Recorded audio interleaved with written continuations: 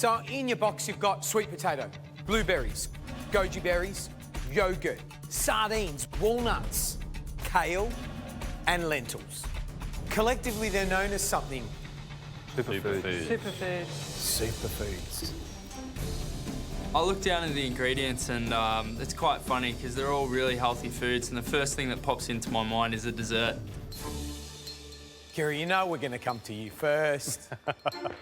What are you thinking? I love all of these ingredients. All of these things are my pantry staples. Fabulous. I definitely know how these ingredients behave because I do eat them often, so I'm hoping to be able to incorporate all of them. The challenge for you today is super simple. You have to use one or more of those ingredients in your mystery box. And of course, under your benches, you've got some staples. We will only taste the 5 best dishes. So make it taste delicious, look delicious, and smell delicious. If your dish is judged the best, you will get the power going into the Invention test round later on today. Well, you fabulous 15, you have 60 minutes to create superfood out of these superfoods, and your time starts now.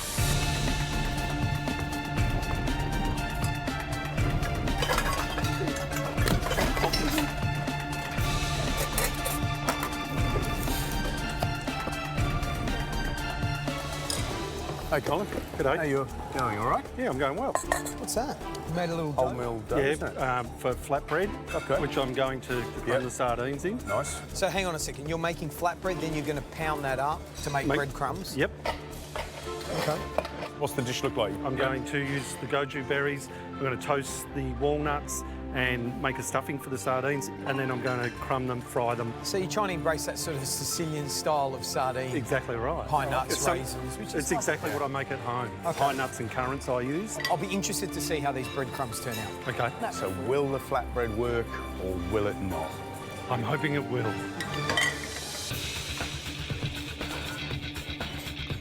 Who are going to be the 5 superstars? 15 minutes down, 45 to go.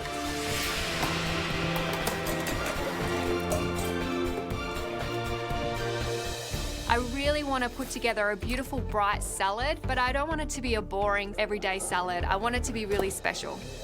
Kira, it's great you're standing at the back of the room, because I suspect that everyone would like to be looking at you and going, what's she going to do? These are ingredients she loves. This is almost your manifesto laid out on a board, isn't it? Kind of, but that definitely adds a lot of pressure. All eyes are on you, because everyone's sitting at home. Oh my God. The 3 of us judges are sitting there going, well, Kira's got to win this. She knows all these ingredients intimately. She's worked with them. Can you put up a great dish, or will the pressure get to you? I can put up a great dish. To be honest, I've never tried to push them to a restaurant standard. So I'm hoping I can pull it off. It's not something I've done before. Well, let's hope that this dish becomes a staple in your new life outside. Thank you. So today I'm cooking sardines with kale, sweet potato and toasted walnuts. So, Ben, you survived 2 eliminations last week. We asked you to do one thing, which is to take that mindset into the MasterChef kitchen for a normal challenge. Have you brought it? I have indeed, Matt. Facing up to the prospect of going home, and you must have done that twice last week. Yeah. Have you analysed how far you've come in this competition, how far you've developed as a cook? Yeah, I have thought how far I've come, and I think I've got a lot further to go. So I'm just excited about getting here and cooking and pushing myself every day. The time to start learning is giving yourself every advantage in the Invention test. I plan to win the Mystery Box Challenge today. It's time.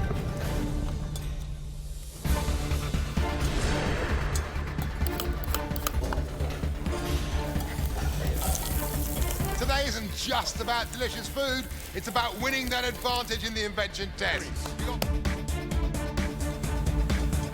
Today I'm going to make a walnut-crusted sardine with a lentil and sweet potato salad, and I'm going to do some pickled goji berries, some crispy kale, some creamed kale, just lots of different little things, but the walnut-crusted sardine will be the hero of the dish. I hate doing stuff like this. I don't like gutting animals or chopping heads off animals and all of that sort of thing. I just think it's gross, so it's not something I love doing. It's only new for me to start cooking meats and things because I eat mostly vegetarian food and vegan food. So if there's an opportunity for me to cook with meat or learn something about meat, I'm going to take it. Carnage away. Brent and I are both cooking with whey today, so it's a bit of a battle for us to see who's going to get chosen for tasting. Today I'm going to make pan-fried sardines with whey-poached lentils and sweet potato. I'm not looking at your dish. Get out of it. Well, today I'll be making walnut and sardines in curds and whey. And it looks like Little Miss Muffet's got the same idea. Colin, I'm really loving the fact that he's stuffed the sardines, he's made a flatbread, he's made a breadcrumb from that. He's treated them really beautifully and respectfully. I think it's going to be a great dish. Oh, God. I know I'm going to need something sweet. Pretty much my only sweet option is the blueberries. So I pass them through a sieve to get the juice, and I just trial a little bit of yogurt with a tiny bit of blueberry, and I really like the flavour of it. Is that blueberry sauce? It is. I've tried it with the kale, because kale's a little bit And how better. does it work with the sardine? I'm too sure about the sardines. I'm going to take it off. No, don't. I know, I'm just asking you the question. I don't know. I've never had blueberry sauce and sardines. Goes well with the crumb.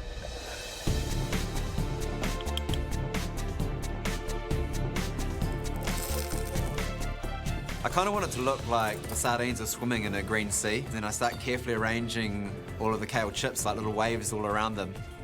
Looking at the plate, it looks a bit like the sardines are in a jungle and not a green sea. I'm definitely under pressure with time, and right now I feel like I'm running out of time. So I'm sweating and working as fast as I can to get this on the plate. It's definitely not what I need right now. It's frustrating.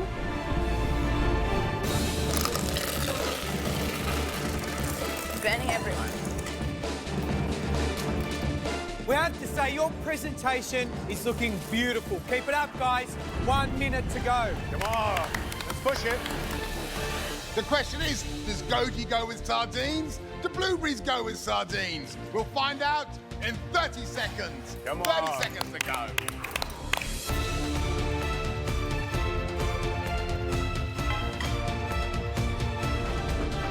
Nine, 8, 7, 6, 5, 4, 3, 2, 1. That's it. Tools down. Your job's done. Whew. How'd you go, Mildred? Pretty good. Nice.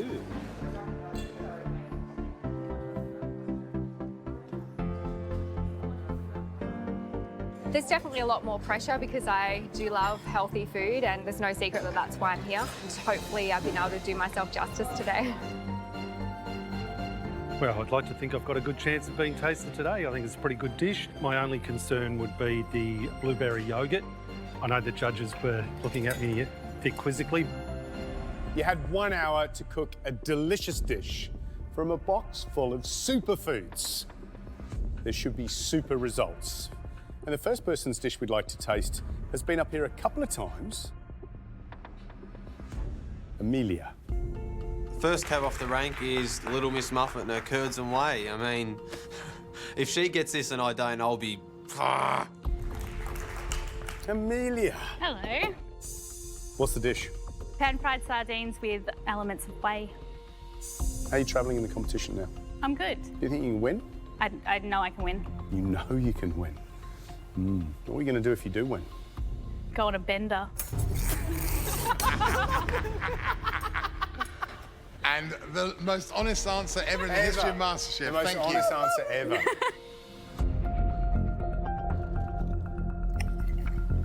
The sardines cook well and bone beautifully.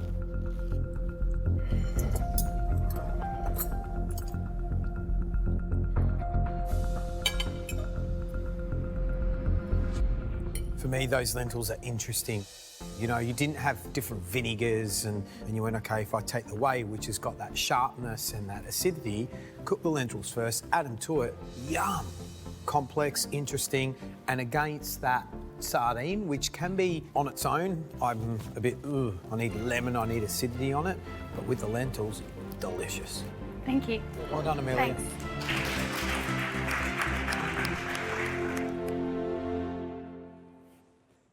Ben. So what's the dish? It's sardines with kale, sweet potato and toasted walnuts.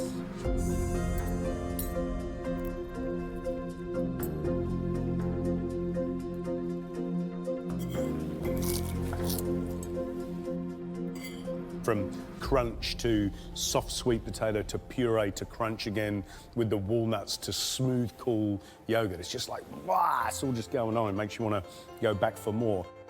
This is a ripper. This works. It's delicious. One of the best dishes you put up in this competition. Well done, Ben. Thank you.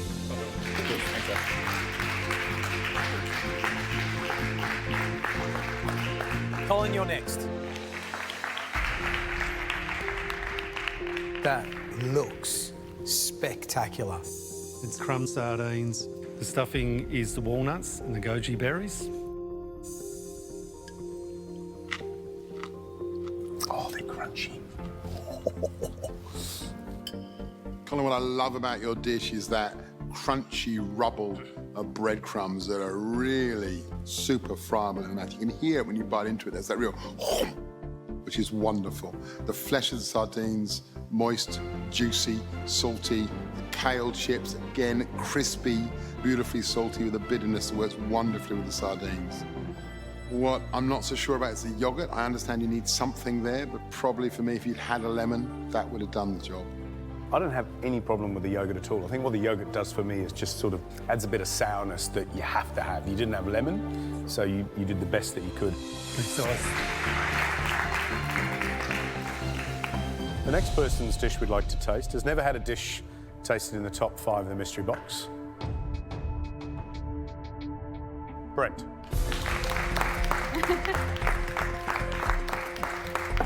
What's the dish, Brent? I'm going to call it walnut sardines with curds and whey.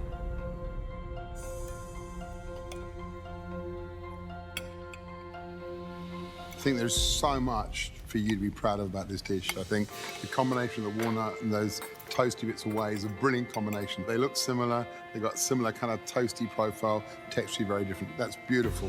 The kale works wonderfully with those elements.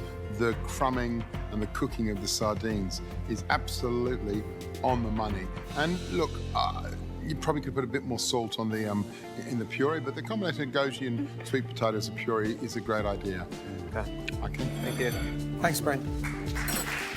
Brent has come so far with his cooking and he really deserves to be here. I think he's grown the most.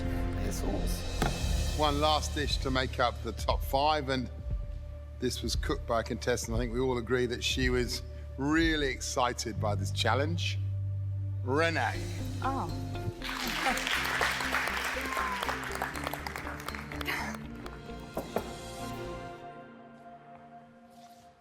Tell me what the dish is. Walnut crusted sardine and a lentil and sweet potato salad. There's a lot going on in here, isn't there?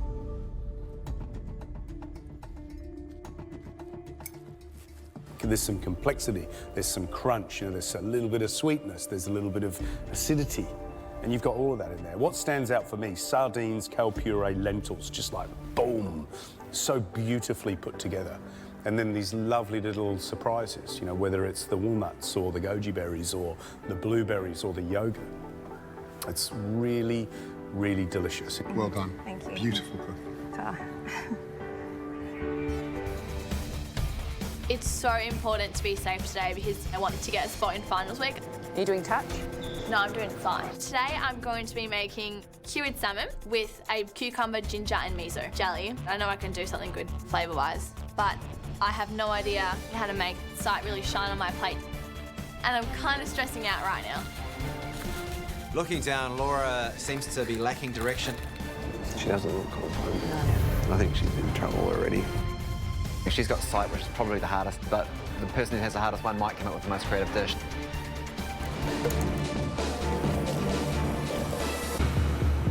I'm a bit unsure about the whole kind of perception of sight. I kind of want to let my mind wander and try and be creative, and it's kind of clicked into my head. I've got a good idea. Hello. Hello. What did you settle on in the end? I'm going for the cured salmon. Cured salmon. Yep. But I took what you were saying into mind. I'm going to make a cucumber, miso and ginger jelly. So I'm going to make it into a mould and then have that, and then have like a little stem coming out so it kind of looks like a beetroot on the plate. But when you eat into it, it's not a beetroot. Great, love that. That's great. You're on something now. And then what are you going to colour it with then? Beetroot juice. Okay. Oh, because I guess you're going to get the taste of beetroot out of it. It's going to taste the beetroot. Idiot. Don't overcomplicate the dish. No. Focus on this. Yeah. That's not this, if that makes sense. Shall we go? Yep, done. OK, guys, this is all about the senses. And I've got a sense that there's 30 minutes down and 1 hour to go. Come on. Come on, guys. The style that we've got to know Laura with is definitely that Italian comfort style. And today I can see that she's going a completely different direction. Good girl, you're working really nice and neat. Yeah. I've got a cured salmon dish going that's kind of Japanese inspired. Today I'm going to do a citrus cure, so I've got some lemons and limes. I'm going to use the zest and the juices from both of them because I want a really strong flavour. I kind of want to prove to judges that I'm not all about Italian food and that I can cook other cuisines. I was just curious how the whole concept thing's coming. Basically, it's a Japanese-style dish. Are they familiar flavours for you? Not really, no. Oh, okay. I'm not dissing my Italian heritage. Like, I love being Italian and all that, but I don't feel you want that to try something new? Yeah. I always think try something new when there's no consequences. If I was going to cook my way into the Top 6. into the last week of MasterChef, I just might do what I'm good at. Laura's definitely not cooking a dish that her nonna's made her before. She's making something very different. She doesn't practice a lot with that sort of thing, and it's definitely not up her alley. So once I've got my salmon done in the cure mix, I pop that into the fridge and let that cure. The next thing I need to move on to is my not-so-beetroot jelly. So I peel and chop up some cucumbers, spring onions, ginger, miso paste, and then blitz that.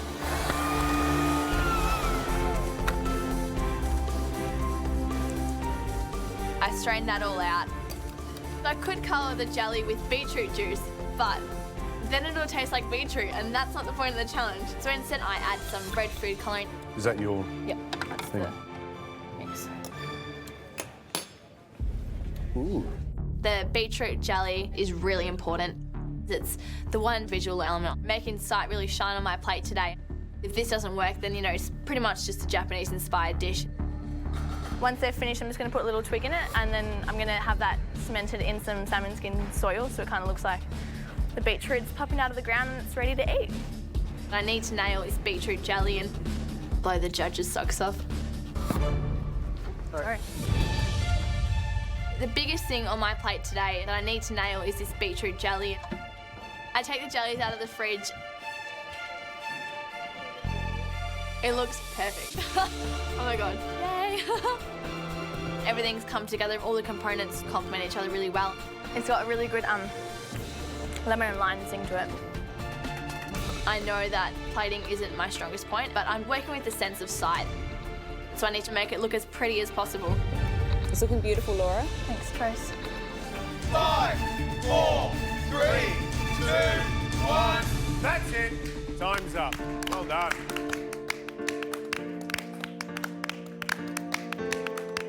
I'm really proud of myself. I think I have filled the brief, so yeah, I'm happy. Today I've been given the sense of sight. I hope that I've made sight really shine on my plate.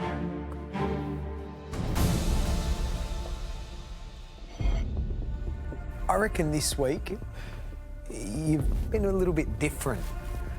Has having Hester around thrown you slightly? Has it sort of, I don't know, has it made you nervous? I think a bit of everything. Like, I'm definitely nervous. Like, I want to impress Heston a lot, and I guess I've tried to be a little bit different, a bit more modern in my cooking, and I just feel I have to step it up a little bit more. What is the dish? Cured salmon with a beetroot jelly. Then you've got coriander oil, pickled radish, fresh radish, and a lime creme fraiche. I was really confused about the whole visual side of it, and I just thought, just make it look pretty in the plate, but I wasn't going to win the challenge on that. So I was kind of listening to Heston and how he plates up. It looks like a beetroot planted in soil, but it's a cucumber, ginger, and miso jelly. Hope you like it. Okay. Thank you. Thank you. Beautiful. What do you reckon, George?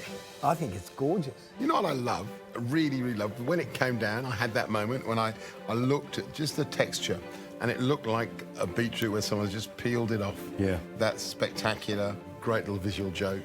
I look at this dish and I think Northern European, a certain flavour profile. Yeah. And the idea it's got these Japanese-style flavours is very clever. George, would you like to start? Let's eat our beetroot.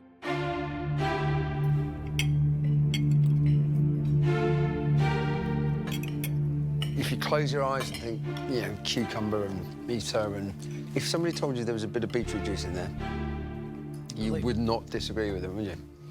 And that's the impact of the colour. Because the little spheres are slightly imperfect, where she's maybe had a little bit of trouble getting them out, you know, where they've gripped.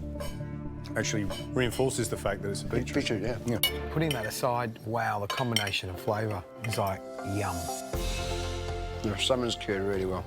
Jamie and Laura had exactly the same amount of time to cure, but Jamie's was weak in flavour and Laura's is spot on.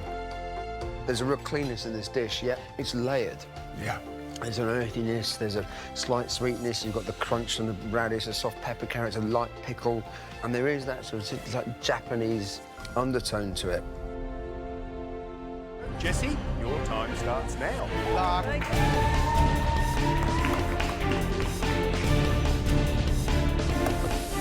Today I'm going to cook my chicken on the crown with a nice sauce and crispy parsnip chips. I know I've only got an hour to cook and I should really be getting onto that chicken as soon as I can, but if I don't put my sauce on first, it's not going to have enough time to infuse with flavours, so I've got to get that on the go straight away. The first thing I need to do is break down my chicken and just get lots of vegetables caramelising so I can make the sauce as flavourful as possible. It's only while I'm making the sauce that I realise that I'm missing some things that I always use in the sauce. So stock is definitely one of them, but even verjuice and vinegar, I usually like to brighten the sauce with a bit of acid, and there's not really any acid for me to work with today. So instead, I'm going to use some of my spices to try and add more of a punch to the sauce. I'm going okay so far. I need to get moving a little bit quicker, but I've got lots of things happening. I can see that Jessie's putting a lot of spices into her sauce, and with less than an hour to reduce it, I'm worried that they won't cook out and it could end up quite bitter. But at the end of the day, Jessie knows her way around a kitchen, so fingers crossed it all works out. You know, she's sort of too calm, you know? You need to be motoring. A lot riding on her, isn't there? I've spent a lot of time trying to get that sauce right, and now it's in the pressure cooker. I can finally move on to the chicken. Did you need to take the wishbone out? Yes. Oops. You've got to be really careful when you roast a chicken on the crown because it does need time to rest through. You don't want to cook it all the way through and then the extra heat overcook it. So you've almost got to undercook it a little bit and let it seep through. Should I take the neck out, do you reckon? Nah, leave it. Now get it browning. Beautiful. Well, get some more oil in your pan and then go breast, top in the oven. And remember, right up against the side so you get the full contact with the pan. Beautiful. Lovely. Next one. Just a tiny bit longer. Now, Jessie, you know the deal. Clarity, Yes. clarity, clarity. Are we Yes. clear? Do we know what we're doing? Are you excited? I am excited. I'm really happy with the flavours I got going on in my sauce and my chicken's in. You know what my real concern is? In previous seasons, you could do traditional beautifully and it would be enough. And my concern, and it's because you've got such beautiful ingredients that we're all familiar with. Yeah. How are you going to make us go, whoa, we're going to need to see more? Okay. Thanks, Matt. The dish is too simple. This is a nightmare. Why did I let myself get carried away in the time auction?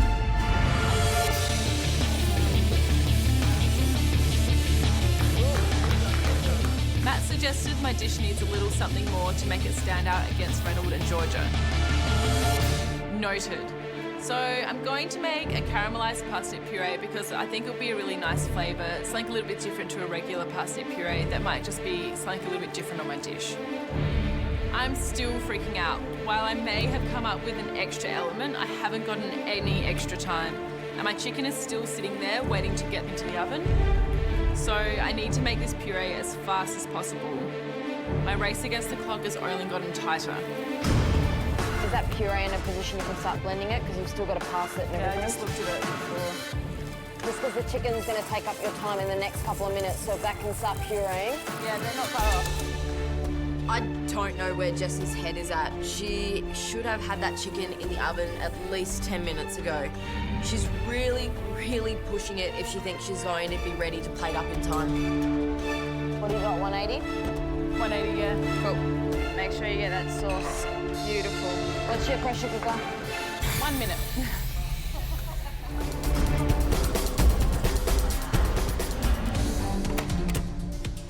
Good job. Happiness? Yeah, it smells nice. It's time for the sauce to come out of the pressure cooker. I have a taste and I'm worried it's a little bit too acidic. It's taken me so much longer than I expected. I don't have time to overthink it. I just have to keep pushing and just balance out my sauce. It just needs to reduce down to get a better texture, and then I can just finish it off with a bit of butter and a bit of cream. Okay, so my caramelised parsnip puree is not really pureeing as smooth as I would normally like.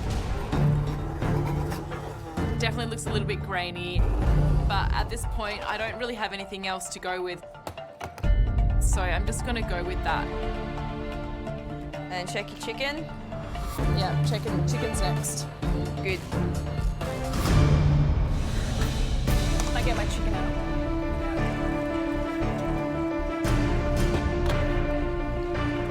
I've just taken the chicken out of the oven and I'm not really feeling too confident about it being perfectly cooked. Ow. Fingers don't matter now. Come on. Come on, Jessie. When you get to the bottom, then you just chop through the bone. I cut into the chicken breast. How's it look? Ow. And it's so raw. It's nowhere near cooked. This is a catastrophe. With less than 10 minutes to go, I don't know if I have enough time to fix it. I'm just gonna take the top part of it.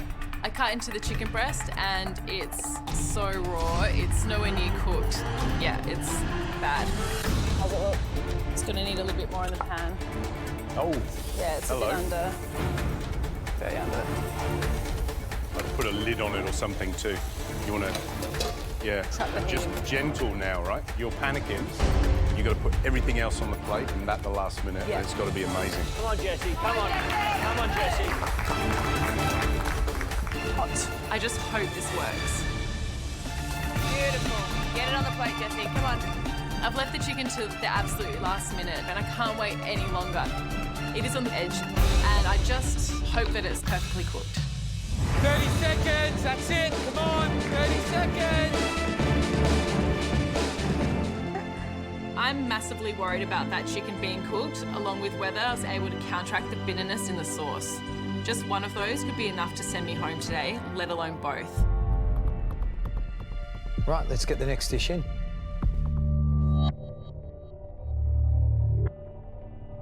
I'm not sure about my chicken and the sauce. I'm just hoping that I've managed to get them right. Cool. Do you want to pop the sauce on, do you? Please.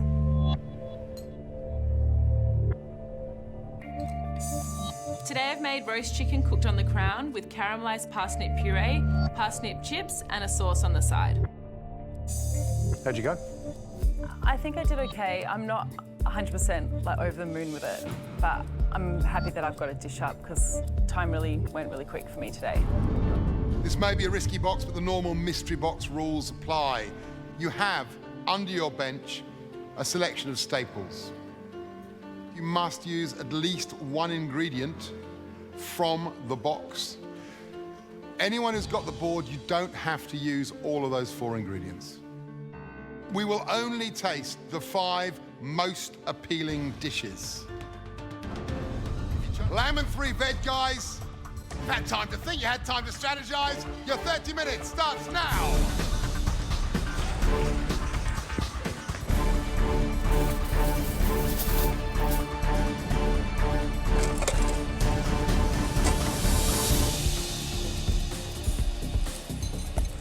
I often choke in the kitchen because of a lack of thinking time. So being able to really sort out your dish is a huge advantage that I don't think a lot of people considered.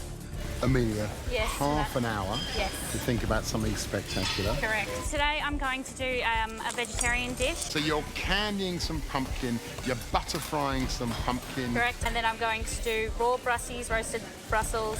So you're doing, this is what, this would be a classic George way. It Take is, two yeah, ingredients, treat them in lots of ways, and make us look at each of those ingredients, the Oh, Brussels wow. sprouts and the pumpkin, in a different manner. Correct. You know what the question that people will ask? Yep. You had the lamb. I had the lamb. Was there a good reason for not using it? Yeah, it's riskier. This competition is a risky box. I chose the easy option and now I'm going risky with it. I think I'm taking a huge risk by not cooking this lamb chop. I'm worried that the dish will fall flat without it, but I'm also a little bit unsure that I can sway these 3 big meat eaters over to the vegetarian side. Come on, guys, push. Come on, come on, come on, come on, come on. It's a risk that may have not paid off, not using that beautiful lamb. At the end of the day, it could be the difference between my dish getting tasted and not getting tasted. 4 of you picked to go with the ingredients on the board. We wanted you to show us something more than just meat and 3 veg. One of you did that. That person was Amelia. Come forward. My main concern with my dish is that all the elements will be there, but there will be one thing lacking. Now, what's the dish? Brussels sprouts, pumpkin and potato done in 9 ways.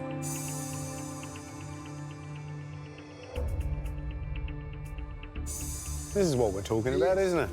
Yeah. Clever. But the question is, did it need just a little drizzle of lamb fat? Shredded crispy lamb. Oh. I'm going to swoop in and grab the bits.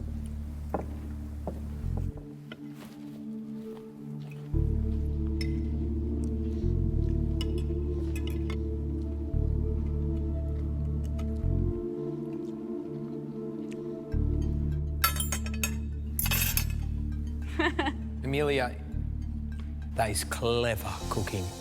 I was hoping for someone to look at those humble ingredients and do something sophisticated, clever, that can sit on a restaurant menu. And what we got there is deliciousness. Thank you. Being told that I'm a clever cook really resonates with me, gives me this sense of confidence that I think you just need in this competition. You're going to make a salad. But not just that kind of old school, on the side of a plate, limp butter lettuce, woody cucumber, really terrible tomato. We want what we would call an uber salad, the sort of salad that can sit in the middle of the table and replace the crown roast or the whole salmon. A salad that makes us go, wow. Here's the bad news, maybe. You have 30 minutes to give us a delicious blow-away salad that's going to keep you safe. Kind of looking at the produce, trying to get some inspiration, and I see all these beautiful heirloom tomatoes, different shapes, different colours, and I'm like, yeah, you're going to do a tomato salad in a way that isn't traditional and it's going to be unexpected. Has anyone seen vinegar?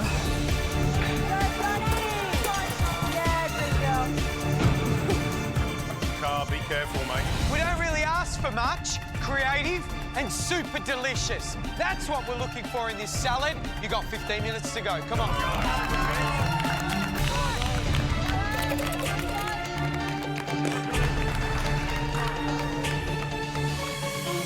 that looks good. What do you got in there? Coriander I've got coriander, carrots, orange zest, orange juice, butter and honey. Yum. What's that going with? So it's a quinoa salad with like a tahini yogurt mint. Beautiful. I want to bring out the sweetness of the carrot. I kind of want to reduce the cooking liquid so it's a bit of a sticky glaze so they're nice and shiny at the end. I'm feeling nervous, but I'm desperate to survive through this first round. I don't think I've got it in me to fight it out in a second round, so I'm just completely focused on what I'm doing.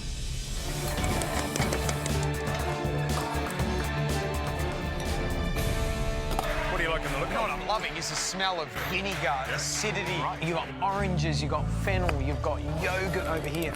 Super clean over here from Matthew. Like, how organised is he today? We asked for a beautiful, creative, simple salad. Let's hope it's come together. 2 minutes to go. Come on, guys.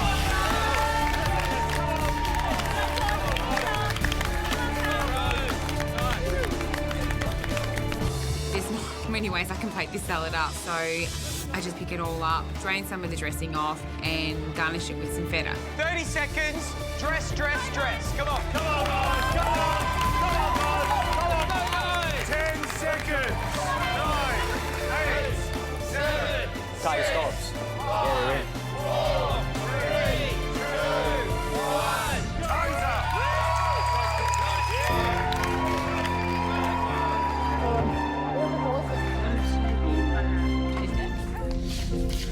Wow, that looks like a riot. I love it. It looks really, really good. It's a couscous, roast pumpkin, prosciutto, and goat's cheese salad. Should we just taste it? Oh, yeah.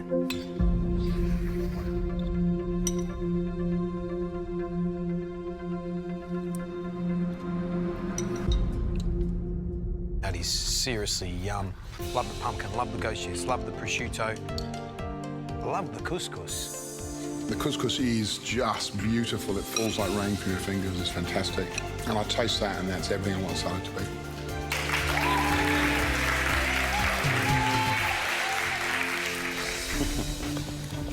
Oh, that looks good, doesn't it? Balsamic roasted beetroot and red onion, red quinoa, goat's cheese.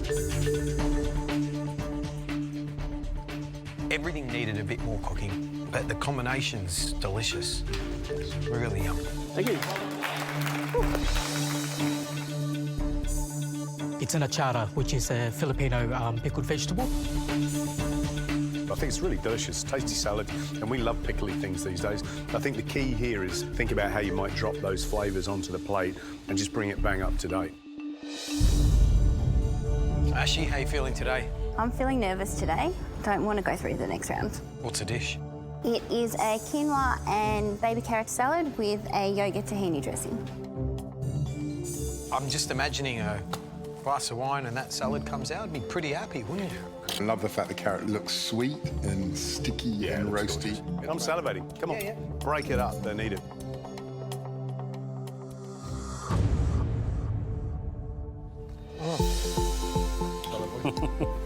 You eat all the carrots. They are soft, aren't they?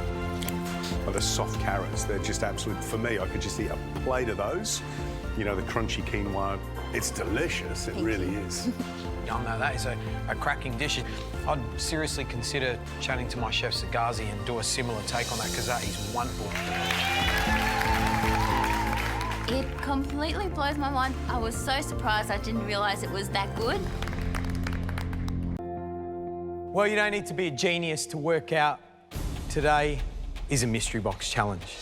But the question is, will you be a genius when you see those ingredients? Will you play it safe, or will you go out on a limb and blow us away?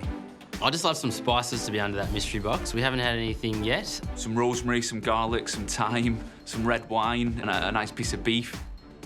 You ready to find out what you got? Yes. Yeah. I try to keep an open mind with the mystery box challenge. Having said that, if there's something sweet under there, I'll be really happy because I'm hoping to cook a dessert. You can lift the lids now.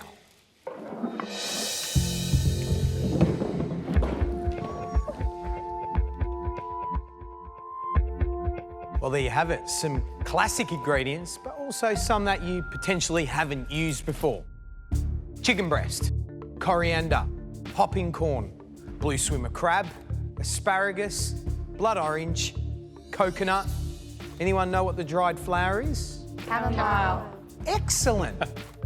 Anyone cooked with chamomile before? Yeah? It's very good for your tummy. Test. Right, got it? Yeah! Good, let's cook. Time starts now.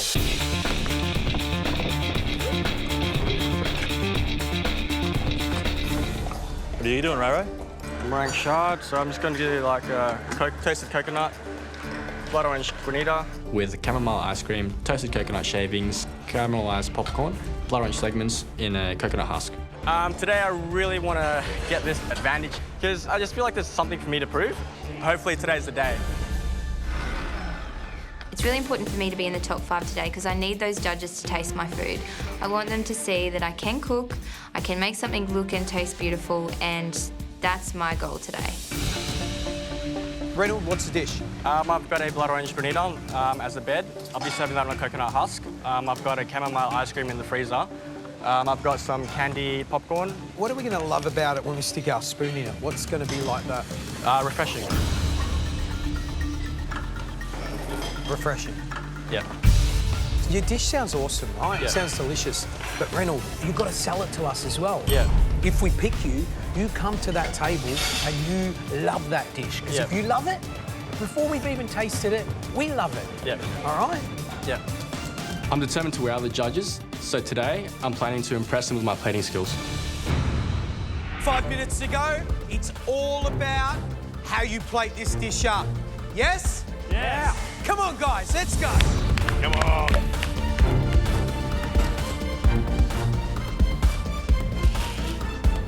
I am putting up the dish that I anticipated, so fingers crossed.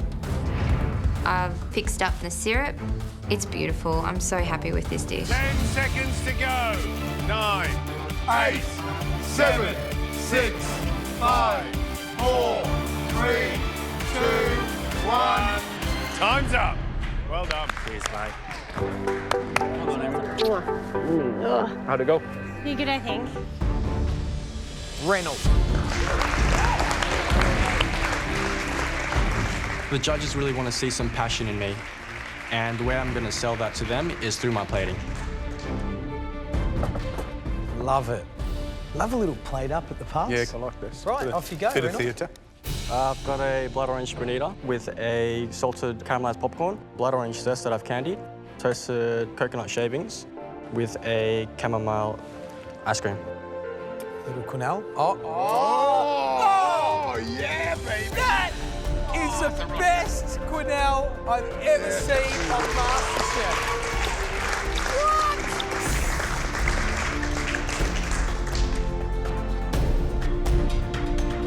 You don't happen to have your phone, do you? I do. Could you take a shot and send it to Matt and I? Closer, just give it a bit. Yeah. Perfect. Yeah, nice. Mate, just a bit of Reynold in the Yeah, a bit of background. Reynold in the background. That looks amazing. Reynold, look, you look very handsome. Can you flex the guns a bit more? All right, let's go, boys. It looks absolutely beautiful. What I love about this dessert is that chamomile ice cream is absolutely bang on. It has that fragrance of hay shed. It's, you know, like drying grass in the summer. Popcorn, perfect combination with that orange zest with it. For me, the popcorn needs more salt because something has to balance the sweetness of the praline, the ice cream, and especially the granita. I mean, it's amazing dessert, but you know it needs lime. You know it needs more salt. I think I've done a really good job with this dish, but there's a few areas for me to work on. However, I'm determined to get better and better. Next round, I really want to blow them away.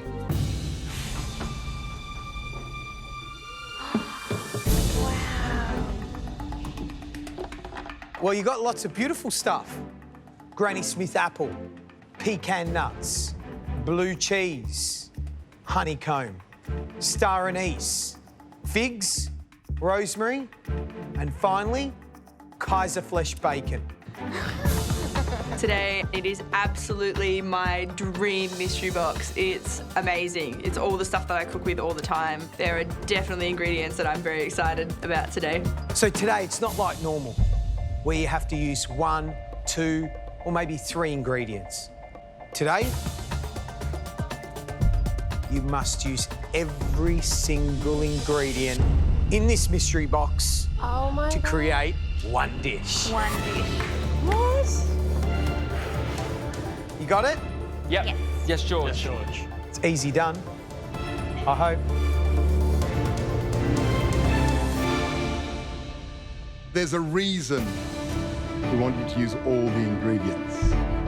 There's a reason that we want to push you. Because there is a huge prize on the line.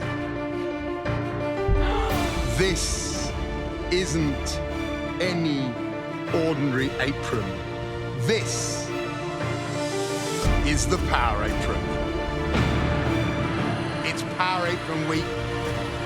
The Power Apron is back. And 4 times this week, you will have the chance to win it and to wear it. This year, the question is, can you hold on to the Power Apron? A power apron means that someone is going to have a massive advantage in the challenges this week. We don't know what those advantages are going to be, but they're going to be huge. Gold goes really well with my complexion. More than anything, I want to wear this Power Apron. You ready? Yep. Yes, You George. set? Yep. Go!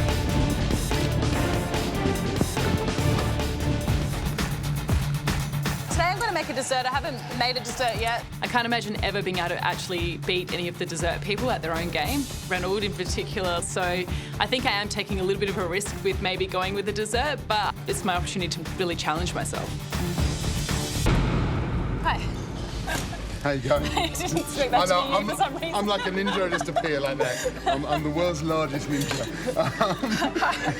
Tell me, figs on the plate, nothing done to them. These are beautiful ingredients. They don't need much done to them, but what you do to them has got to elevate them. Yeah. So what are you elevating? Why are we going to walk past this dish and go, we have to taste Jessie's dish? I've got a really beautiful blue, cheese and honey ice cream. And then there's going to be like a smoky star anise snow. And I just tried it and it tastes really nice and light with a smoky flavour. The apple, I would reduce the juice down to make a caramel, which I think will go well with the figs. And while I was drawing it up, I kind of just realised that I was focusing on parfaits here, but actually the figs are the hero and everything's going to go with the figs. It's a great realisation. At the back of my head throughout this whole cook so far, I've been thinking about the figs, and then it just kind of clicks with me that why not leave them fresh? Why touch them? All the other elements will really highlight the figs, and the figs will in turn make everything else go together really well. I'm starting to plate up my dish, and I look over at my apple caramel. Oh no! And it's almost completely gone. I'm pretty sure I've completely stuffed my apple caramel. I immediately panic and I chuck some cream in and just try and cool down the apple caramel.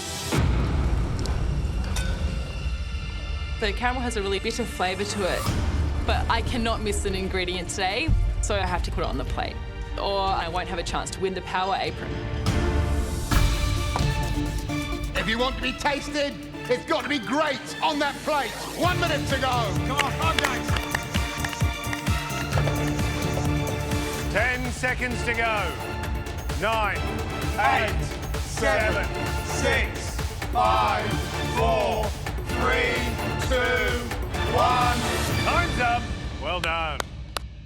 Georgia, what are you doing? Time's up, and I'm looking at my plate. Looking around at everybody's dishes, there's a lot of desserts and a lot of really strong dessert people left. After Reynold's dish, I think I've got no chance to be tasted. The final dish will taste. I still think that I win with a chance. You know, it looks beautiful and, you know, I know that the flavours are there. I want this more than anything. Any mystery box ever before, I need to have my dish tasted today. Jessie. I'm feeling really excited and really lucky to be tasted today. Not only did I make a dessert, but I've also got a chance to win the power apron, which is just amazing. It's like you were surprised. I'm really surprised. Are you? Why? I don't know, just didn't expect it. So, Jess, tell us what your dish is. Focused on fresh figs, and then I had a blue cheese and honey parfait with a smoky star anise snow, rosemary and pecan crumb with an apple caramel. Beautiful. I'm going to say straight up, it looks absolutely smashing because what I'm focused on is about 3 things. Figs, ice cream, snow crumble. Can we taste it? Please.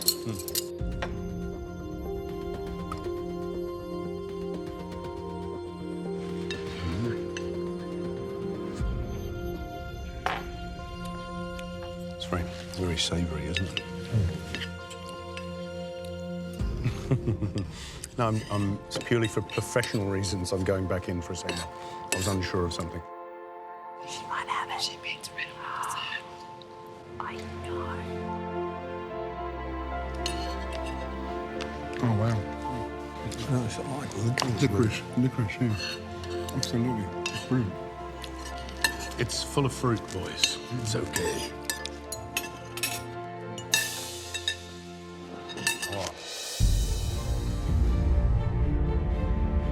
Blue cheese, that apple caramel, the fresh fig. Did you say smoke?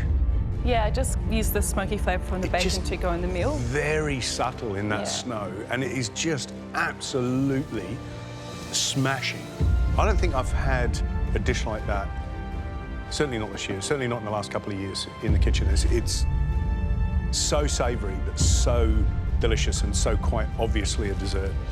Yum. Oh my God. I'm sort of getting confused. Is it a mystery box challenge or an invention test? Because this is so inventive. You know, I'm tasting licorice all the way. Oh, good. And that beautiful reduced down apple juice is like apple balsamic, and the smoke, then you connect all those flavours together and I get licorice. I love it, it's creative, and it's not too sweet. It's wonderful. Geez, you're good. I love this dish, but the thing I love the most about this dish isn't that this is the best dish you put up in the competition. It's that moment at your bench when you had the realisation that this dish was about beautiful, fresh fig. And that moment of taking one thing that's spectacular and building the most beautiful palace around it, ideal.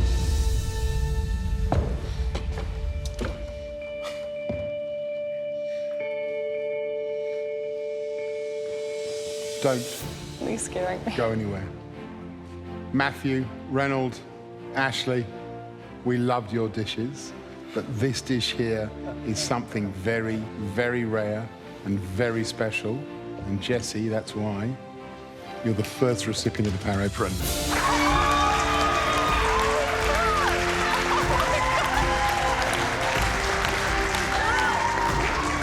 Look at that. It's a bit heavy because of all that gold braid.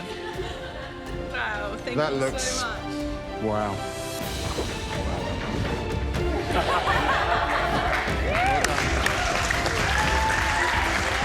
For both teams, you've got to put up 2 dishes, a main and a dessert. Reynold and Jessie, you need combined scores for your main and dessert that beat Monty and Jackie's to win those 2 pins. Good luck to you all. You've got 75 minutes, and your time starts now.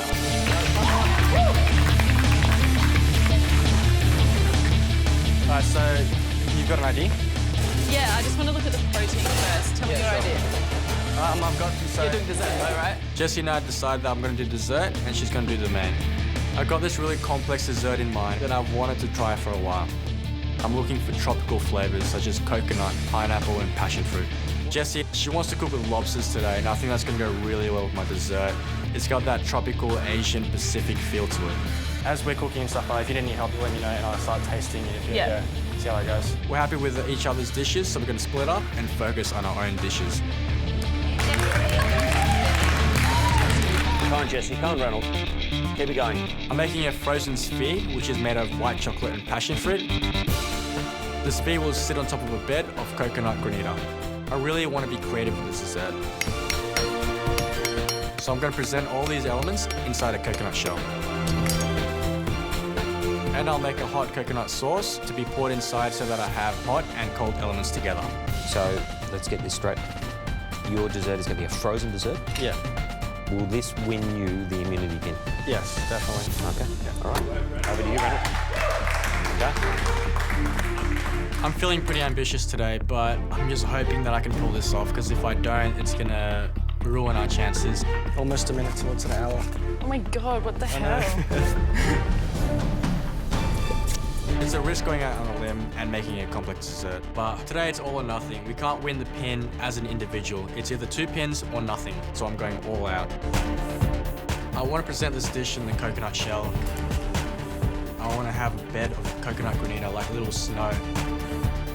And in the middle will be the passion fruit sphere, which is like white and with a tinge of yellow. I really want this sphere to be intense in passion fruit flavour. Aside from the white chocolate and passion fruit mixture into the silicone mould. Keep it moving, Reynold. And then into the blast chiller to set. Hopefully the 2 halves are going to freeze in time, otherwise it's going to be really difficult to assemble them to a perfect sphere.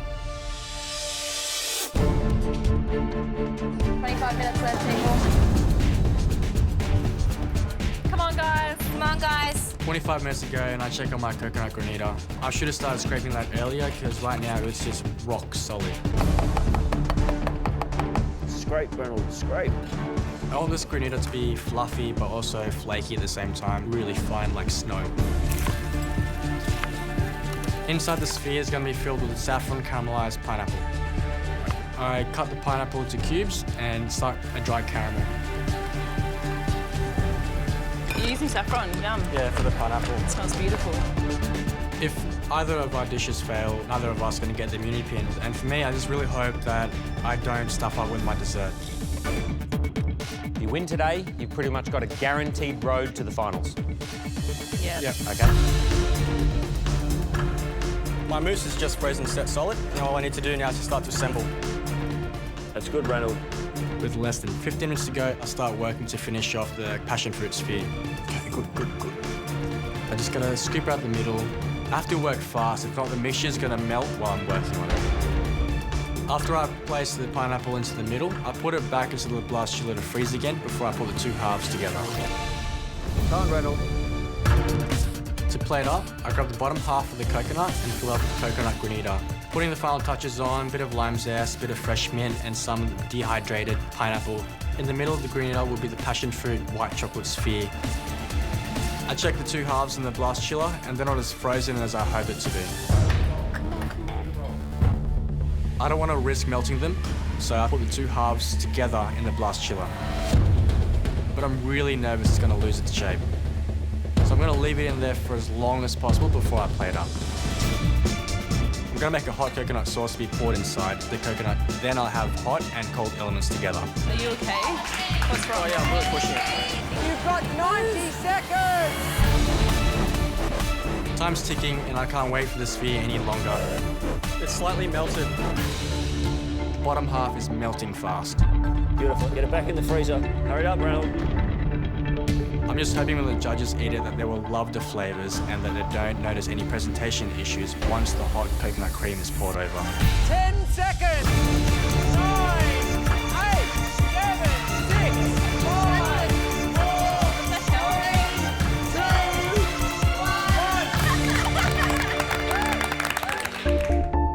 1. I'm so relieved that I've managed to put this dish up. I took a risk. I'm hoping they love the hot and cold elements together. There's a bit of fun.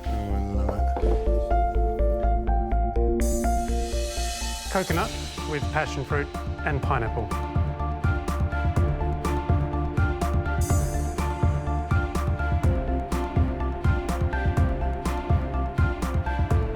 Oh, that's a hot sauce, isn't it? I love that theatre of revealing the dessert inside the coconut. Oh, what a taste. This looks incredible.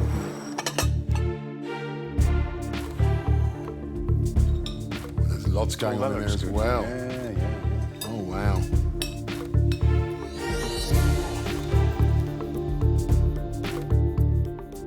That Maltesey stuff. Hang on. Hold on. Don't burn your hand. And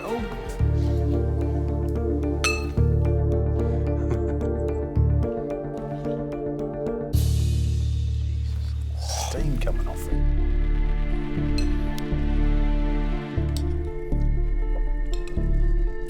Oh, that's good.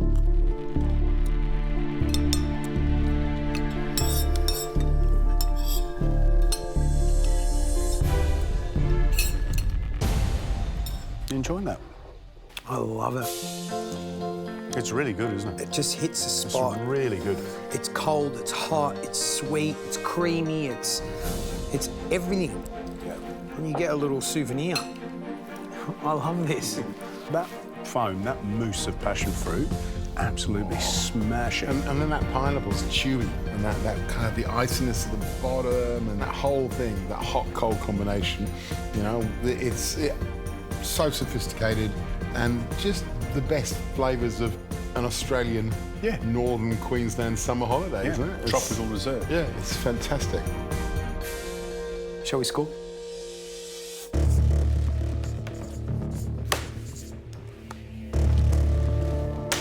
Reynolds. Things in coconuts. We love them. 10 out of 10.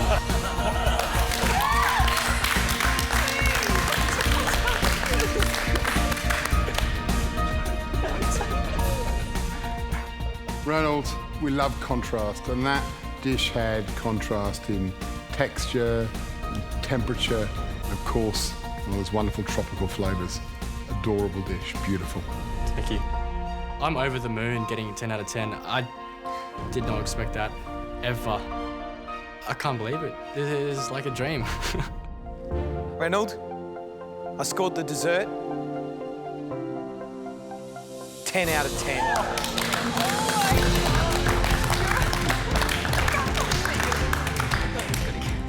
Incredible. It was one of the best desserts you put up. It was so yummy, really. That's what it came down to, yummy. Thanks, George. Thank you. You know what I might do? I might reveal the dessert first.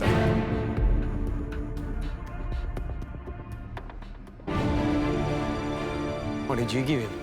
Well, you know me. Big coconut on a plate. How good can it be? That good. 10 out of 10.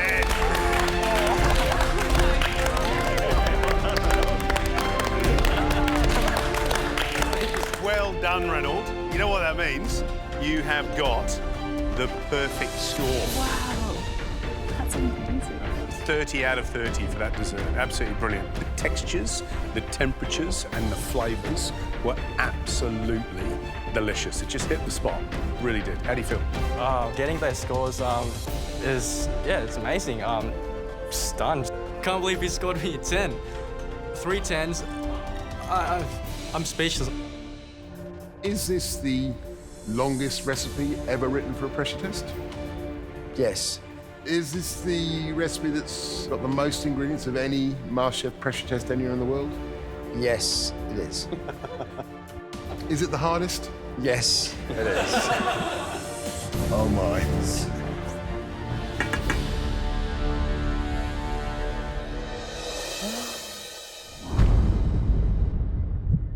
Oh my God. Jesus, that's so small. It is scarily tiny.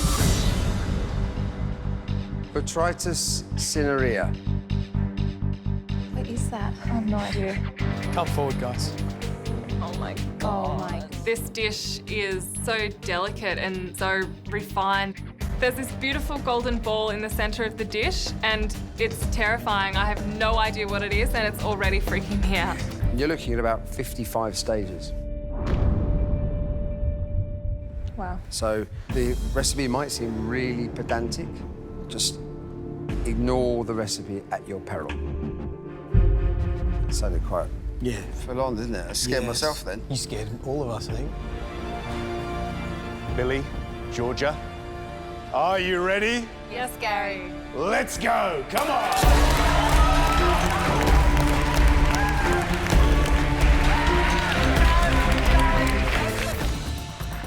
Just going through the recipe, I'm wondering how I'm going to get through all of these steps. There's a whole page that's sort of dedicated to the sugar work, and that's so far into the recipe. There's so much to do before I actually get onto that.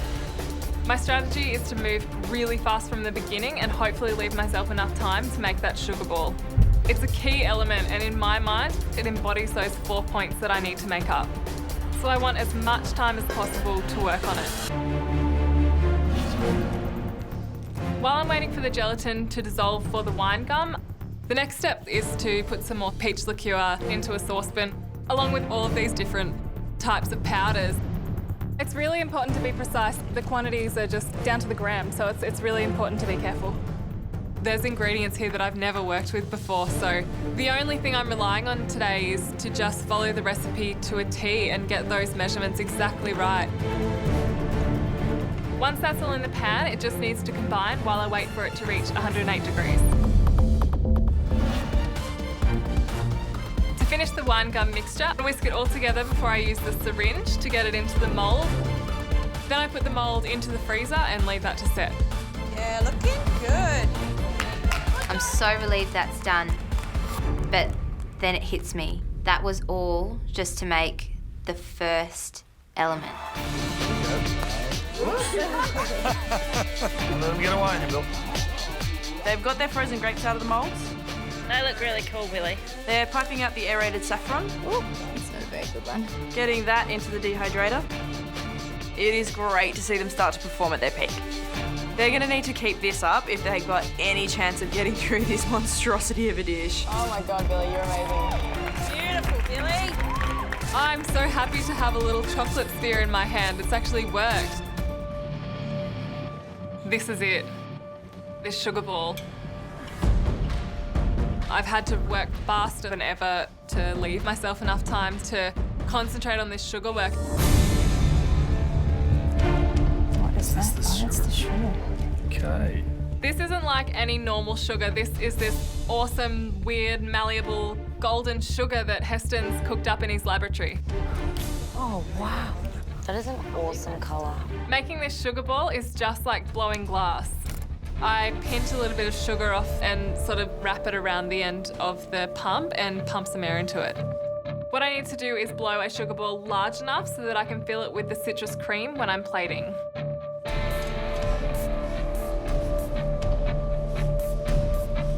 Good work, Billy. Keep it under the heat.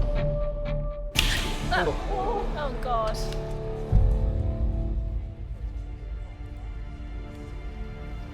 That's ridiculously hard. The sugar blowing is it's not necessarily a chef's job. We train normally 3 days, 3 solid days of trying to blow a sphere. Most chefs can't do it, not to that level. So it is a ball breaker, or a sphere breaker. I spent nearly 40 minutes trying to get one bloody sugar ball and it's not working. Come on, Billy. Every time I try to pump air into those spheres, they just burst. I start again to try and make another sphere, and all of a sudden... Go, Billy, look at that. It starts sort of pumping into a little circle. We got a bubble. Oh, she's getting one. And I'm sort of twisting it and pumping it, and it's actually looking like it might work. Oh, my God. I think she's almost surprised at herself. I don't... Oh, that's... I'm so scared. It's kind of working. So if I can get that off... Oh, that's incredible. Oh, dear. Come on, Billy. Keep it under the... Give it a look. Oh, it feels awesome to see it actually working, to actually have the feel for it now. Yeah, just cut it. I'm literally holding my future in my hands. Oh. Oh, so close, Billy.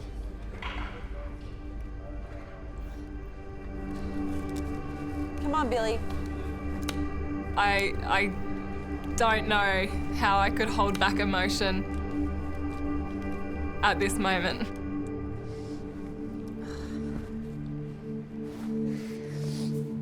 You're amazing, Billy. Stay focused, Billy. Come on, Billy. Keep pushing.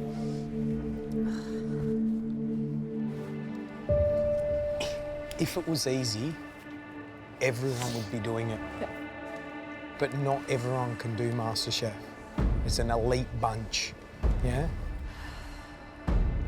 And you're part of that elite bunch. At this point in time, I want you to stop for a second and go, Jesus me, I am minutes away from finishing. Done, dusted. Your MasterChef is over. And then the hard work begins. This is the fun bit. There's a lot riding on it, but get over it, start cooking. Keep going, Billy. George is right. That's it, Billy. Come on, Billy. Come on, Bill. That's it, Billy. This is my last chance. So I've just got to fight really hard for this. I'm not going to give up. Now try blowing it. Go on then, put some air into it. That's it, that's it. I start pumping the air into another sphere and it's actually working again. Twist it. That's it, that's it, that's it. Oh, nice. Good job. Oh, my God. I'm being so careful not to pump too much air into it. Come on, Billy. I really want this one to work. So thin. I just need to get that off now. Yep, let's do this. Do it, Billy. You just got to be bold, right?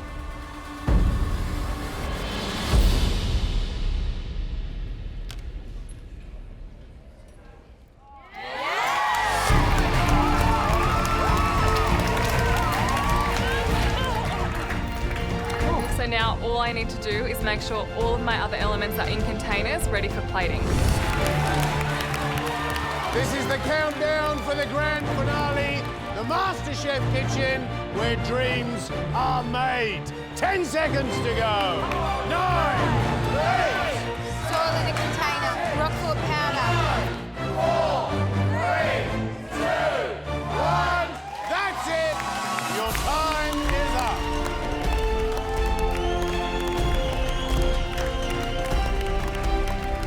I've come a long way in this competition, and having mum and dad see that is really, really special. Wow, wow, wow, wow, wow. That looks spectacular. So beautiful, really beautiful. Are you surprised, Heston? Yeah. Yeah. Yes, I am. Totally. And nothing missing on the plate either. Yeah, it's brilliant. I'm a bit lost for words. I'm not normally lost for words. I just think that's amazing. And you know, she's got so much ground to make up. 4 points is a long way to come back from, but gee, she is diving for that tape, isn't she? Absolutely. Amazing.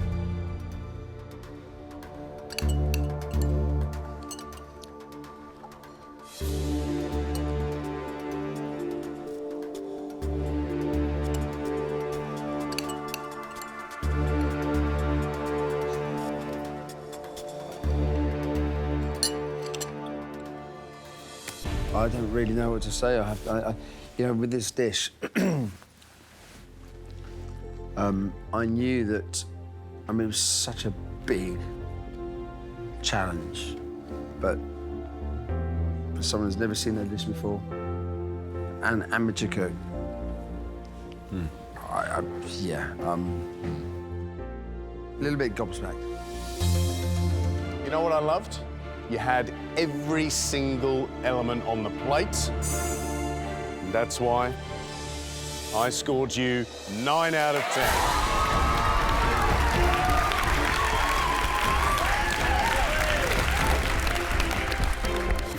Billy, I scored your dish a 9 out of 10.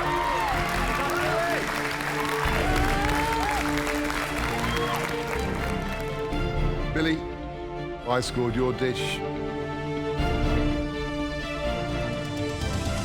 out of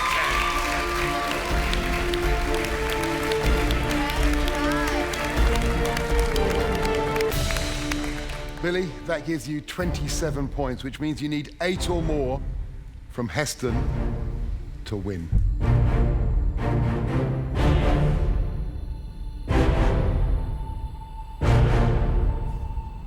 Billy, for me, this dish was to see how you would respond to those challenges and respond to the pressure. And I have to say, I loved the way you responded to that. And that is why I scored your dish, Billy,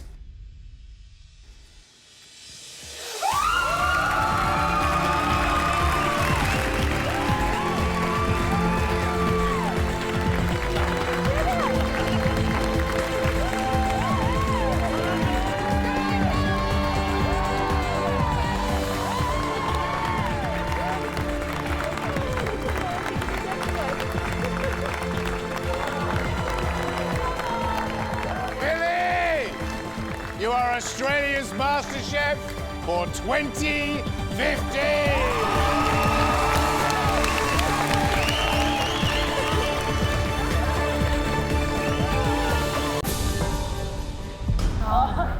Wow. That's a carrot cake.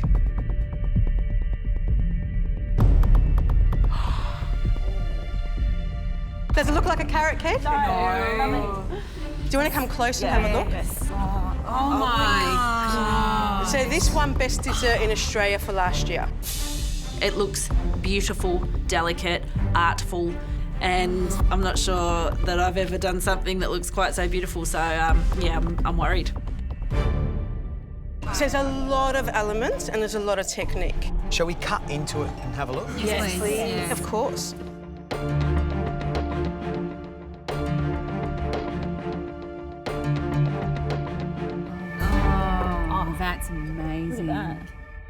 So down the bottom there is actually a carrot cake. Then you've got your rice bubble crunch for the texture of it. Then you've got your apricot and carrot insert. Yep. There's a praline creamer and there's a caramel glaze. Then we do our graffiti splash because it represents Melbourne. I'm a Melbourne girl, so I love that. But then you're also tempering chocolate. So you're doing a milk chocolate and an orange chocolate. Then you've got your crumbs with your carrot cake, caramelised walnuts, carrot ribbon, your sorbet as well, and the baby celery. Okay. And because of carrot cake, we've got the cream cheese icing. But that's not cream cheese icing, obviously, it's a foam. This isn't just a dish, this is artwork. Like, there's no way in this world that I'm ever going to be able to make that. No way. I'm not going to finish this. I really wish that I had pushed myself to get that cream cheese on the plate. You know, I knew it was an important step in the dish. I knew it was a really important element. And I'm really hoping that I haven't made the wrong decision by focusing all my energy on that cake.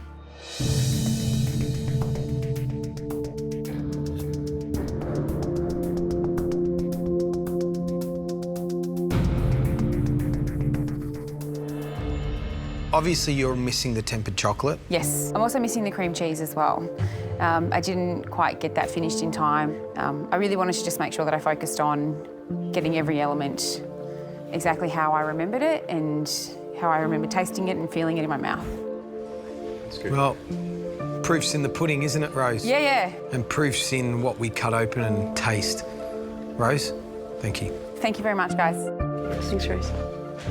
Rose has to have done a great job with all the elements, because a carrot cake without the icing, is it a carrot cake?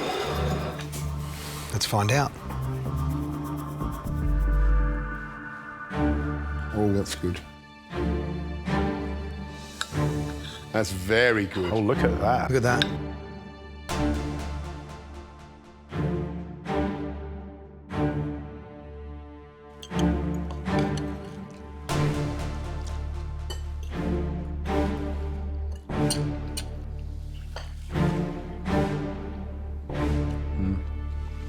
Wow. She's done a really good job.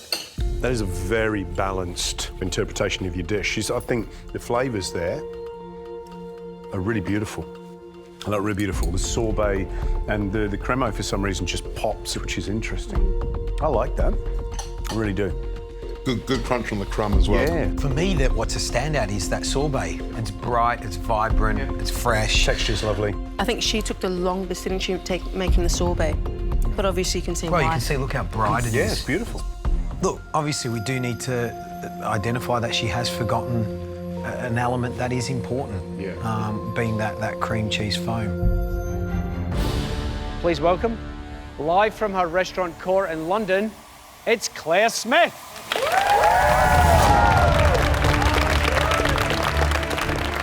Claire Smith pops up on screen. I am pumped. I am a real big fan of Claire Smith.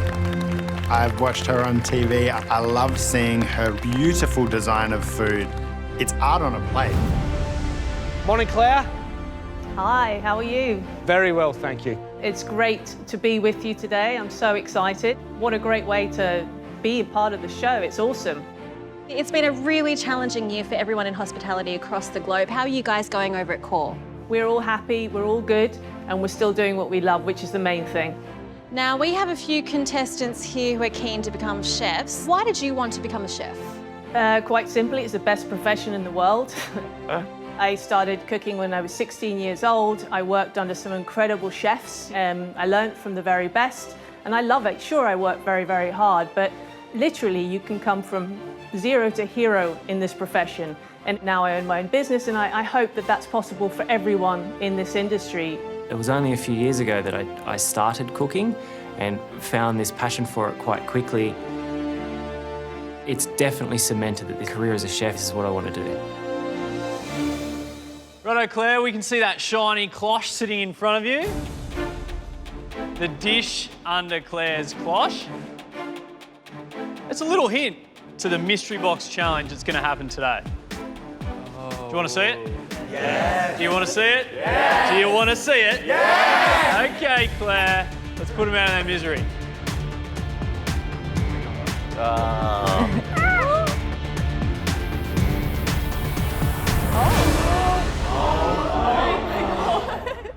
So this is my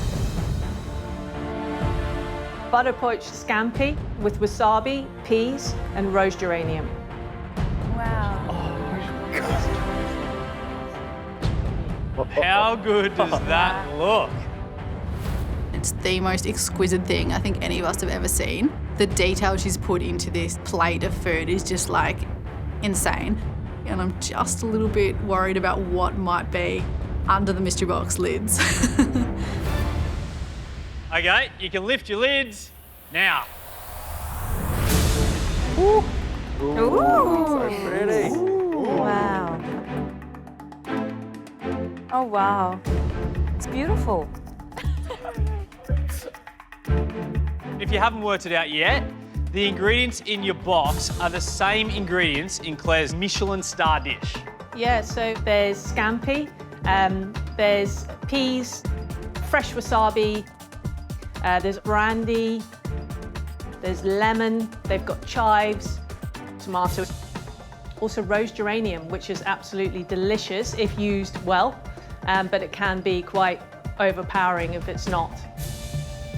The rose geranium I feel is risky. My mum has it in her garden and I know the smell, it's very strong. But I can see the scampi front and center and I'm starting to form an idea.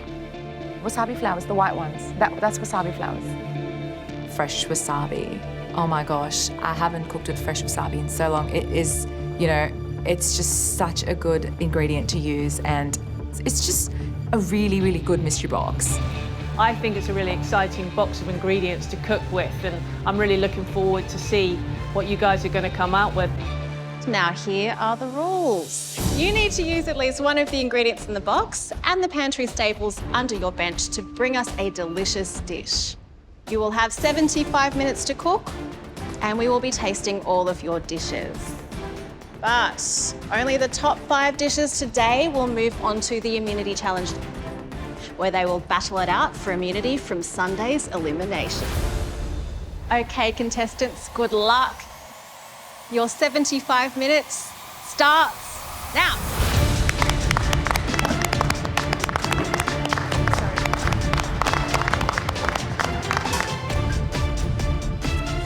I really like these ingredients in this mystery box. I think Claire's done great. I'm a big fan of Claire's. Hopefully I can put together a nice dish though. The mystery box is so pretty. As soon as I opened it, it was obvious that a very sophisticated lady had put it together.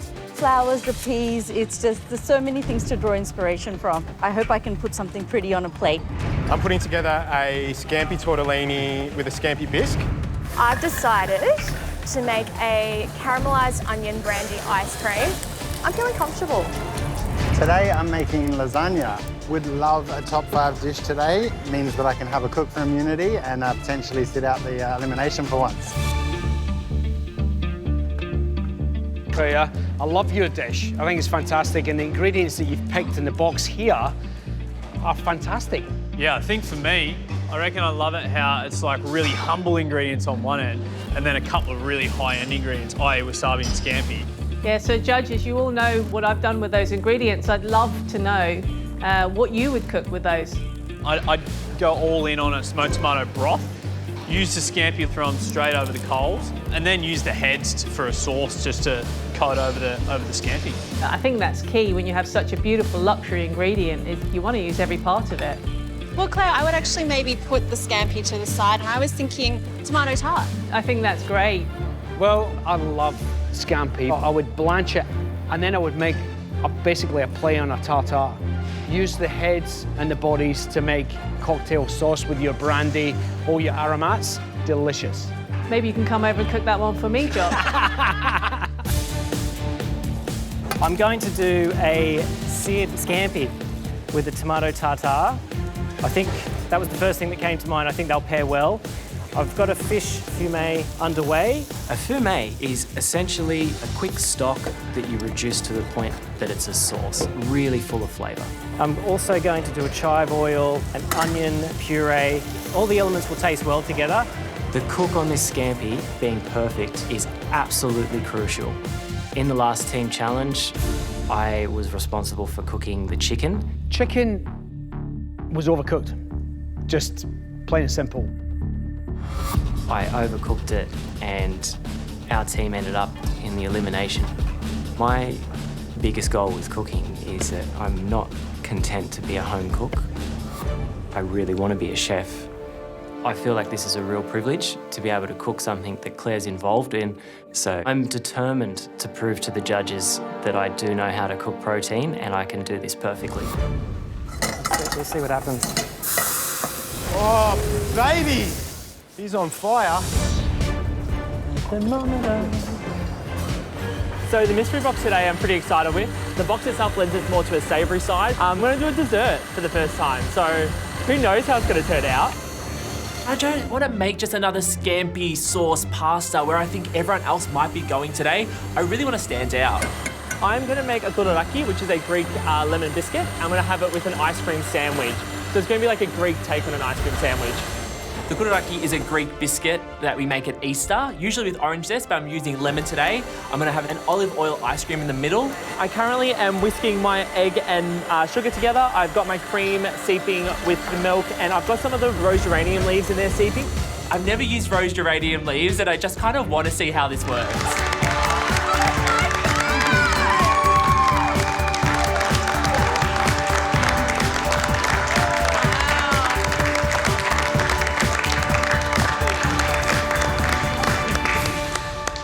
Hello. How are you? Lovely to see you again. You too. When it comes down to it, you've got some pretty mad kitchen skills. You've been cooking for how long? Oh, gosh. 38 years. Wow. 38 years. So there's knowledge, there's palate, and there's technique in those fingers there. So I suppose you want to know what you're going to do today? Yes. Might be good. Today consists of 2 rounds, 2 elimination rounds. The first round is about keeping up with Kylie. Kylie's going to cook a signature dish, and you have to match it. Oh my God. This first round is all about speed. There is no clock on this one. Kylie sets the pace. Quick pace. When she finishes, you must too, regardless at what point you're at. Today's challenge is very different. I don't think I've seen anything like it. Kylie's going to be cooking her dish in front of us, and we have to match everything she does at our own bench and put up a dish that is exactly like Kylie's in the same time that she cooks it. Out of this round, 2 safe, 3 are not. They'll go into the second and final round. So the key here is keep up with the professional. Oh, jeez. Audra? I'm just shaking right now. I mean, I'm your biggest fan, honestly. I just love what you represent. The fact that you've just gone back to your roots, but you've put your flair on it as well. And you know what? Today, it's a dream come true for me. Thank you. I can't wait to see what you cook as well. The pressure's I'm looking forward to your cooking. Bo, I'm just watching your Adam's apple, and you're swallowing dryly in your throat there. Are you worried? No, I'm not scared at all. Food's not scary. Kylie's a little bit scary. Thanks, Bo. Not you, just the speed that you cook at, so that's what I'm worried about. Mindy. Minnie's jealous now. I was trying to be really positive, say, oh no, you know, it's a good decision to make, but honestly, I've missed out on cooking with someone that is an absolute inspiration, and I'm actually quite upset about it. Why don't you come down and give her a cuddle? Come on. Well, that's not fair. Come on, everyone. We can all cuddle. Hey? Come on. Line up, cuddles. Hang on. So pleased to meet you. I am so excited. Nice to meet you. We'll have to cook again another time. Can we? Okay, yeah. I'll have to cook for you and I today. You will be. You will be. Thank you. Better now? Yeah, much better. Okay, right. Off you go. Back up there. Right, it's all about keeping up with Kylie. So that also means you will not be seeing a dish at the beginning. Uh-oh. That's not nice. Kylie? Today we're cooking steamed blue swimmer crab with black beans and chilli. Okay? That's in her book. Kylie, how fast are you? 20 minutes. Sounds simple. Yeah, in a nutshell. This is my worst MasterChef nightmare. It's Kylie Kwong, it's Chinese, and I am in deep, deep trouble. Kylie, your little cooking troops are ready to go. Yes. In your own time, show us how it's done. Go. So what we've got to do first is get our steamer on, stove up high, because we want the water to be boiling. Otherwise, you'll end up casseroling your crab. Kylie starts and the first thing I realise is don't look, listen. She's got a big TV screen above her, but as soon as I lift my eyes to look at that, I'll get lost with what's happening in my bench. So I'm going to keep my eyes down and just listen to what she's saying. And then we're going to cut each half into another half. So you've got 4 pieces of crab. I've cooked Chinese food before, but I've never cooked crab, so it's very new to me. So hopefully I'll get it right. Is everyone keeping up? Andy, I saw you take a big deep breath then. There's 2 parts to this recipe. We're steaming, and the other part is creating a stir fry. So let's peel a little bit of ginger. It's all going so fast now. That puts extra pressure on me, and I know one mistake and I'm playing catch up, and that's not a good position to be in. So half a red onion. Just half, was it, Kylie? Half a red onion, yep, finely sliced. Well, I'm pretty confident. I'm keeping up with Kylie basically knife stroke for knife stroke. I'm backing myself on this one. And the next goal for me is finals week. Julia, how are you? Good. You sure? Yes. Good.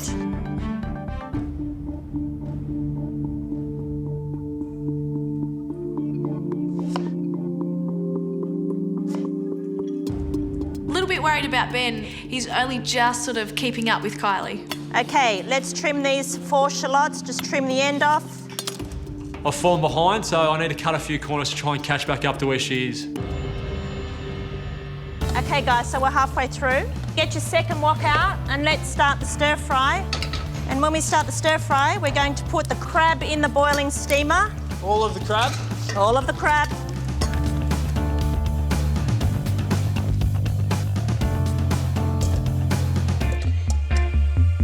Ben, how are you going? You falling behind or are you keeping up? I'm going okay. Okay, good. What about you, Audra? You'd be right at home with this, wouldn't you? Yeah, you're too fast for me. Oh, I don't believe it. I think the pressure's on me today. But this is your style of cooking. You should be able to do this with your eyes closed. The pressure's on. The expectation from everyone will be that Audra does it today, she nails it today. And I can see the finish line, and I'm so determined to get through all these eliminations and just get to finals week. Remember, at the end of the dish, we're going to be looking for the balance of flavour. In particular, I don't want these crabs to be too salty, because the salted black beans are extremely salty. How you travelling, Betty? Yeah, good, mate. Stirring constantly. We don't want the salted black beans to catch because they'll be bitter, so they have to be stirred constantly. Not knowing what her flavours taste like, I am hoping the sauce and the balance of the sauce is right. Make sure you're tasting your dishes so you know what you're dealing with here. Half a teaspoon of sesame oil. The important thing is going to be balancing the sauce out, because that's where our taste buds and our palate come into play. She can't tell us what it's meant to taste like, we've got to taste for ourselves. Okay, you should have a beautiful thickish sauce there. And what you've got is this beautiful vibrant green of the shallots, bright red of the red capsicum. Crabs in, make sure they're drained straight in the wok like that. Let's give it a really good toss without spilling it. Let's put our blistered chilies in right now. Okay, now let's plate it up. Let's keep the lids for the top, all right? So place each of the legs just so. Beautiful big pile, but not too high so it doesn't fall. Now, pour the sauce over the top. Use one of the lids as a sort of shovel, if you like, a spoon like that, and pour all that beautiful sauce right over the top. As soon as I'm done, which is in 10 seconds, you guys need to be done. Okay, so let's put the lids on top. Right, that's it. Final 5 seconds. Kylie's nearly done. 3, 2, 1. And that's there we have it. Good job. Good job, guys. Wow. I'm Chris Manfield. I'm the owner and executive chef of Universal here at Darlinghurst.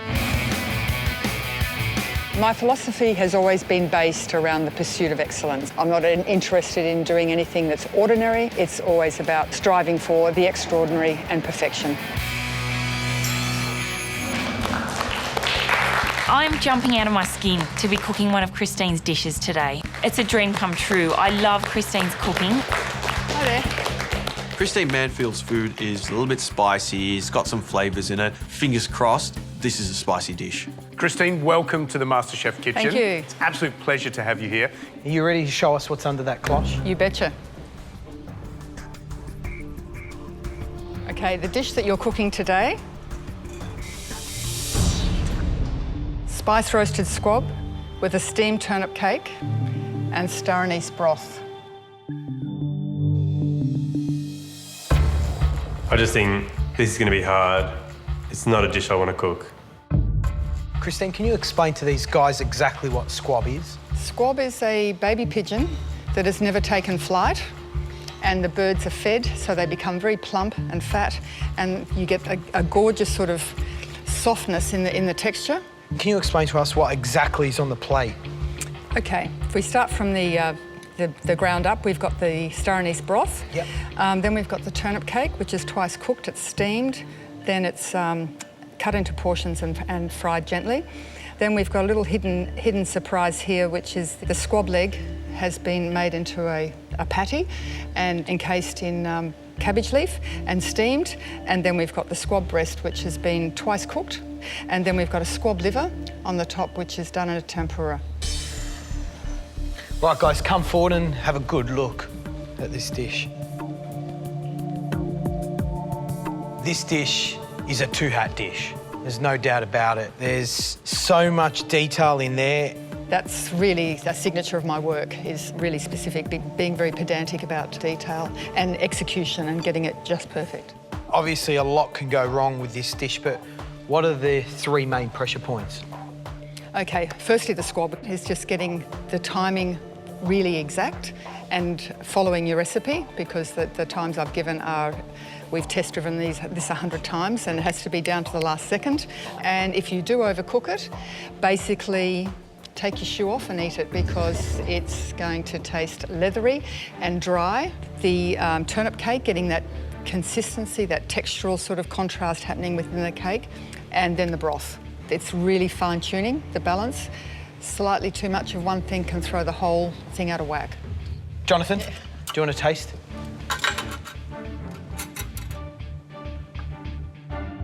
As I'm tasting the dish, I'm really just sort of trying to separate the flavours so I can taste what the turnip cake's like, what the cabbage dumpling like, what the squab on top's like, the tempura liver, so that mine tastes the same.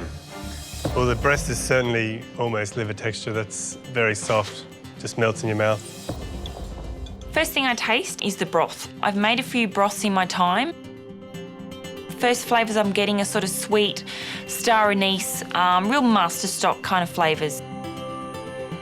Overall, I love this dish. It's so my type of food. Full of flavour, lots of Asian flavours, a lot of spices.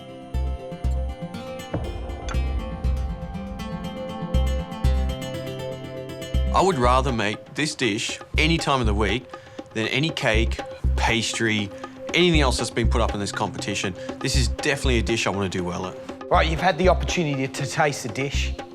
Now you need a roadmap, something to guide you. And can I just let everyone know that we've never had a recipe in a pressure test where it's so long. The whole first page of the recipe card is just a list of ingredients. That is huge. But on top of that, I think what you need to know is that you only get one squab. You overcook that squab, goodbye, Charlie. Christine, any final words of advice for our competitors? Don't panic. Work methodically. Nothing good comes out of chaos. So there's one more crucial little bit of information that you need to know. How long you've got to cook this dish. 2 hours and 10 minutes. Okay, Jonathan, just go back to the squab. Yes. And the recipe. Yes. And after you take the leg and thigh meat off. Yep. Have I read the recipe? And I'm thinking, I think so. What have I done? I want you to refer back to what was said. Cut the leg. Yeah, cut the leg. Set aside. Oh, shit. I was meant to leave the breast on the crown. And I've read the carving in the wrong section. You're supposed to deep fry the squab whole as he's taking the breast off. If you think about it, you got the breasts and the bone. The bone would protect it on the underside. So if I chucked it in a deep fryer, it'll just cook through. Anxiety just sets in, and I feel like I've just got to walk out. Am I worried? Worried is an understatement. That's a real shame. With 15 minutes to go, we can only imagine how you're feeling inside. Don't give up. I've got to steam this dumpling for 5 minutes, so I'm going to get that on. No, I don't think it matters if it's ready a little bit early. Got to deep fry the squab and cut the breasts off, and I've still yet to do the tempura for the livers. I have to deep fry the whole squab with the breast on. The recipe calls for 5 minutes, but I only keep it in for 4.5 minutes, just to make sure I don't overcook it. I decided to put the squab breast side down into the deep fryer. It's supposed to keep a lot of the moisture in the breast. It's time to cut the turnip cake, and I know it's supposed to be 5 centimetres by 5 centimetres, but I don't need a ruler, I'm just going to cut it freeform.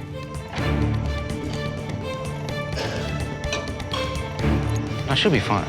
She got plenty of time. 5 minutes to go, got to calm down. I still have a chance to stay in the competition. I get the liver coated in the tempura batter, get it in the fryer, finish off the turnip cake and get it out, let it rest. I've got the steamed cabbage spun out. With all the other elements now ready to go, I've got my squab breasts just sitting there resting because I'm going to cook those in the last minute so I can get them on the plate, cooked perfectly.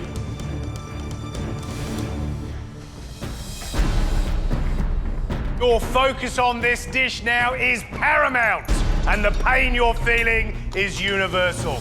I decided to get the squab out 2 minutes early. To me, it looks cooked enough. The liver's got to go into the deep fryer for about a minute. I test my star anise broth for seasoning. Decide to strain it off and get it into the serving jar. So to fix my error, I heat a pan up really hot, add a little oil, put the squab breast in skin side down, and then just spoon the oil over the top so it cooks the meat on the underside. If he can get the same result as the deep frying that Jimmy and Courtney have done, he may be okay. I dip the livers into the tempura batter, lift it up, and there's just no batter left on this liver.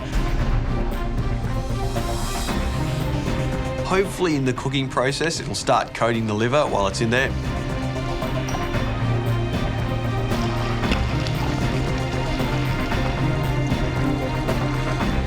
I'm looking down at the liver and it's just liver. I don't want to even look at it. I don't have enough time to even think about what I've got to do. Start plating the cake. Yeah, I am. It's time for the pigeons to come home to roost. 30 seconds to go. Come on. I think it's cooked really well.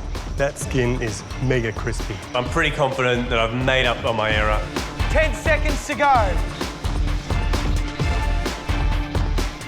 I could clean down now.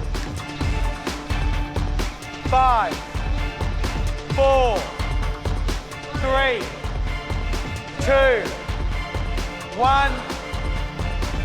That's it. Well done. Well done. Great.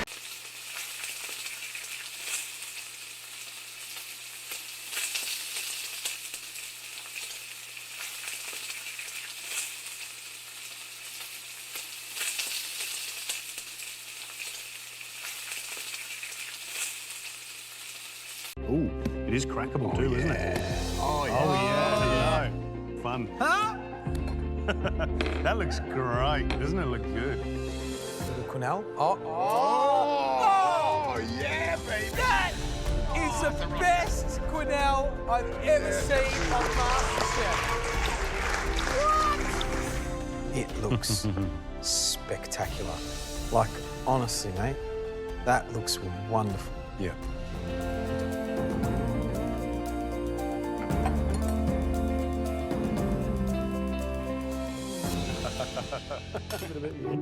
Perfect. Yeah, nice. Mate, just a bit of Reynold in the Yeah, a bit of background. Reynold in the background. That looks amazing. Reynold, look, you look very handsome. Can you flex the guns a bit more? Right, let's go, boys. I'm going to be making a salted caramel ice cream with some macadamia crumble. The ingredients today, I'm going to be using the quandongs, lemon myrtle, and the macadamia. So I'm just going to keep it simple and just work my way with those 3 ingredients. I just feel like at this point of the competition, you want to do something that you're comfortable with, but also something that we can get you the advantage. So I'm going to do something that's my strength, and that's going to be desserts. To be in the top 3 and taking my dish up to the judges, the only thing I'm worried about is the quandongs. I don't know if I like the quandongs with the other stuff. So I've made a macadamia with salted caramel ice cream. You pleased? Not really. No. It's the quandongs. I could have left them off. The quandongs? Yeah. Did you doubt them? Yeah. Nice toasty, crumbly things with dark caramel. You're playing into our hands.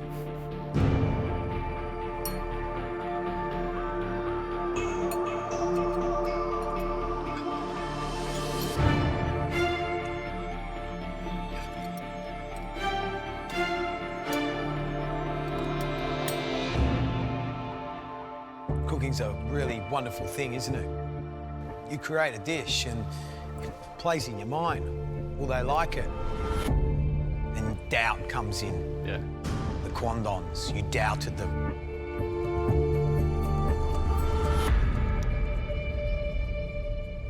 I love them. I love the quandongs. I think they actually make the dish, and I like the dish because it's not sweet. Well done, Reynold. Thank you. Thanks, Reynold.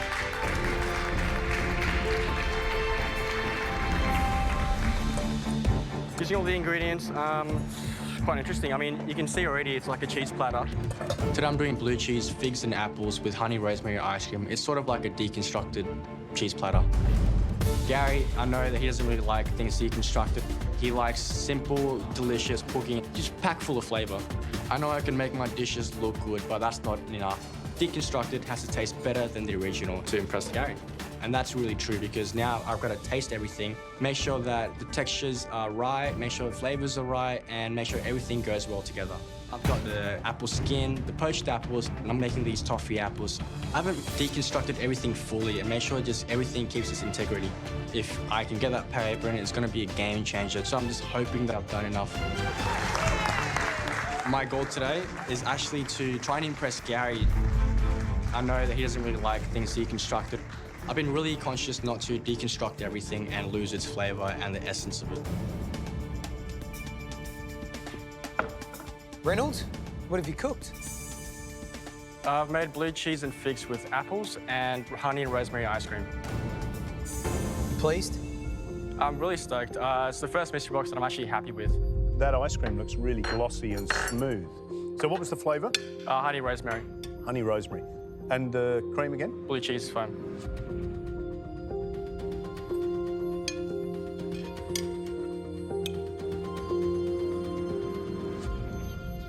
You know I'm going absolutely bonkers with your deconstructed stuff because, you know, sometimes, actually, most of the time for me, it doesn't really hit the mark. And this is another example of you just going bonkers. But this time, it absolutely works. And I love the ice cream. The honey rosemary ice cream is delicious. And it's that mixture of fresh and caramelized and crunchy and crispy and then soft cheese. And of course, the blue cheese foam all just goes together and makes it really interesting. And you're hunting for new flavors in that little tumble of ingredients. Reynolds, this could be a winner. Thank you, guys. Hearing that Gary liked the dish, and especially that it was a little bit deconstructed, thank God, because I've convinced him a little bit, so I'm just hoping that I can get that power apron. What are you doing, Raro? I'm wearing shard, so I'm just going to do like toasted coconut, blood orange granita with chamomile ice cream, toasted coconut shavings, caramelized popcorn, blood orange segments in a coconut husk. Today I really want to get this advantage because I just feel like there's something for me to prove. Hopefully today's the day. Reynold, what's the dish?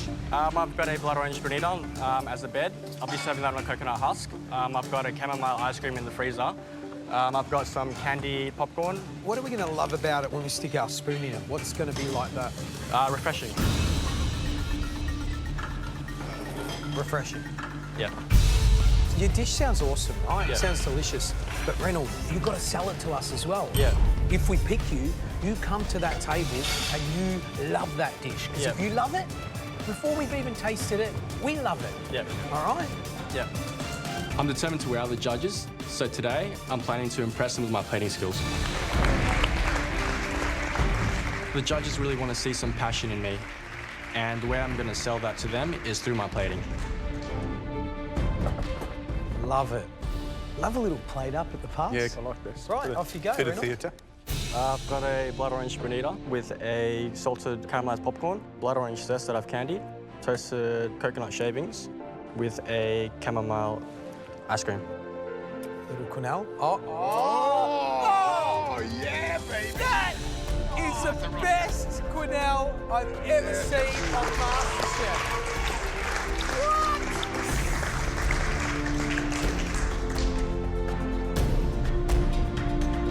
You don't happen to have your phone, do you? I do. Could you take a shot and send it to Matt and I? Closer, just give it a bit. Yeah. Perfect. Yeah, nice. Mate, just a bit of Reynold in the Yeah, a bit background. of Reynold in the background. That looks amazing. Reynold, look, you look very handsome. Can you flex the guns a bit more? Right, let's go, boys. It looks absolutely beautiful. What I love about this dessert is that chamomile ice cream is absolutely bang on. It has that fragrance of hay shed. It's, you know, like drying grass in the summer. Popcorn, perfect combination with that orange zest with it. For me, the popcorn needs more salt because something has to balance the sweetness of the praline, the ice cream, and especially the granita. I mean, it's amazing dessert, but you know it needs lime. You know it needs more salt. I think I've done a really good job with this dish, but there's a few areas for me to work on. However, I'm determined to get better and better. Next round, I really want to blow them away. This must be your dream challenge. If the last round was Jessica's dream challenge, this must be your dream challenge. What, take one ingredient and just do it 3 ways for you? This is heaven, isn't it? Oh, this is definitely heaven for me because I love chocolate. You know I love my chocolate, so I'm going to do chocolate 3 ways. One's going to be with a raspberry ganache. It's going to be tempered into a log for another element, and it's going to be chocolate soil. Wow. So inside's going to be raspberry gel, which is just from this one. Fantastic. And when you crack it open, it should just ooze out with the raspberry sorbet. Oh, you are pushing yourself. You I'm want, definitely you want pushing that it. I apron, really don't do. you? Now, this dish, this could be the one. I hope so. I wish I had more time for this dish. That advantage would have been great. But I'm going to push myself. I'm going to push myself really hard. Good luck, Reynold.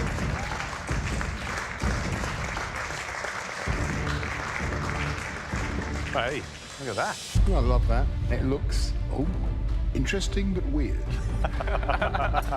So it's, I've done the chocolate 3 ways. It's a chocolate log with raspberry liquid center, chocolate raspberry ganache, and chocolate soil. Ooh. So is there something in the middle? Do we Yeah, just crack it open. Ooh, it is crackable too, isn't it? Oh, yeah. Oh, yeah. Fun. Huh? That looks great. Doesn't it look good?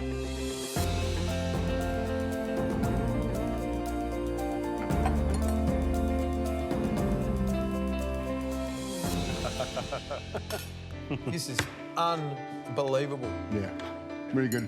And in terms of interpreting the challenge, 3 ways, 3 stairways to heaven. Yeah. 3 chocolate stairways to heaven. Yeah, absolutely. I'm just smiling because it's one of those little moments, isn't it? When you smack that thing in half and it oozes that lovely red centre.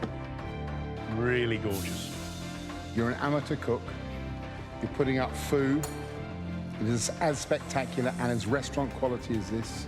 You could be in the running for the Power Apron.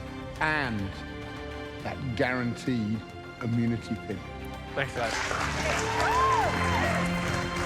I'm really stoked. I'm really surprised. I haven't had this good feedback in a really long time. Oh my God. They finished? Today we've been playing with a new idea that I've had recently. We're going to be making an apple and caramel dish. I'm going to cook this dish because I can see this dessert being in my dessert bar later on.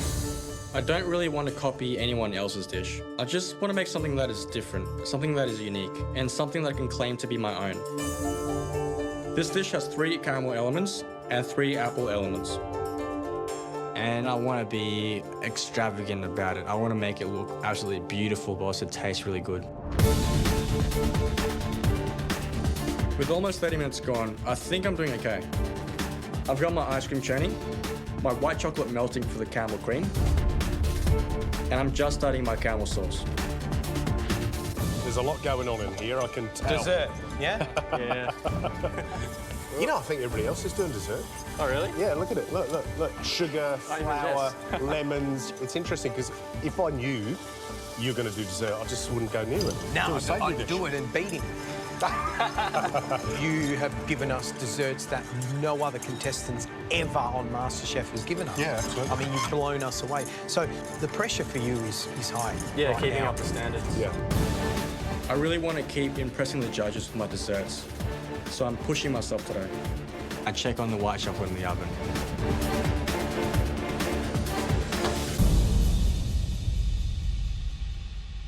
White chocolate is burnt. Looking at this white chocolate, some bits are dry, some bits are burnt, and it's not really what I want it to be. I'm not sure if I'm going to use that one. It's a bit too dark, so I'm going to try it again. And I grab some white chocolate, put it into a little bowl, and put it into the microwave. My most complex element is my tuile. This tuile is nothing like any other tuile. It's not like a disc. It's not like shards. It's a stretched out tuile into a nest. Practice a little patience on this just for a second. I'm interested to see what happens, but you see how you're getting a bit of viscosity now? It's not easy. No, it's not easy. Seeing the judges watching me and just trying to stretch it really carefully, just adding a little bit of pressure. It's clever, isn't it? Oh, I'm sweating out heaps. Is that kind of what you want? Yeah, just kind of like nest it up a little bit. It's all very clever. I love that. And I actually love the taste too. But it's the thing with apples, I'm funny with apples. You know, I know burning things quite cool. Yeah. Yeah. But what does it do for it? The judges are quite concerned about the flavour of that apple, so I'm going to make sure the apple is going to be steeped in that potion liquid so as to get more appley flavour. And I'm really worried about the balance of sweetness with caramel. Hopefully that's going to add some refreshing notes to it. As I'm plating up all the elements onto the plate, I'm hoping it's going to be a complex, cohesive dish. I put the butterscotch caramel in the middle, some white chocolate crema around it, some apple pieces, and then some apple chips. There's a lot of caramel elements, but at the same time, I've got some apple elements as well. I'm feeling pretty happy with my dish. I'm hoping that they're going to like it, because by the looks of it, it looks good, but I'm feeling the pressure. Everyone has made a dessert, and there are high expectations for me to do well. Hey, look at that. Are you happy? Yeah, really happy with it. Yeah, I would be too. It looks spectacular. I love that little kind of wafery tuile on the top. What's the dessert? Apple and caramel. So there's charred apple, butterscotch, caramel and vanilla ice cream, crispy apple bits, and the almond tuile. This dessert, just looking at it, makes me feel we're sitting in a really expensive restaurant and the pastry chef is a young gun. And that's what you are, Reynold. You are a young gun. Now, we have seen stunning desserts already. Yeah. So you're kind of in the box seat. You're kind of the favourite. But I tell you right now that if there's even a minor slip in that dessert, you won't win. But gee, that looks good at this stage. I don't think we should ask too many more No, questions. I reckon we should go away and let us see. stuck Come on. in and- Thanks, guys. Enjoy. see you later. Just before we dive in, I reckon that is one of the best looking desserts we've ever had on the show. And I'm not just talking about from contestants. I agree with you, Gary. I'm talking about from professionals as well. I agree with you.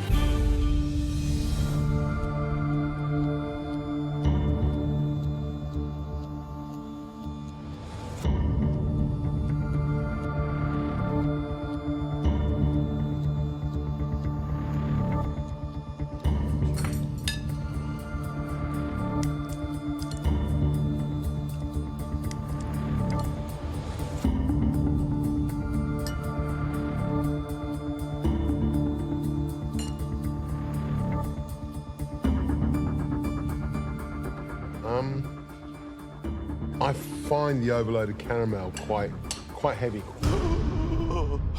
I find myself. I know. What are you talking about? I find myself. I want some more apple. I want some more apple. I want some more freshness. And I just feel that this is the toffee apple, where the apple is tiny and the toffee is loads. For me, there's not enough freshness. There's not enough acidity to balance all that sugar. I love this candy, this kind of toffee candy floss. That's brilliant. I love the crispy apple skin, but I find it pretty wearing to eat in terms of this endless onslaught of toffee. Look, I get where you're going, and I sort of, for me, the letdown is the apple component, because it could have been fresher. And there's a way to introduce freshness into the apple, even by just shredding fresh apple and putting it on the plate. But let's come to terms with our lives right at this moment, right? That ice cream and that caramel sauce, it's yum. That is technically beautiful. Isn't it a brilliant thing when they put dishes up that you almost think, wow, I'd have trouble coming up with that idea myself in that period of time? Because I've never made a twirl like that before, and now I want to make one. Today, I'm not taking any risk. I'm going to play it safe and cook what I know, and that's desserts. So today I'm going to be cooking a citrus curd with a bit of sablé and meringue. The curd is going to be a frozen citrus curd and act as a centerpiece of my dish. Crack some eggs into a bowl and some lemon juice, butter and sugar into a pot. I'm making the curd the old school way because I want to keep an eye on it. I want to see what stage it's going to be right for me to take off the heat. Feeling pretty confident in my dish. I'm just going to make sure that I've got all the balance right and that it's going to look nice and eat nice as well. What's the dish? So I'm thinking of doing a frozen citrus curd with meringue and sablé crumb. You know, we've seen you do meringue, we've seen you do curd, you know, and I'm not saying don't do it. I'm just saying, what else can you do? If I'm going to survive today, I can't just plate up any old dessert. I have to come with some kind of innovative twist to push my dish over the edge and really blow the judges away. If I don't, I'm done for. I'm still trying to come up with a way to make my dish really pop and stand out. I want to take it from just another dessert and turn it into something special, but nothing is coming to mind. Looking at the condiments, there's mustard, there's barbecue sauce, tomato sauce, Tabasco. I can't use any of that. Then I see balsamic vinegar and suddenly it hits me. I can do something with that. You just pop the top off that with a knife, Reynold. That's right, I only need a little bit. I can reduce that down and make that sweet. Then add it to the meringue to make a balsamic meringue, while also streaking reduction across the plate. It will complement the acidity of the frozen citrus curd perfectly and show the judges a little something new at the same time. So I've got the curd over the heat and I've got the balsamic vinegar reducing. I finally have a dish that I think is going to save me today and blow the judges away. Today I'll be making balsamic and citrus. Come on, Jesse.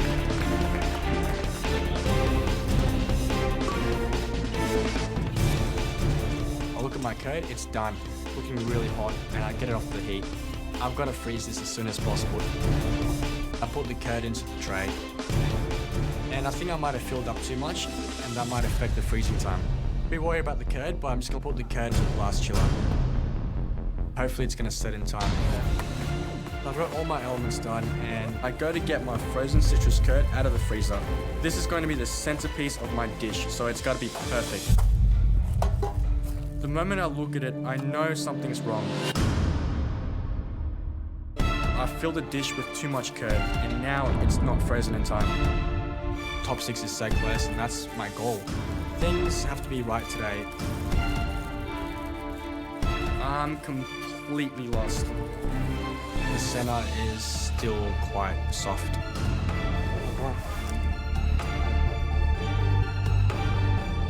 It's not going to work?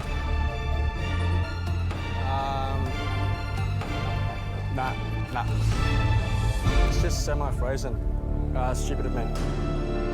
I'm just trying to figure out what can I do. Should I still go with the original plan or just change it up? How's it looking, Reynold? I just didn't get it frozen enough. Yeah. Taste the frozen outside, taste the inside, understand the difference what cold makes. Okay. Yeah, it's really acidic. The curd not freezing has totally thrown the balance of the acidity my dish needed. It's far more acidic than I wanted, and I don't have time to freeze anymore. I can't believe I've done this. I've let myself down so close to the end. It's tiny mistakes like that that sends you home at this stage in the competition, and I've still got so much more to prove. Keep it going, Reynold. Come on, Reynold. You know how to cook. I'm not ready to go home. I'm not ready to give up. I do want to keep fighting. I do want to keep pushing. The curd not freezing, there's nothing I can do about it, so I'm just going to have to pipe it onto the plate as is and hope my other elements are enough to save me, especially that balsamic meringue.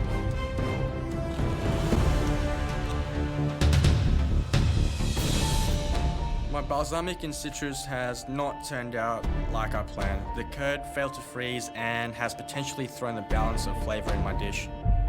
The only thing that might save me is that balsamic meringue.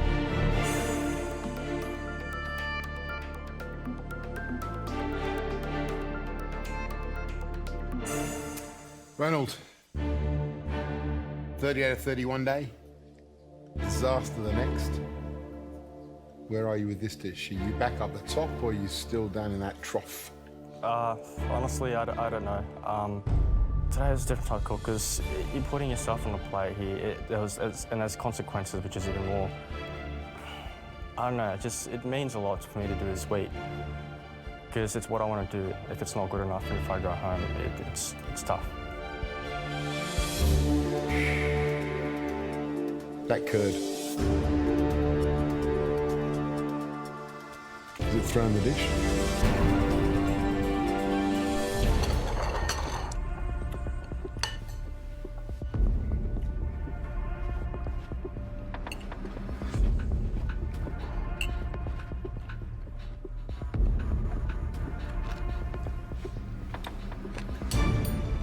Everything's good. Everything plays into the other ingredients' hands. I love the balsamic, and I think that's what ties this dish together. You know, I eat that and I keep thinking lemon meringue pie. You know, that meringue, citrus. I think the curd lets it down, though. Everything else is good. But the balsamic just kind of gives a little tap to the curd back into line. I think it's a really good dish, and I think we were concerned, you know, 30 out of 30, probably the weakest dish yesterday. Where Reynold was going to go next, and for me, he's nudging up towards the top of the scale rather than way down the bottom. Yeah. I love Reynold because he's young and he thinks outside of the box, and he's really pushing his boundaries, which is great. And when you think about how old he is and the fact that he hasn't had any professional training, he's really, really good at what he does. And I think this guy is going to be an amazing pastry chef, and we're going to watch him, aren't we? Because we know that in the future, he's going to be doing some stuff. I think with this kind of invention test really stretches your mind. It stretches your creativity as well. How are you going to interpret earth into your dish? And that's really interesting, especially at the stage of the competition, where everyone's really competitive and they can get out there and be creative with it. Can you see legs? So today I'm going to be making a 3 creme noir, which is vanilla, coffee and hazelnut cream. So 3 different flavors, so when you take a spoonful, it's different every time. That will be covered with a coffee and hazelnut crumble, and on top will be a couple of mousse rocks. This whole concept of the dish looks like earth. It'll take you to a feel it's earthy, but at the same time, it'll be amazing and delicious. Next one up is Reynold.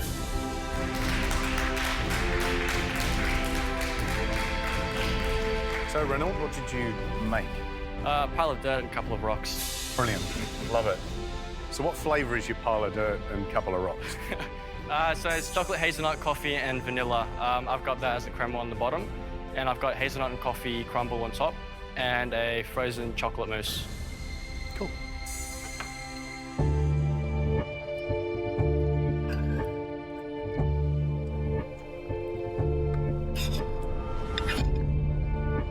Reynold. I love it. I really love it. I felt like I was in a little, pile of dirt. Yeah, it's wonderful. Gee, he's done well again, hasn't he? He's good. Come on, Jesse. Come on, Reynold. Keep it going. I'm making a frozen sphere, which is made of white chocolate and passion fruit. The sphere will sit on top of a bed of coconut granita. I really want to be creative with this dessert. So I'm going to present all these elements inside a coconut shell. And I'll make a hot coconut sauce to be poured inside so that I have hot and cold elements together. I want to present this dish in the coconut shell. I want to have a bed of coconut granita, like little snow.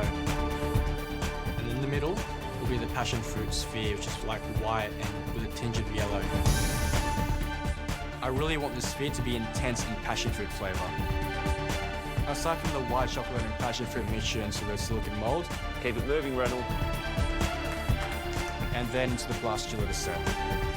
Hopefully the two halves are going to freeze in time, otherwise it's going to be really difficult to assemble them to a perfect sphere.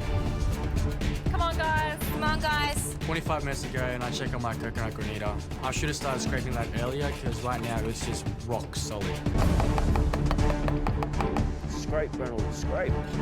I want this granita to be fluffy but also flaky at the same time, really fine like snow.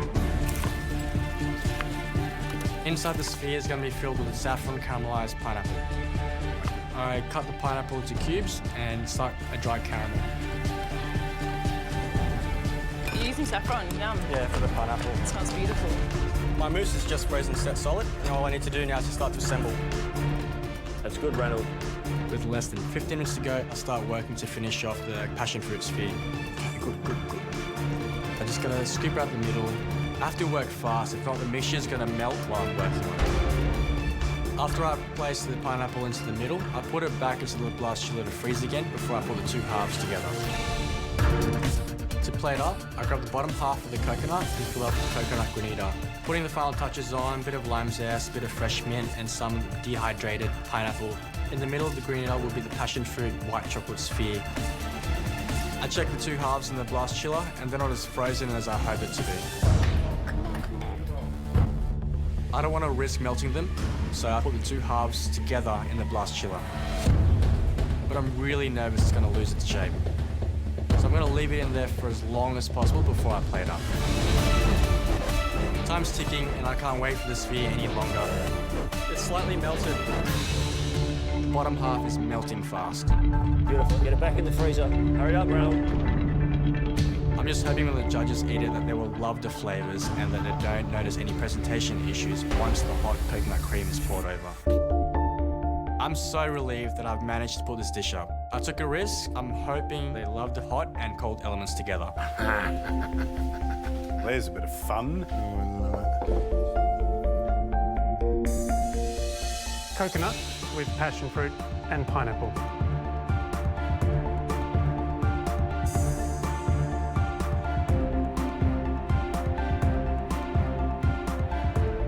That's a hot sauce, isn't it? I love that theatre of revealing the dessert inside the coconut. Oh, what a taste. This looks incredible.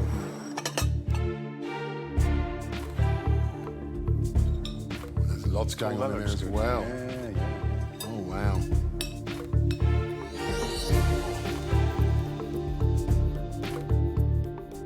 That Maltesey stuff. Hang on. Hold on. Don't burn your hand. Oh.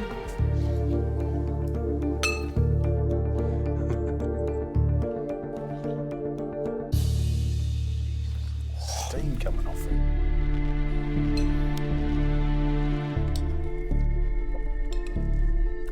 Oh, that's good.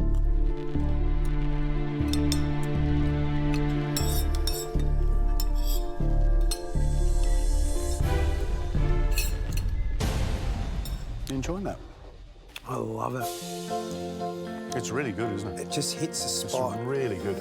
It's cold, it's hot, it's sweet, it's creamy, it's everything. And you get a little souvenir. I love this. That foam, that mousse of passion fruit, absolutely smashing. And then that pineapple's chewy, and that kind of the iciness at the bottom, and that whole thing, that hot-cold combination, you know, it's so sophisticated, and just the best flavours of an Australian, northern Queensland summer holiday, isn't it? Tropical dessert. Yeah, it's fantastic. As soon as I hear George say, He wants something that's seductive, and he wants something that's a guilty pleasure. First thing came to mind was the forbidden apple. Something that's like to tempt you. Adam and Eve, forbidden fruit. It just makes sense. The idea I have in my head is an apple. It's got to be something that's going to be wow to the judges, so I was like, I got to go all out. Reynold, you dream of being a high-end pastry chef, don't you? Yeah. Why are you confident? I wouldn't put you going, yes, this is the challenge. I'm it's going to be chocolate, but I'm really gambling on this. Yeah, so now what are you going to make? I just want to try and recreate something that's like a forbidden fruit in a way. Try to make something like an apple, which is quite... Okay. Yeah. So you're going to use a mould that's going to be frozen in this stuff in the middle, is that the idea? Yeah, I've got hemisphere moulds just freezing at the moment. Yep. I'm just going to dip that into ganache and then into the red cocoa butter. Yeah. I love it. It's it's- fantastic. yeah. It's like watching someone working a pressure test with a recipe set by top chef. So if you do pull it off, be massive kudos to you. Massive. It's ridiculous, 90 minutes to think of this dish. It's got a lot of elements, it's got a lot of techniques that I need to keep right.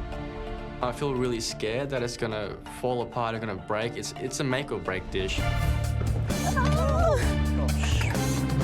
Today, I've decided to make a difficult dish. It's gonna represent the forbidden fruit. It's a frozen mousse coated with ganache and cocoa butter. Yeah, I'm freaking out because I've got so many elements. I'm really pushing this to the limit. I'm really worried about the coating of the apple because that's what's gonna make it look like the apple. I want it to be smooth. What are you doing? I'm just trying to get everything together. Yeah, I'm just a bit stressed. Are we disturbing you at the moment? Yeah, sorry. All right, I'm just going to watch. Go on, keep going. It's got edges, it's got bumps, and it's just not coating evenly. I think that one's just gone.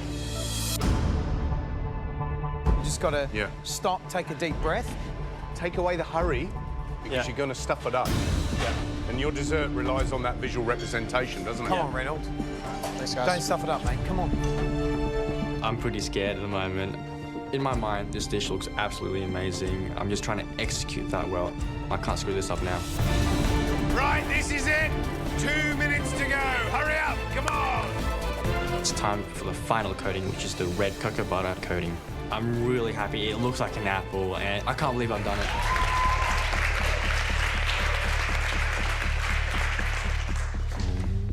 Good, isn't it? Looks really good.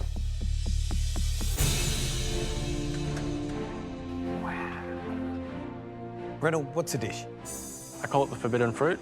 It's a chocolate mousse inside with a raspberry coulis, coated with ganache and cocoa butter. And I've played it up around with some raspberries and strawberries on a chocolate soil and a raspberry sorbet. It looks spectacular.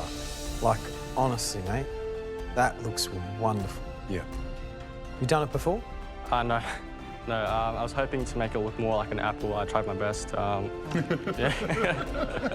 Yes. Yeah, I'm quite happy with it, though. Quite. Smash it open because I can't wait.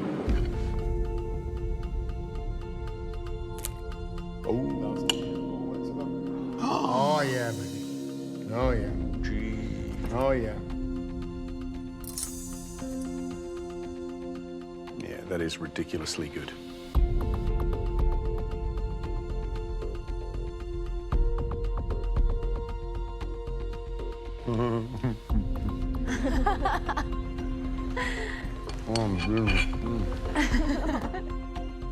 Start of week 2. Not finals week next week, the beginning of week 2, and you're putting up food like this. Unbelievable. Thank you. Unbelievable. Yeah. Everything is right about it. The intensity of the raspberry sorbet, the smoothness, the slightness of the mousse, the chocolatey richness, the cocoa butter coating, the right amount of crumb for the dish, the way it looks. Yeah. Like, wow. Yeah, Wow, wow, wow. absolutely. Perfect dish, perfect. Perfect. I'm absolutely gobsmacked, mate. Thank I you. really am. Wow, Reynold. Top 5 this morning. Let's not kid ourselves. It's top 3 dish, man. Thank you. And it deserves one of these. It deserves one of these. Come here. Respect. Yeah? Respect.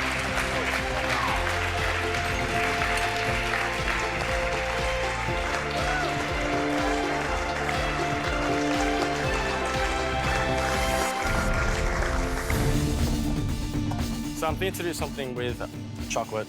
And with me growing up with cooking, I kind of grew up by myself reading cookbooks and stuff like that. I've never really had my mum like there for me as much. We came to Australia when I was about 5 years old. Mum had been a chef in Indonesia, but she had to start at the bottom again and work her way up. She was working really hard, so I was home alone a lot with my brother. We used to find Mum's cookbooks that were lying around the house, and we just flicked through them and started making stuff. And what really caught my eyes was this dish. It's pliable chocolate ganache, so it's quite soft and it's also flexible. And that really excited me because I've never seen anything like it, but I've never really had the idea to complete it until now. I've just got a picture in my head. Doing a pastry dish, by any chance? So chocolate. So I'm adding little things that I love to eat as well. Yep. Honeycomb and orange as well, and rosemary ice cream. So I'm just hoping that it'll go together as well. Because your parents were working so hard, you grew up in a different environment, don't you? That's everybody does, you know. It's amazing what references we do have. So if I can do it today in the MasterChef kitchen, it will be very special to me because I know my mum will just be proud of me. I'm feeling a bit of pressure. Check my honeycomb. It's cooled down, but it's just not setting. And it's just so soft. What happened to the honeycomb? I didn't take the sugar far enough, so it's really soft. I gotta start that again. You've got 30 minutes to go. Yeah. Will you be ready?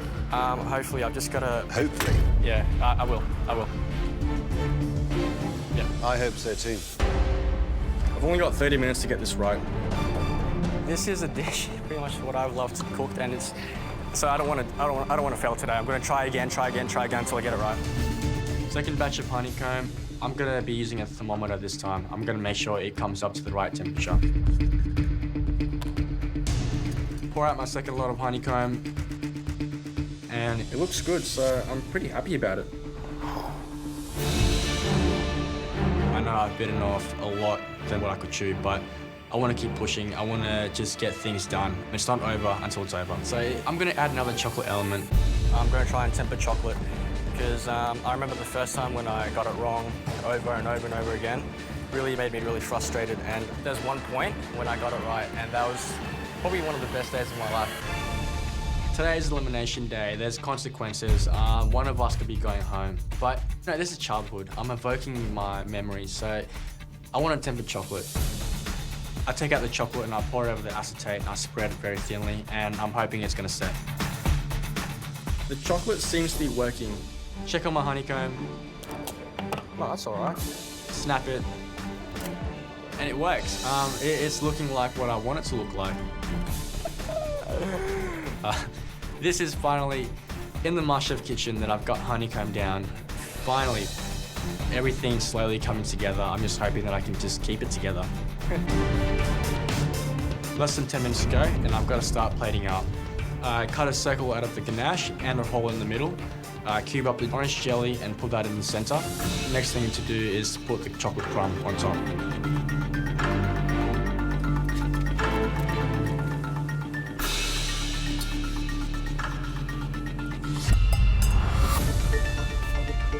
What is that? It's just the crumble.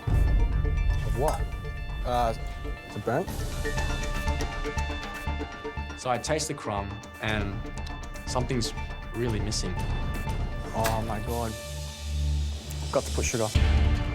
Can't believe it. That is such a stupid mistake. It just flew over my head.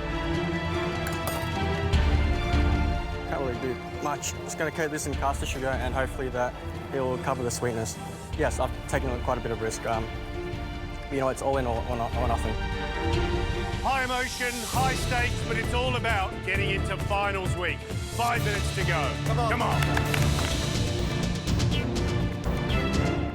This whole idea and the pictures finally coming together.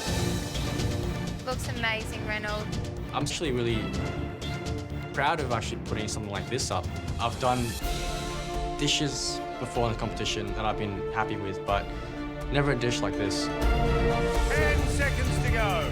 9, 8, 7, 6, 5, 4, 3, 2, 1. That's it. Time's up.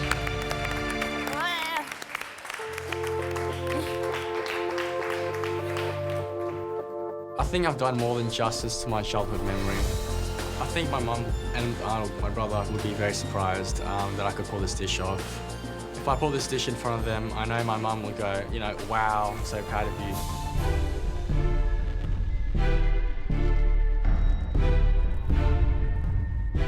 I'm really proud of myself to put up a dish like this.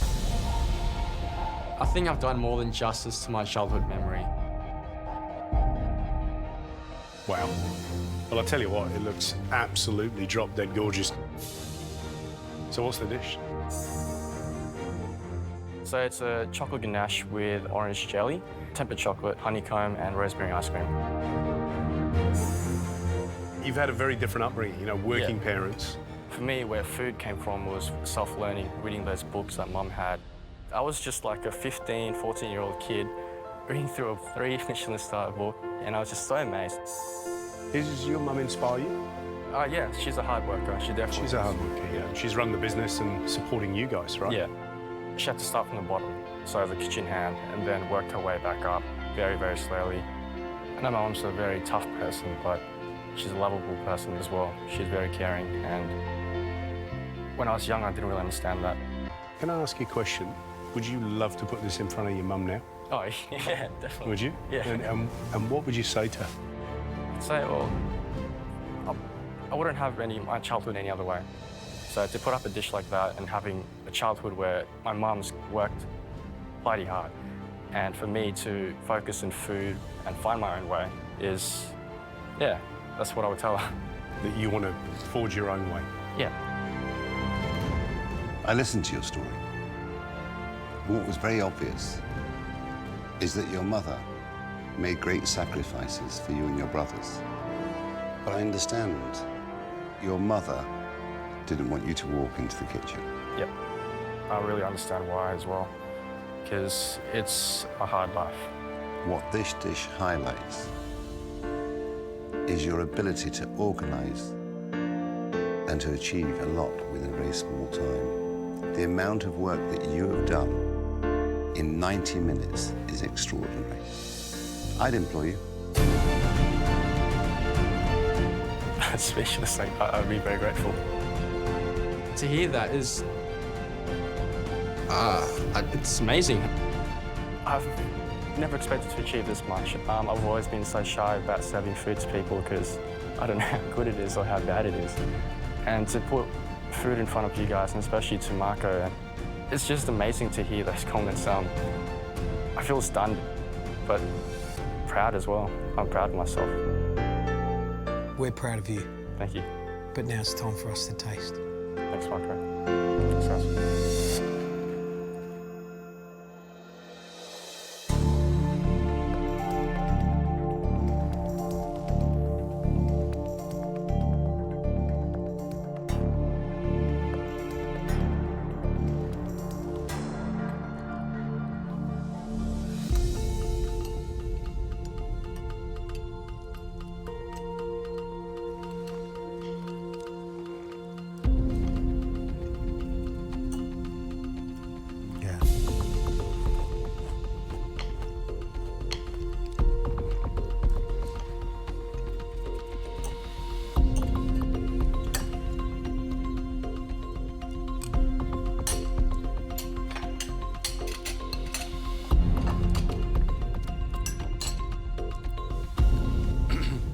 That is the best dessert, for me, we've had all season. It is absolutely beautiful.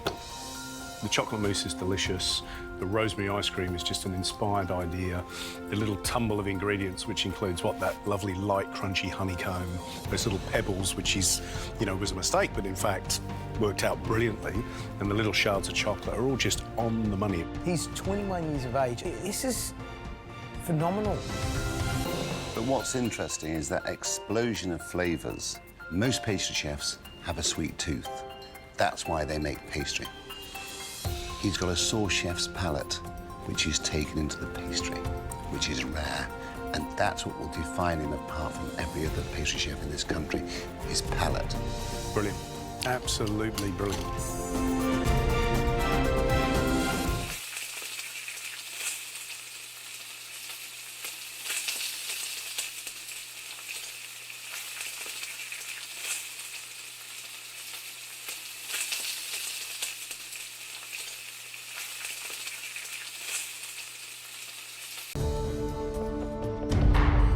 the biggest pressure point today is the chocolate petals and getting them to fall down.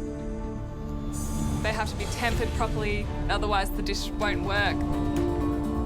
My tempering's going okay so far. I haven't got it over 40 degrees, which is where it gets dangerous, and I'm now cooling it down. I'm just trying to cool it down just to 27 degrees, so I've added a couple more bits of chocolate and I'm just melting them in. It's moving down now. My chocolate's all melted and smooth, so I need to add the mint oil now. The freshness of the mint really stood out when I was tasting Darren's dish, so I really want to get that burst of flavour right to balance the sweetness of the white chocolate. I've got to work pretty fast with this chocolate because it is starting to set already, which is a good sign. I grab my acetate stencils, lie them out on the bench ready, and then smear the chocolate over. Beautiful, Billy. Billy, that looks amazing. Nice, wow. I think I'm travelling okay. I've just got to keep that momentum and keep cooking. Just have to move really quickly. Great work, Billy. Now I need to start my chocolate collar. Making the chocolate collar is really, really important because it has to be thin enough so that when you pour the sauce over it melts and the petals fall down. It's a really fine line in getting the thickness right. I smear some chocolate over the collar stencil, peel it off and then sit it inside the ring to hold the shape. Glue it together with a bit more melted chocolate and then just hope that'll set. Oh, Billy, you've made the collar. Yeah. Well done. Thanks. Great job. Excellent. I've got to say, that looks great. Yeah. Oh, thank you. I've got my petals and the collar setting. So I blitz up my violet mixture with the passion fruit powder. I need to make the 2 sugar flowers for the top of my dome. Once I've got a fine powder, I sieve that over the flour stencil, put it in the oven and let it melt for 30 seconds.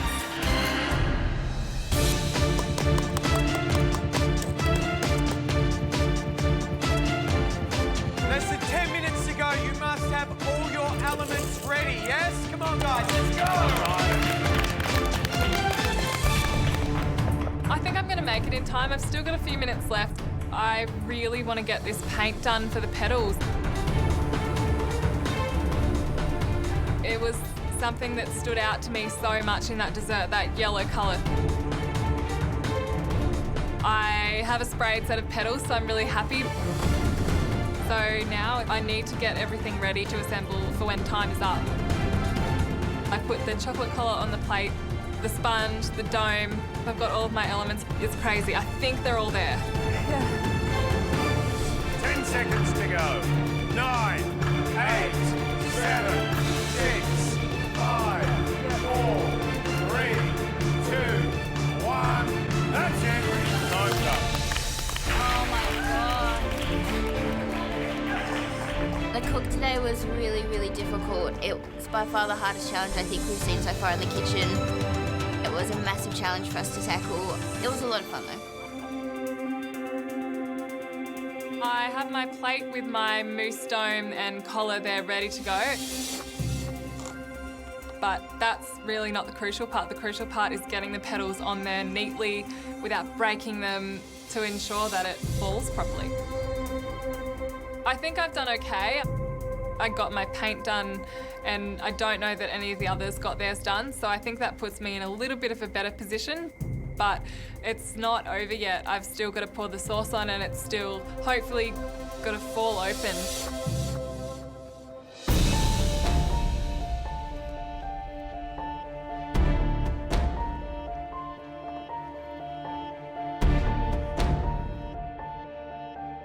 This is the moment of truth. I really want it to work. This is the biggest moment in the pressure test. This is the scary bit. This is the panicky bit. Yeah, God.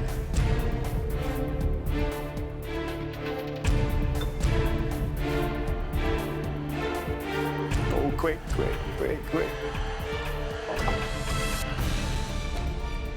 Yay. Oh, look at that. Yay. Go. It's going. Yay. Beautiful. Well done. That's like a little round of applause there, isn't it? It's so good. All right, then.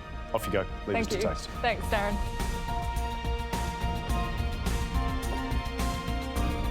Darren, what do you think? I feel really proud that Billy's able to produce such a stunning dessert. You know, visually, it's all there. It looks the same as the one that I did earlier. We haven't tasted it yet, but I'm really pleased that she's managed to get through all the elements and present such a beautiful looking dish. Yeah. What did you say? 9.9 Yeah, in difficulty. 9.9 in difficulty. And she put it all up. That's incredible. Credit to her. Yeah. Shall we taste? Yeah, let's do it.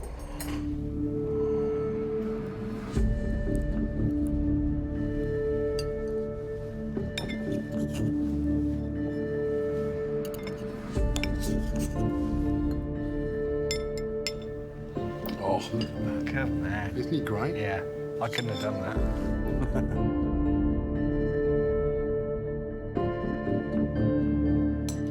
All right.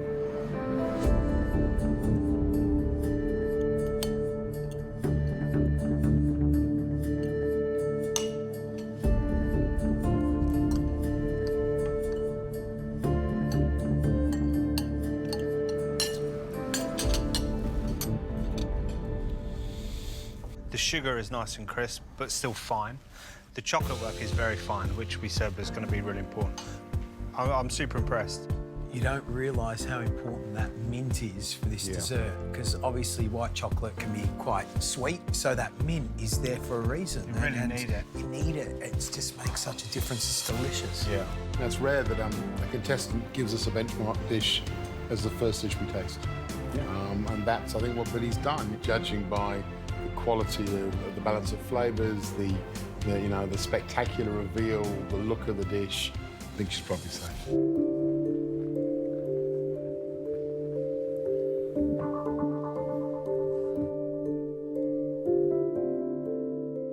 Definitely the toughest dessert pressure test we've seen this year. 100%.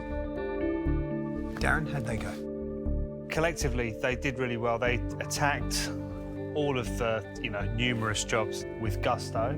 Some did better than others, but I was really impressed with all of them. I felt like a proud father when I saw the petals and then opening out. So I'm really proud of them.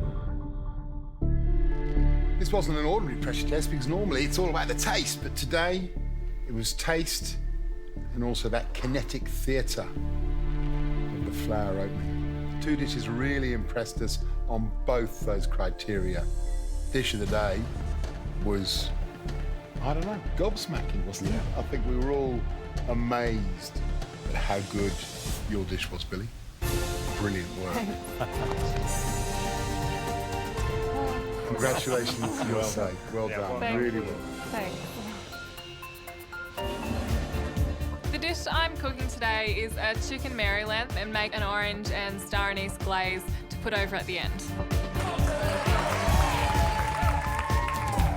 Normally this dish would take 2 hours to cook in the oven, but today I've only got half of that time, so I'm going to twice cook it instead. Firstly in the pressure cooker and then in the oven to crisp up the skin. This dish rides on the chicken.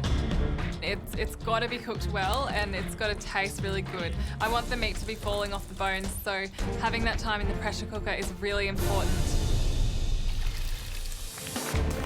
My chicken's in the pressure cooker and I need to get onto this orange glaze. So I get some orange juice, some orange flesh, cinnamon, star anise and sugar, and cook that down in a saucepan until it's like a syrup.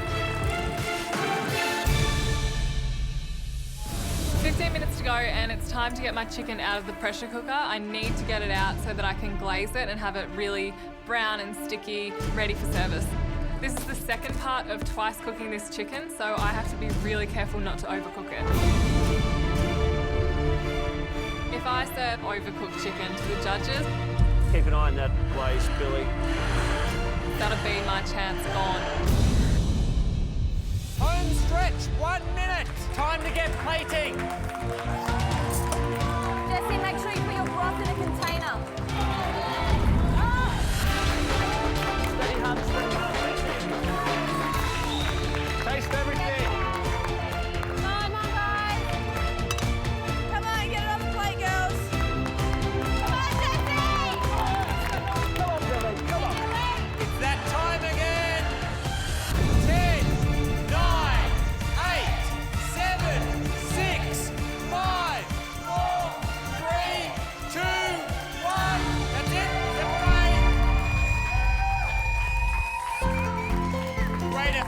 Great effort. Great effort. Seriously good, guys. Well done.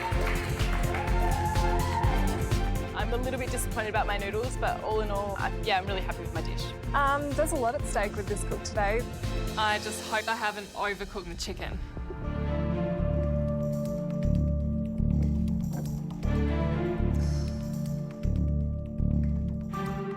Here we have twice cooked orange and cinnamon glazed chicken. Gonna serve up.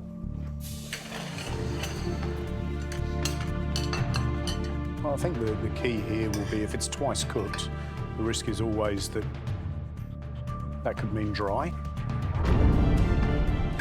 So it'll be interesting to see whether it's fall apart and delicious or cooked too much.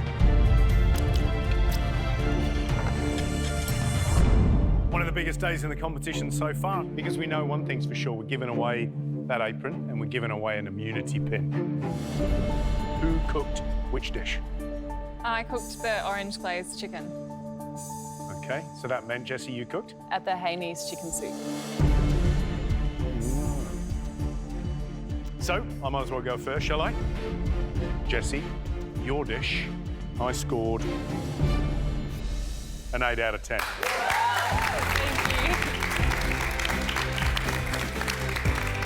I just loved how you cooked the chicken. I thought it was beautifully moist. Jessie, I scored your dish 8 out of 10.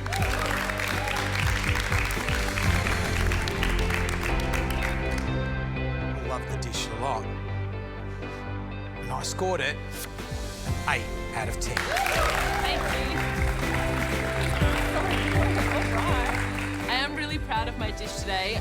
Straight 8s, it's amazing. I think I'm in with a really good chance to win the pin. Well, Jessie, you scored 24 out of possible 30 points. Billy, you need 25 or above to take out both the apron and that immunity pin. Jessie's got 8 out of 10 across the board. That's a really great score. So yeah, I'm feeling pretty scared. All right, Billy, I scored your dish 9 out of 10.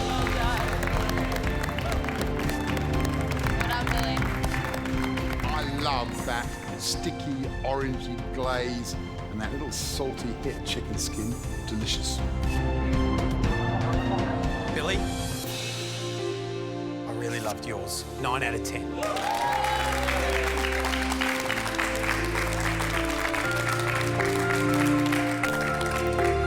Well, you need 7 to win, Billy. I scored your dish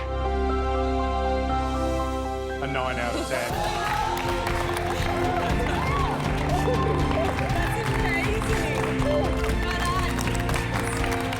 I can't believe I've won an immunity pin and the power apron. It's unbelievable. Shannon, will you do the honours? Well done. Give it up. This is much nicer. Wow. Right.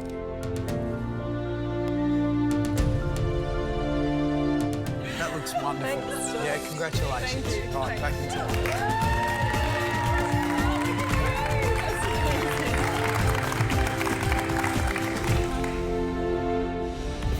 I really love this concept of peel to stem.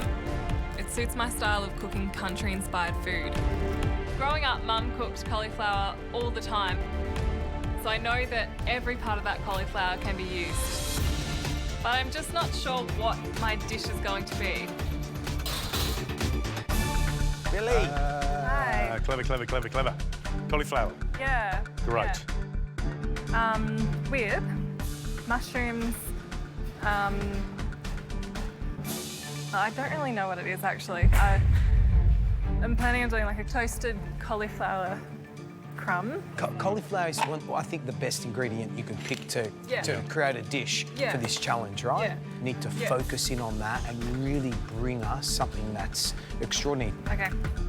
This is the food I love to cook. It's finals week and I can't just deliver a simple country dish. I'm going to use everything I've learned to show off this cauliflower in many different ways. I'm happy with the dish in that it's inventive. I'm using pretty much every part of the cauliflower, and I'm hoping I can sort of turn that into a new modern dish. I've sliced the stem really thin and it's pickling to add a sour taste. I'm going to crisp up the bacon into salty shards.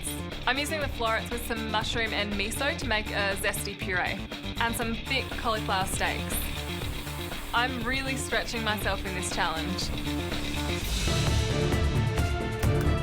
I definitely feel like I'm meeting the brief in this challenge. I know the main flavours work really well together, but I'm not really sure about the cauliflower leaves. Hi. This is such a beautiful vegetable. The main thing is to bring out the flavour of that. I mean, I always think they're a bit almost cabbagey. I mean, how good are they? Yeah, I know. Just raw, they're great. Always remember that the real aim of the challenge is how can you use the stuff you normally discard. You're on the right track for sure, but is there more you can do? Yeah, probably. You know, there are only 2 places for safety. Yep. They're Okay. hard to get. Thank you. I've come this far and I don't want to fall at this stage, so I really have to push myself. I'm going to blanch the leaves and then cool them down and use them as a garnish on my dish. I just hope it's enough, because at this stage it just comes down to the tiniest of things that can send you through to a pressure test. Now, we'll taste Billy's dish. I'm feeling pretty good walking my dish up to the judges. I feel like I've met the brief, which is a huge pressure point in Invention tests. It's just the flavour and texture that I'm a little worried about. So I've done a cauliflower puree, which I did from the florets, pickled cauliflower stems, cauliflower crumbs with the scraps that were left over from cutting it up, and cauliflower leaves as well. You know what I think's really clever about it is that you could almost recreate the cauliflower. Yeah. If you did, you know, if you put the greens under there, I think you're really, really onto something here. Yeah. Oh, there's little chunks of roasted cauliflower.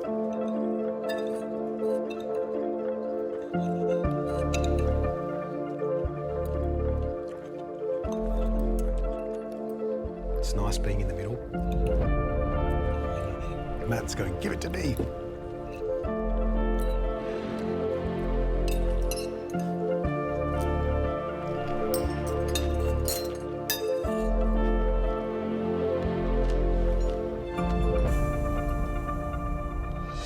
I love it.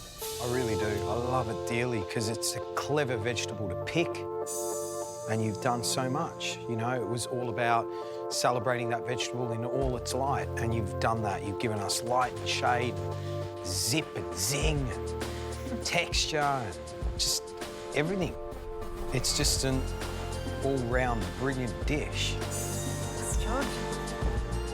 I think it's delicious too, and I think this could be an absolute signature of yours because it is delicious. It's comfortable, and yet it's very clever. Thanks. And smart to use miso in the puree, and I love the fact you do show the cauliflower in lots of different ways. You know, sweet, creamy, sour, and also slightly bitter and herbaceous. This is the way to start finals week, I think. Thank you. I feel really good with the feedback I got from the judges, and if that puts me in the top 2, I'll be absolutely stoked. I'd so much rather be on the gantry than being in that pressure test, which is going to be really hard.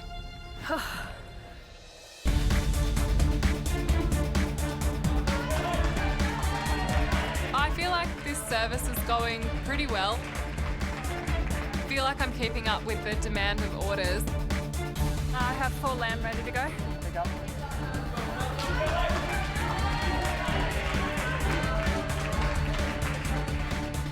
I feel proud of what I've done. I'm happy with everything I've got on there. I think the flavours are pretty good. This is the moment of truth. Wow, so this is Billy's braised lamb and backstrap with peas and pear and mint puree. It looks spectacular. Yeah, it looks fresh, it looks incredibly rich, it looks super meaty. With the eyes shut, it smells like country cooking. You open your eyes and suddenly you're in a great restaurant. This is beautiful, and it's, you know what it is? It is that straightforward country girl on a plate, Yeah, I'll but tell you what. how far has she come? Amazing.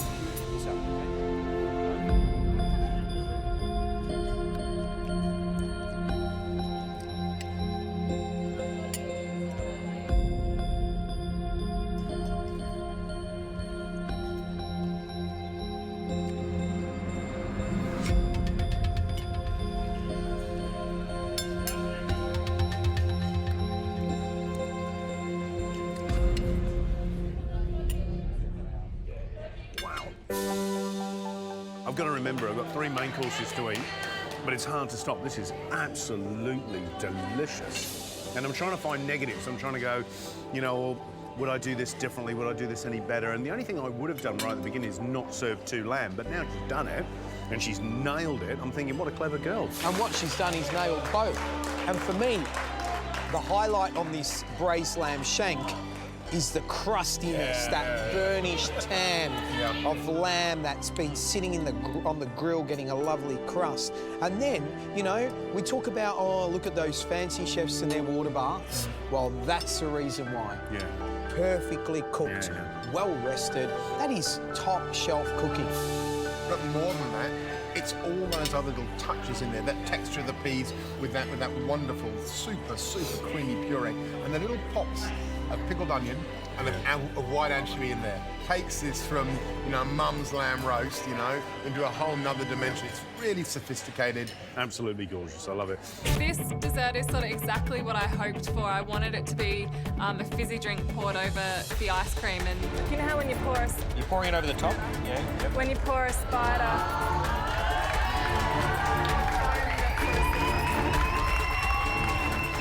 These guys need to get out more. I know. That's sort of... It's really worked out well. I decided to put the praline on the bottom so that it can hold the ice cream and the rhubarb stalks, and then put the granita over the top and serve the jug of fizzy on the side of the plate. I'm really loving sending this dessert out. I love the theatre of it. It is a proud moment. I love the idea of a spider as a dessert. Oh, wow. So this is Billy's dessert. And look at this little touch of theatre at the table. Dill and rhubarb spider, dill ice cream, rhubarb, raspberry puree, roasted rhubarb. That looks amazing. It's absolutely a spider. I'm very excited. You talk, I'm eating. Oh, dear.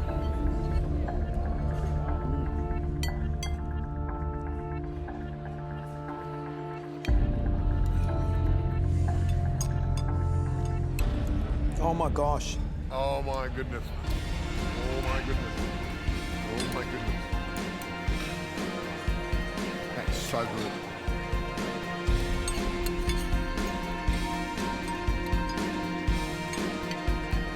Absolutely sensational. Wow. Refreshing, flavoursome, textures, theatre. It's taken us to that little childhood moment where we've all experienced the spider, but it's brought it bang up to date in terms of what a modern dessert's all about. It's sour and bitter and zingy, but all the textures are there. That is spectacular. It is a childhood memory, but it's turned it into an R-rated, adult-only dessert with the addition of that champagne. And interestingly, that little crumb, that little nut praline, actually finishes it and makes it. You find these little chewy kind of nuggets, and you go, God, that's good. Honestly, if we eat out a lot, you got that in a restaurant. Oh, you'd want to meet the chef. Why not? I'd want to walk past the kitchen and just say thank you. Yeah. Because there's a lot of heart and soul gone into this and a lot of thoughtfulness. She's an amazing cook. Well done, Billy. Happy? Yeah, ecstatic. We stand in awe of the three of you. We are more than pleased, so proud.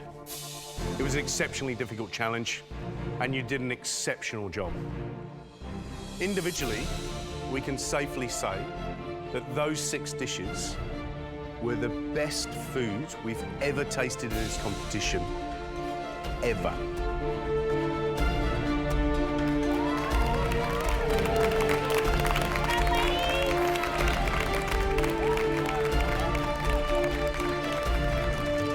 What we know is that you've come so far. It was well conceived, and it was creative, beautiful cooking. It was also absolutely delicious. All 3 of you would be fabulous finalists. Unfortunately, only 2 of you can make it.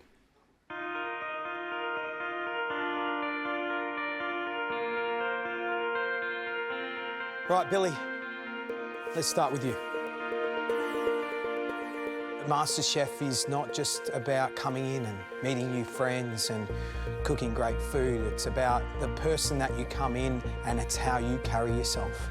It's the legacies that you leave. And the entire country, I'm sure, are looking on and going, wow, what an amazing woman. The four of us believe in you, and we know that the food that you've been putting up in this competition so far, in the manner and the respectfulness that you've done it in, is a true indication of what an amazing woman you actually are. Thanks, Josh. We've loved watching you grow as a cook.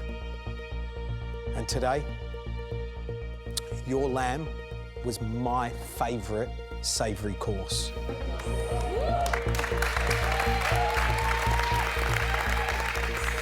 All the memories of a Sunday country roast, but all the technique of a modern-day cook.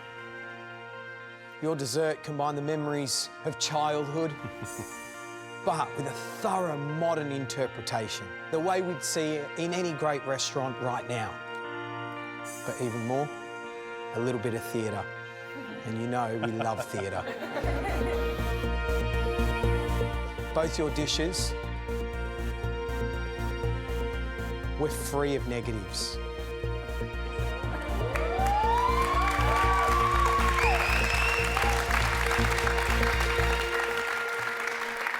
And that is why you are in tomorrow's grand finale.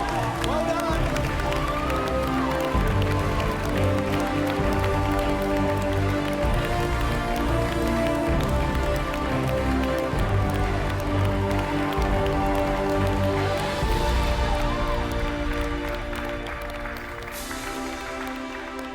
3 months, Billy. It's all come down to this, yeah? It's all come down to the grand final, the grand finale. What does it mean to you? I can't believe it. I really can't believe it. It's just insane. I think they were two of my favourite dishes I've cooked so far in the competition. I think because they mean a lot to me, and I've really discovered that that's what I love cooking, is dishes that stem from something, that remind me of sort of where I came from. So, and to, you know, do that with Shannon Bennett and then feed you guys and all those guys, that was just amazing. While you guys were watching. Yeah, it's been such a huge journey, but yeah, I think today for me was, it just felt so real. It felt so real in the kitchen. Unreal, really. Like it was amazing. So that's, yeah. Goes to show how far you've developed in this competition. Yeah. You know, it's truly remarkable. Thanks. I've spent nearly 40 minutes trying to get one bloody sugar ball and it's not working. Come on, Billy. Up until this point in the cook, I felt okay. But now I feel really frustrated and stressed. Every time I try to pump air into those spheres, they just burst. I want to get it right because it's in the recipe, it's in Heston's dish, and I need to get it right. I start again to try and make another sphere, and all of a sudden... Go, Billy, look at that. It starts sort of pumping into a little circle. We got a bubble. Oh, she's getting one. And I'm sort of twisting it and pumping it, and it's actually looking like it might work. Oh my God. I think she's almost surprised at herself. I don't, I'm so scared. It's kind of working. So if I can get that off. Oh, that's incredible. Oh, dear. Come on, Billy. Keep it under there, give it a look. Oh, it feels awesome to see it actually working, to actually have the feel for it now. Yeah, just cut it.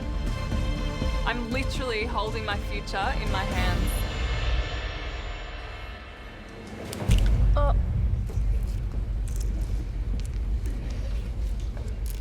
so close, Billy.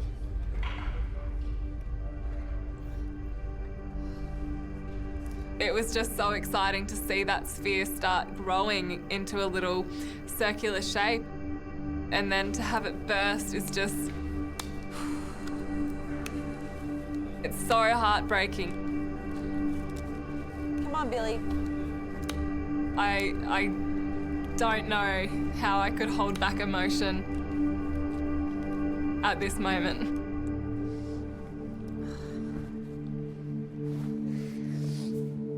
amazing, Billy. Stay focused, Billy.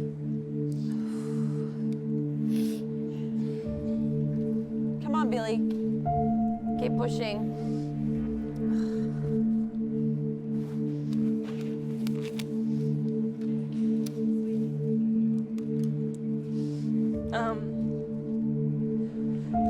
That was really hard. That was really frustrating doing that sugar ball.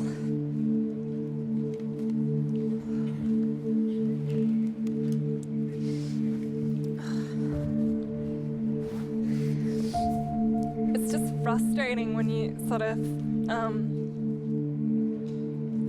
I don't know, it was just really hard and I really wanted to get it right, and when you can't get that happening, it's really frustrating.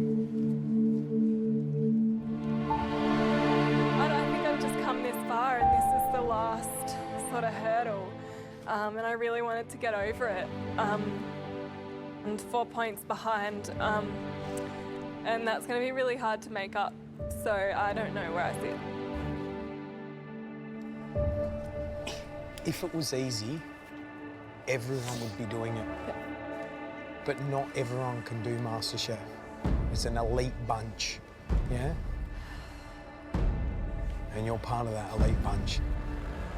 At this point in time, I want you to stop for a second and go, Jesus me, I am minutes away from finishing. Done, dusted. Your MasterChef is over. And then the hard work begins. This is the fun bit. There's a lot riding on it, but get over it, start cooking. Keep going, Billy. Georgia's right. That's it, Billy. Come on, Billy. This is my last chance, so I've just got to fight really hard for this. I'm not going to give up. Now try blowing it. Go on, then, put some air into it. That's it, that's it. I start pumping the air into another sphere, and it's actually working again. That's it, that's it, that's it. Oh, nice. Good job. Oh my God. I'm being so careful not to pump too much air into it. Come on, Billy. I really want this one to work. So thin. I just need to get that off now. Yep, let's do this. Do it, Billy. You just got to be bold, right?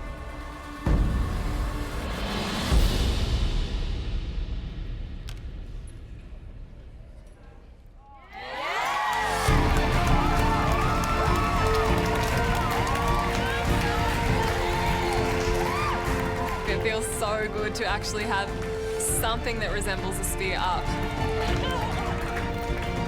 So now all I need to do is make sure all of my other elements are in containers ready for plating. Whatever happens in the next 10 minutes will seal your fate. Come on. I've never cooked anything like this before. It's something that I still can't really comprehend. It's just a crazy dish, and I cannot believe that I've done it. Nice, Billy. I managed to complete every element in Heston's recipe, even the shiny golden sugar ball. Amazing, Billy. Wow. Good on you, Bill.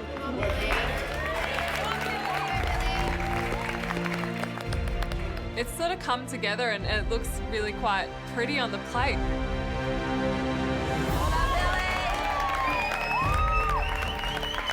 I may be 4 points behind, but hopefully I've done enough to have a shot at catching up to Georgia. Good luck, Billy. Thanks, Josh.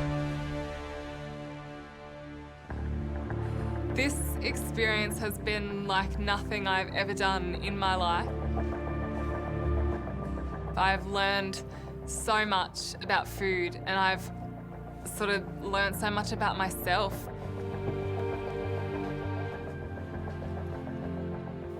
I'll never ever forget it. I'll always remember the experience. It's just priceless. Right. Great.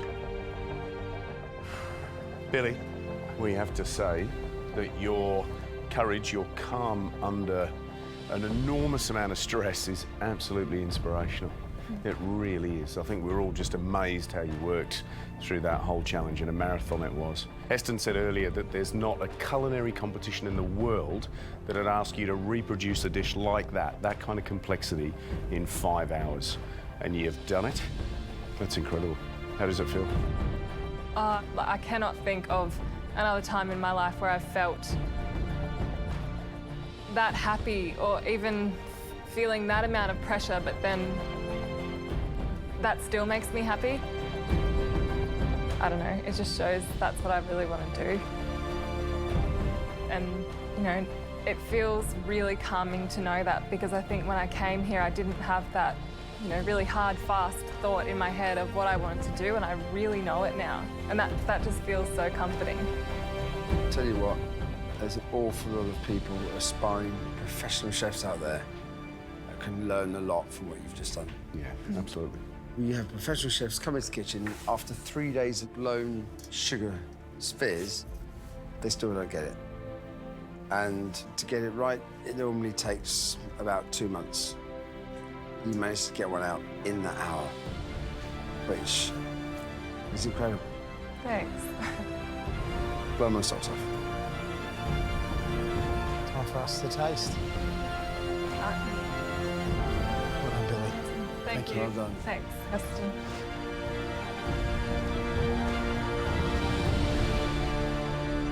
Wow, wow, wow, wow, wow. That looks spectacular. So beautiful. Really beautiful. Are you surprised, Heston? Yeah. Yeah. Yes, I am. Totally. And nothing missing on the plate either. Yeah, it's brilliant. I'm a bit lost for words. I'm not normally lost for words. I just think that's amazing. And you know, she's got so much ground to make up. 4 points is a long way to come back from, but gee, she is diving for that tape, isn't she? Absolutely. Amazing.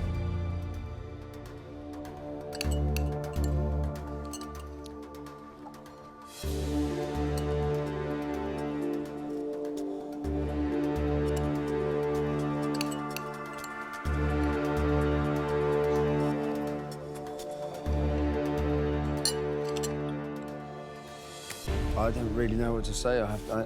You know, with this dish, I knew that, I mean, it was such a big challenge, but for someone who's never seen that dish before, and amateur cook, a little bit gobsmacked. The fluid gels he's done brilliantly. Yeah. Note for note with yours, I think, probably. How's that sugar ball, Heston? I think she's done an amazing job. Yeah, she's some kind of superwoman. It's incredible. Whatever happens, she has a big future ahead of her. I think, given the difficulty of the challenge, that may well have been the best individual cook we've ever seen in the MasterChef kitchen. I can't think of something where the heights of the scale have been so high and the end result's been so good. That's put her right back in the hunt for the title, isn't it? Right back in the hunt. Right, shall we score?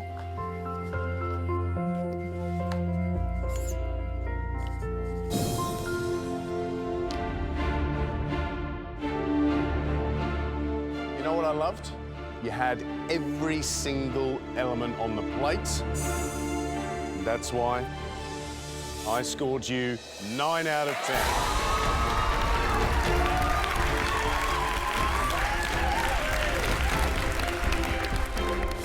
Billy, I scored your dish a 9 out of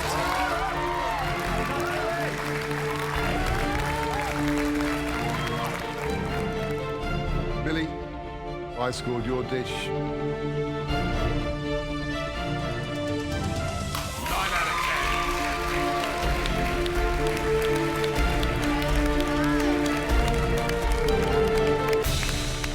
Billy, that gives you 27 points, which means you need 8 or more from Heston to win.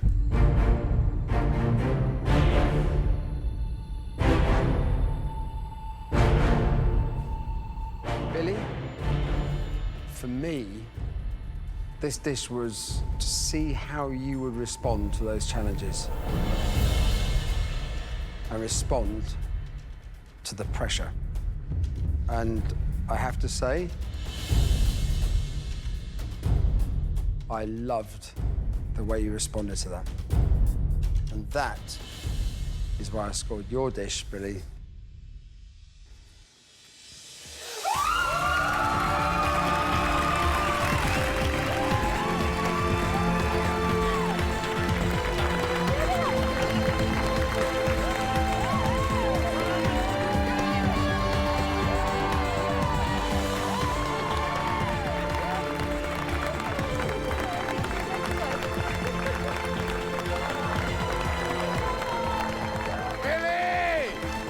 You are Australia's MasterChef for 2015!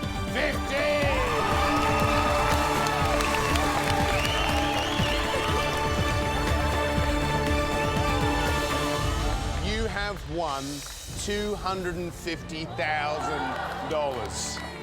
A brand new Alfa Romeo Giulietta and a monthly column in Australia's leading premium food magazine, Delicious. We told you that your life would change forever, and it has. I didn't think I would get through judges' auditions, and I think every single challenge and every single dish that I've put up brought me closer to really knowing where I want to be and what I want to do. And I just can't think of a better place to realise that in. This has just been the best time of my life. Billy, that is the greatest comeback in MasterChef history and on the toughest dish. Throughout this competition, you proved yourself again and again. Whether you're cooking sweet or whether you're cooking savoury, whether in a service challenge or in a pressure test, you've shone. You've shown us poise and professionalism that makes you the most complete cook that we've ever seen in this competition.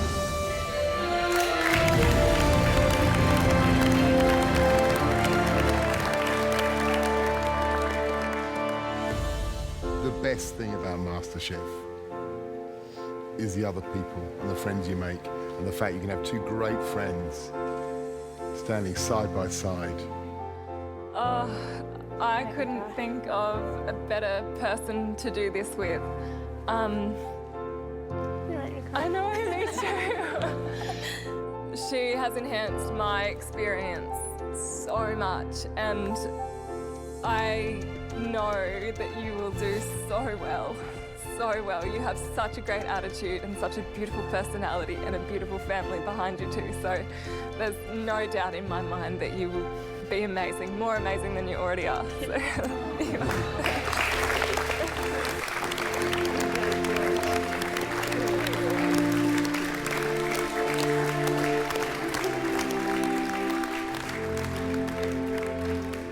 She's just amazing. I'm in awe of her and what she can do and how calm she stays under intense pressure, and just a beautiful girl with a big, beautiful heart and a cracking sense of humour.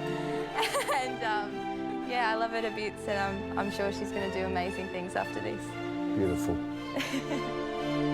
Georgia, you have a massive future ahead of you, and we all look forward to watching you pursue your food dream.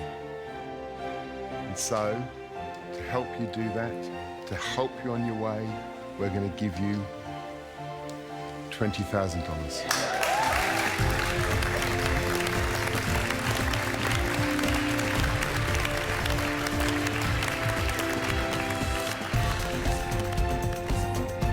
But that's not all we're giving away. Jessica, you made it all the way to the final three. And to help you achieve your food dream, we're giving you $10,000.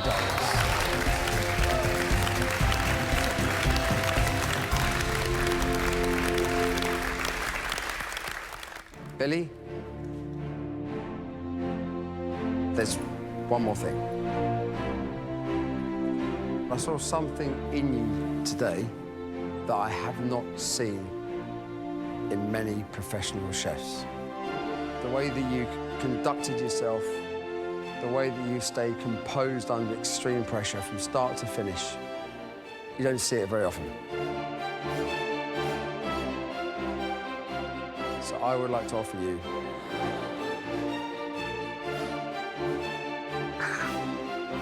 a job at the Fat Duck.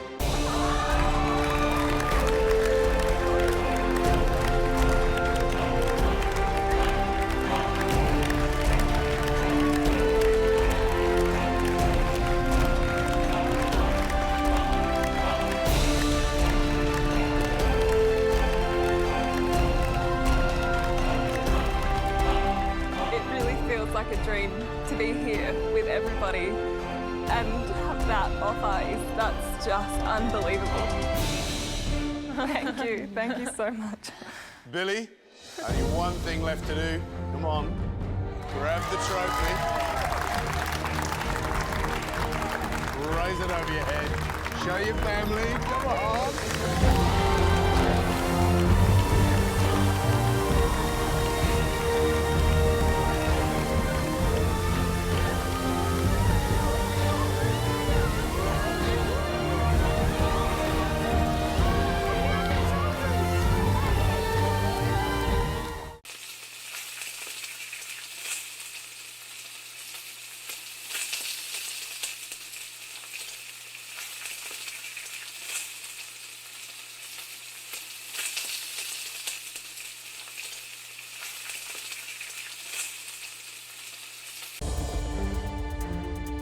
Your challenge is to make the most enjoyable three-course family dinner you can.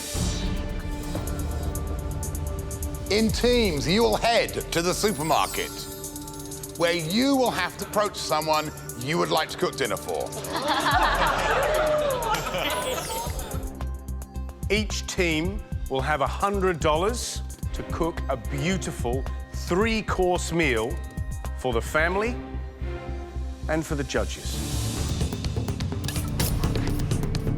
So we're from MasterChef, and our challenge today is revolving around the family dinner. So we're just wondering what your family's like. I have 3 kids. 3 kids? Yeah, Toby being the youngest, Lily being 8 and Maxwell being 5. So. This could be a great family to cook for. Our challenge is actually to go into a family's house and cook the family dinner. How would you feel about us going to do that at your place? Sounds pretty cool. Yeah.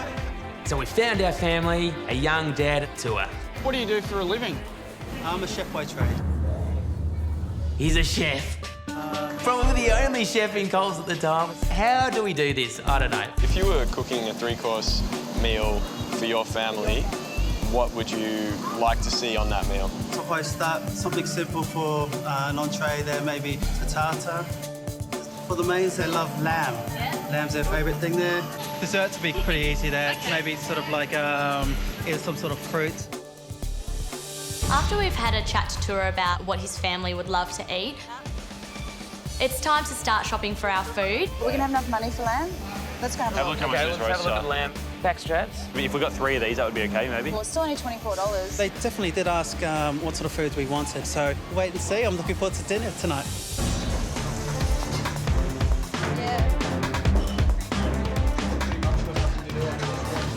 Shani, can I borrow you for a couple of minutes? Come on, you're the captain. What's the menu and who's doing what? Okay, for the menu, we have spankopita for the entree, and we have Phil and Callum on that. That's nice. For the main, we have Pete, Marion and Jay, and we're doing a lamb rotolo. So it's going to be flattened out and rolled up with herbs and breadcrumbs. Okay, lovely. Serving that with a cheesy mash. Okay. And Dessert? Dessert, we have Matt and Fee doing a layered berry trifle with a white chocolate mousse. Okay. It's a good menu choice. You happy with that? I think for a young family, I think it would be perfect.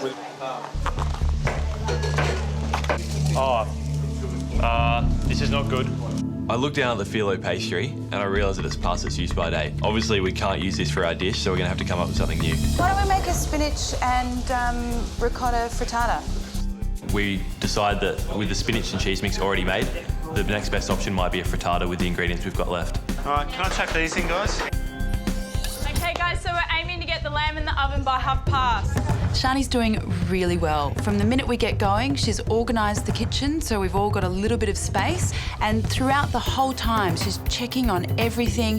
How are these going, guys? I'm just going to sprinkle a bit of parmesan, put them back in, Okay. and let them get a nice crust on top. Everyone's pretty on task. Everyone's doing what they should be. The lamb's on the stove, so as long as we get cracking on that dish, I think we should be okay. Pulling the frittatas out, I mean, they're a bit hard to get out of the muffin tins. I mean, they're kind of stuck a bit to the sides. I knew we shouldn't have put breadcrumbs in the bottom of it. But I've tasted one, the taste is pretty good. So if it's all about taste, we'll be fine. Guys, you got 1 minute to go. I love the energy in here. I've never seen so many people in such a small space banging out food.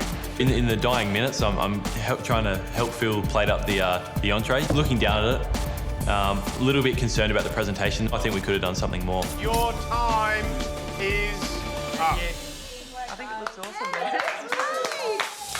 It's all about how much you enjoy this food. They're cooking for you. Let's get the first dish out, because I know that Maxwell is hungry. Taking the entree out is a bit nerve-wracking. We did the best we could. It's very rustic, but, you know, it still looks pretty nice. Hello, guys. We have some spinach ricotta mint frittatas with some minted yogurt dipping sauce. Thank you very much.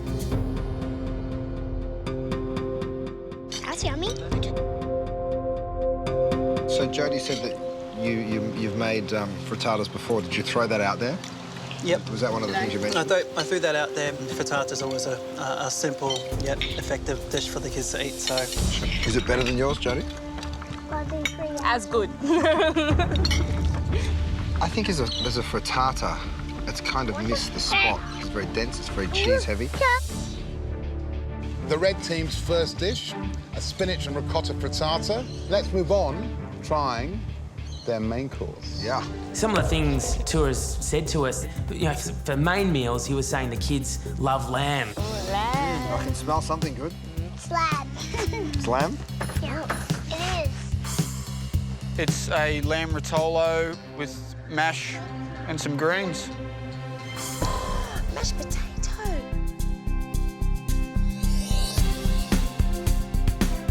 You like the lamb? Is it delicious? It's yum. It's yum, is it? No, meatballs yum. You know what it reminds me of? Something that you'd get in a good pub. Is lamb a bit of a family favourite? Yes, the kids love lamb. I can never buy enough of it. It more comes down to budget. So are you happy with what you've eaten so far? Definitely. Are you blown away? Blown away? No, not really. Not yet. I'm waiting for the dessert there. What's for dessert? I think so far, safe without being knock the ball out the park. Really, dessert needs to be a ripper. The point of this challenge was to please the family.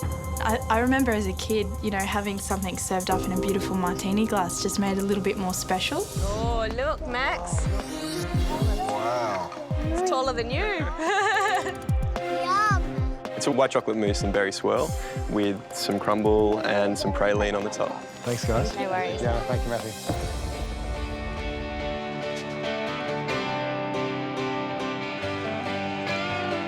As a dessert, that is rich, that is sweet, that's pretty good. How was it, Toby? Got muscles. Is that from your dessert? Yeah. It's giving you muscles. Lily, good dessert, bad dessert, or great dessert? Great. Max, good, bad, or great? Very good. So has this dessert blown you away? It's blown me away to see that my kids are enjoying it there, so yeah, definitely. They're happy, I'm happy. What is the challenge? There's 2 teams, and you're going to be cooking a family dinner of 14. Cook the best dinner, and you'll win. You're gonna have to decide as a team what you're gonna cook. But here's the kicker. Each team will get $204 each. That's the amount the average Australian family spends on food each week. You have 4 hours to plan and cook us that delicious dinner. You've also got to shop for your ingredients and get back to the MasterChef kitchen. Are you ready? Yeah! Look behind you. Big MasterChef clock. Oh, that's awesome. Your 4 hours starts now.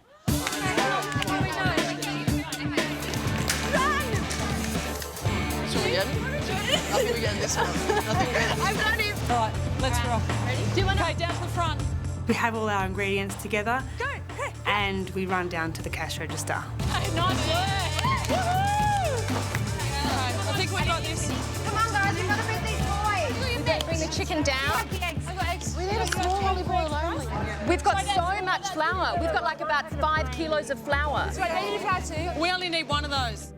It is insane. There are doubling up of ingredients, not enough of that, too much of that. Stop. Stop. We have gone over. We're over our budget. The budget got blown before even half of our stuff had gotten through. We're going to have to cut back on something. The problem is we think we all need everything. We can't go past $204. We need to get rid of some stuff. And that's when the chaos started. Get the prawns out. The prawns are too expensive. We don't have prawns. We need these. I don't have. You should have got the big blocks. They'd be cheaper. After sifting through so many items and putting back so many things, we're still 40 cents over the budget. Okay, what else can we take out? At this point, I'm looking through the bags and I see garlic and I have this epiphany. Take half the garlic off. Yeah. Let's break the garlic in half and only get half of the garlic so we can be under budget. Good on your visor, we need you. So now the challenge has really begun. And the first thing I do is try and find our ingredients. Where's our flour? I'll grab it from over. You've got the herbs? Have you got the herbs? Come on, give me the cell. What are we having for dinner? We're having, do you know What's what for the this cell lunch? is? When we took this over, what we realised in about 10 minutes is 3 mothers had stepped in and taken over.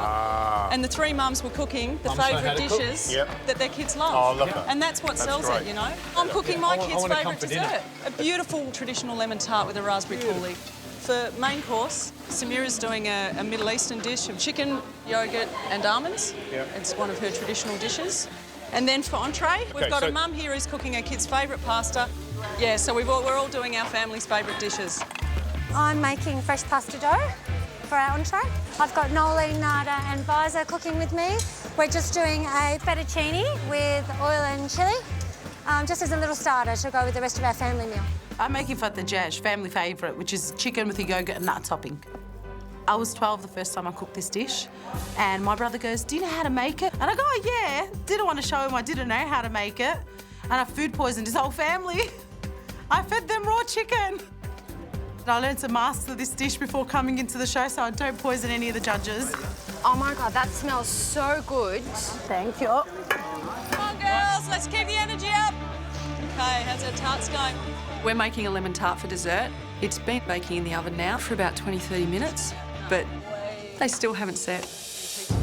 Yeah, I know, they're not setting. And I'm about to have a nervous breakdown, I think.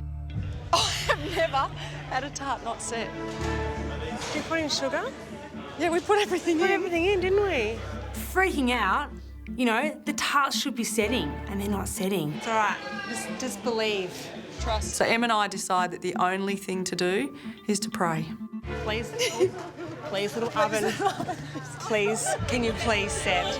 They look super organised. The Middle Eastern-inspired dish using the chicken, that could be really, really yummy. We can put the right amount of broth here so they know how much to put instead of making it all soggy.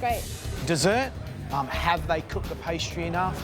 Will that custard set? The fettuccine, I'm interested to see how they're going to actually present that family style. But also, it sounds like the sauce they're making is one of those when you want to do a bit of tossing in the pan, and I wonder whether that pasta is going to stand up to any heavy action in the pan. It's really Yeah, totally. We're just going to have to wait and see. Water's on. Water's on. Crisps are done. Yes. The entree that we're making is Liliana's creation, and I think she's really struggling. I don't want to burn the garlic, but it needs to have the flavour. She's trying to do too much. I don't want to leave it. I'll let her do it. I'm not good at actually delegating and letting go. Let me say, quick. It's Ready, right. take it off. Just put a little bit more in that. I have 3 pots of pasta, all cooking for a different length of time. Get the other one off, get the other one off, get the other one off. Get the other one off. Listen to Liliana. The danger here is that this pasta, it's a delicate, fragile thing, so it's easy to overcook. Hot. Liliana, take it off. Just go. Hot. We're at the point where the pasta needs to be drained and it needs that oil on it straight away or it's going to stick together. Get there. Let's go, tong it through for me. And I literally tip the whole pan of garlic oil and I just start tonging it through. Right, and we need to throw that parsley in.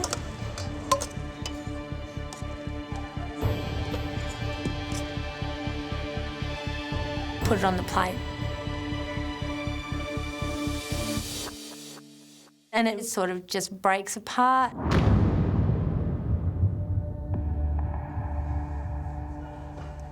Is it a little bit overcooked? Looks it. That was always going to be the challenge. It's cooking 14 of them without mushing it all up. And every time you smash those tongs into the pasta, makes it worse. I am feeling like crap. Is it worth me being here if I can't even put up a plate of pasta? Do you want to come and have a look? I'm scared. I'm scared too. We're about to pull our tarts out of the oven. The dessert team's freaking out. I'm going to be sick. How does it look? Set. Nice. The tarts have set. They did that last-minute thing where they take a while to heat and then bang. Yeah. Oh, girls, that's beautiful. The relief in our team is just beyond words. I love you. Okay, we need to get a wriggle on, guys. No naked tarts in this kitchen. This is your first 10 seconds in the MasterChef kitchen. Come on, boys, finish up. It doesn't need to be perfect. Your family. 5, 4, 3, 2, 1. That's it. Time's up. All right. Done well. We've cooked as a family. We're going to serve it to our family now, boys. Be proud. Be proud. Looking forward to this. Yeah. Gentlemen, enjoy a hand-cut fettuccine with the anchovy, chilli, fresh parsley oil with a parmesan crisp for a little crunch.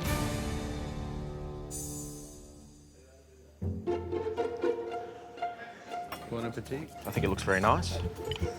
I can smell that anchovy.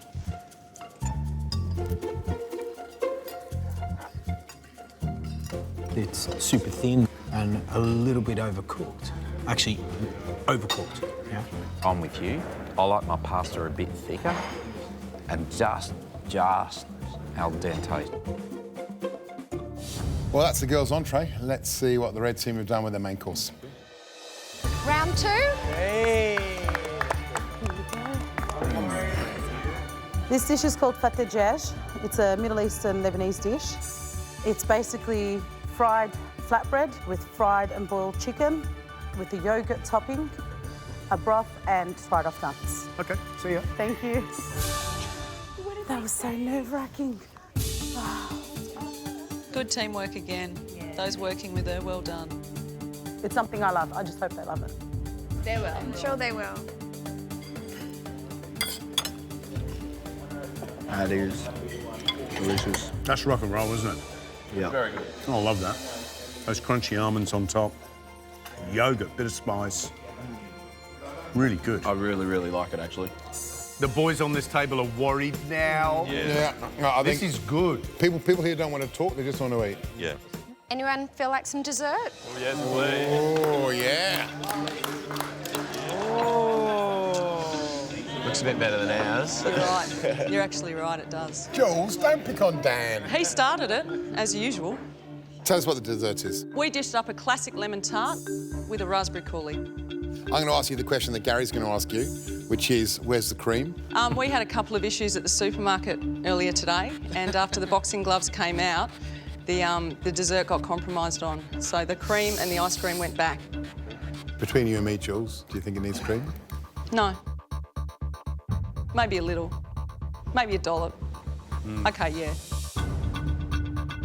So, but, you know, we're pretty comfortable with what we've served up. Thank you. Enjoy, boys. We thought you could do with a little bit of tart.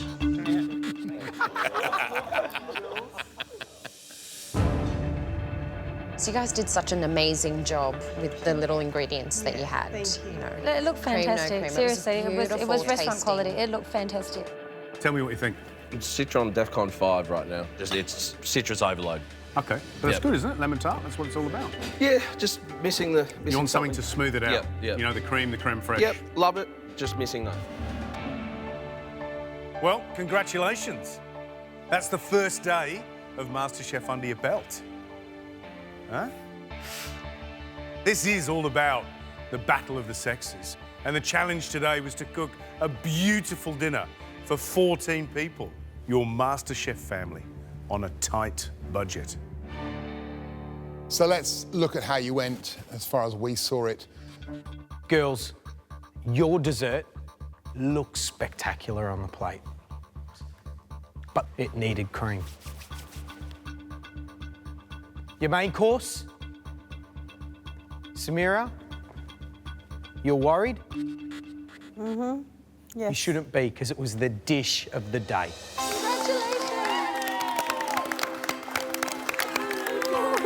How does that make you feel? Yeah, good. It was a group effort, so it wasn't all just on me. But now I'm wrapped.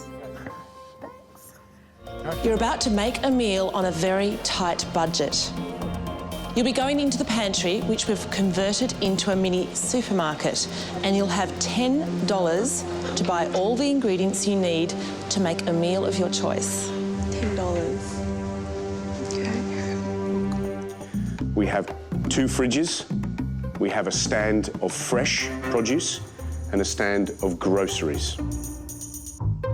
You have $10 and 30 minutes to produce the meal of your choice. Global recession is amongst us. People are being a little bit more smarter in the way they buy, in the way they shop. You need to understand food costs and how much a dish costs to put on a plate. This would help you going into the future if you really want to be a chef. I do realise that I'm the only person that's got one of the proteins, so the fish, the chicken, the meat. I'm not sure how that's going to go for me. Time's up. Got 1 cent left. Whoa, that's what you call shopping. You now have 30 minutes to turn your vision of the perfect budget meal into a reality. Your time starts now. I decided to go with this salmon with cannellini bean puree. I've done a bit of practice with filleting fish. I'm still not perfect at it by any means, but I'm not hacking at it like I probably used to. I've got a clear idea in my head of how I want it to look, so I'm not faffing about. I really felt like I pushed myself. This combination of flavours I've never done before. Yeah, none of the plates concern me, but I still haven't seen Julia's and haven't seen Lucas's either, so don't know what to expect from those two. And they are the two that I'm worried about. You're not playing anymore, you're fighting. Get that thing on the plate.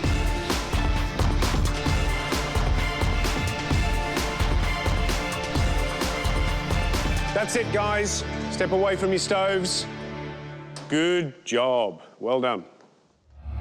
Julia, lucky last. Would you like to bring your plate up? It's been a really long time since I've had to have my food judged in that way, so it sort of all comes rushing back. I'm like, oh, I'm not sure if I'm ready for this.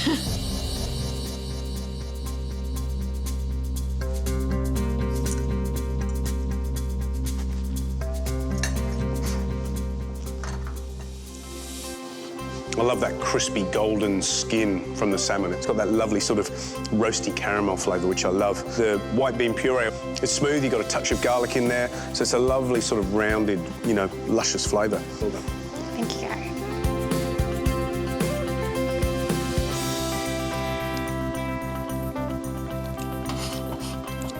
Simplicity, elegance, delicate, delicious. This is why you're a true contender at winning this competition. You should be very proud of yourself. It does make me feel that I do deserve to be here a bit more and that I am going to be able to make it through a few more challenges, hopefully.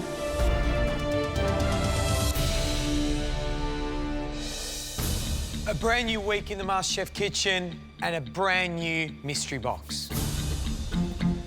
The magic of cooking is all about taking simple ingredients to create delicious dishes.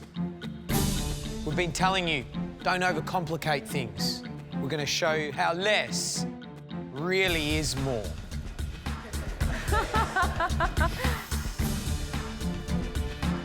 You ready to find out what's underneath your lids? Oh. You can lift the lids now. Oh.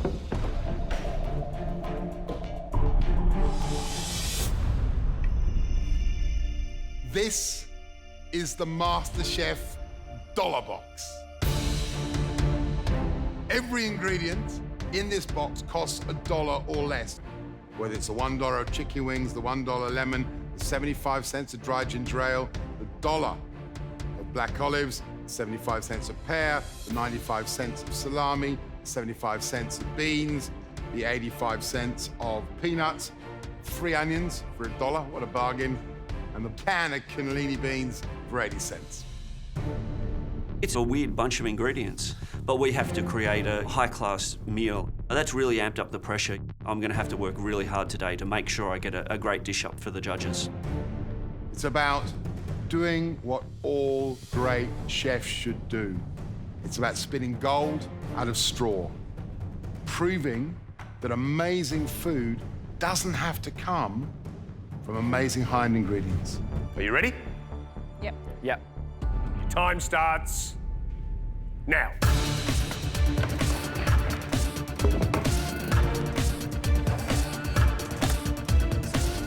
Six weeks in, we've given them open pantries, we've given them gardens laden full of beautiful ingredients. This is going to be a challenge for them. Yeah. Tightening the leash, George. This box is designed to show us who are the everyday cooks and who are the exceptional cooks. Absolutely.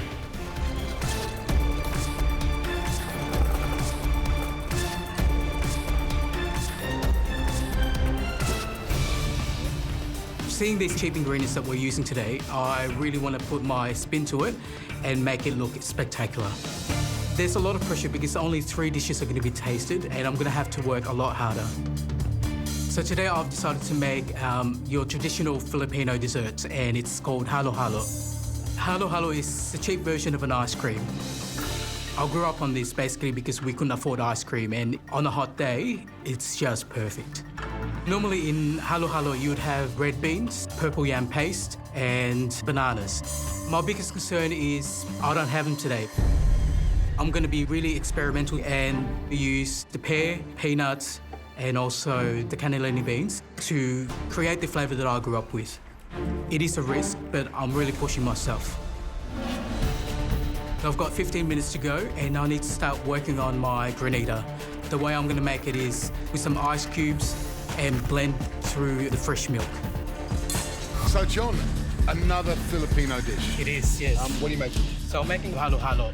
You got no tropical fruits. You got really nothing that makes halo halo halo halo. No. And halo halo is all about tropical fruits. I mean, although it's supposed to be something you just throw together. Isn't It is, yes. What I've got today in the mystery box is pears. Yep. So I'm using some of the poached pears. I've got peanuts, which I'm going to use as the crunch elements. I'm going to make peanut brittle. I've also got the cannellini beans, which I've cooked in a syrup. Are you going to use crushed ice like the original, or are you going to make a... I'm making a milk granita for this one instead of Have you crushed reduced the ice. milk first to give it that kind of evaporated saltiness? No, or... I haven't. Maybe I should. Just thinking. Just thinking.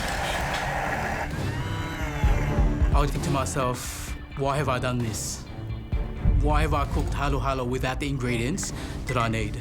Without the evaporated milk, I'm a little bit worried that my dish could end up tasting bland because I'm using fresh milk and it's not going to taste like the halo halo I grew up with. This dish needs another element to give it its full flavour. I'm adding tocino de cielo, which is a really rich creme brulee, basically sugar and egg yolks.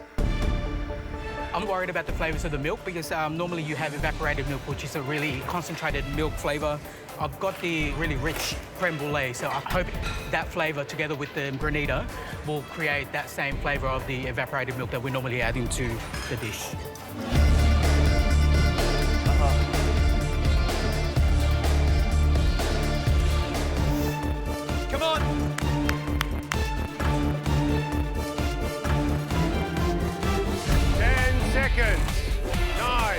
8, 7, 6, 5, 4, 3, 2, 1. Look down. That's it. Looks great. We told you the competition was getting harder. Harder for you to stand out and harder for us to pick which dishes to taste. We could have picked Jackie. You did so much with so little time. However, there was just one dish we couldn't go past who stood up there with Matthew's and George's, and that's John's.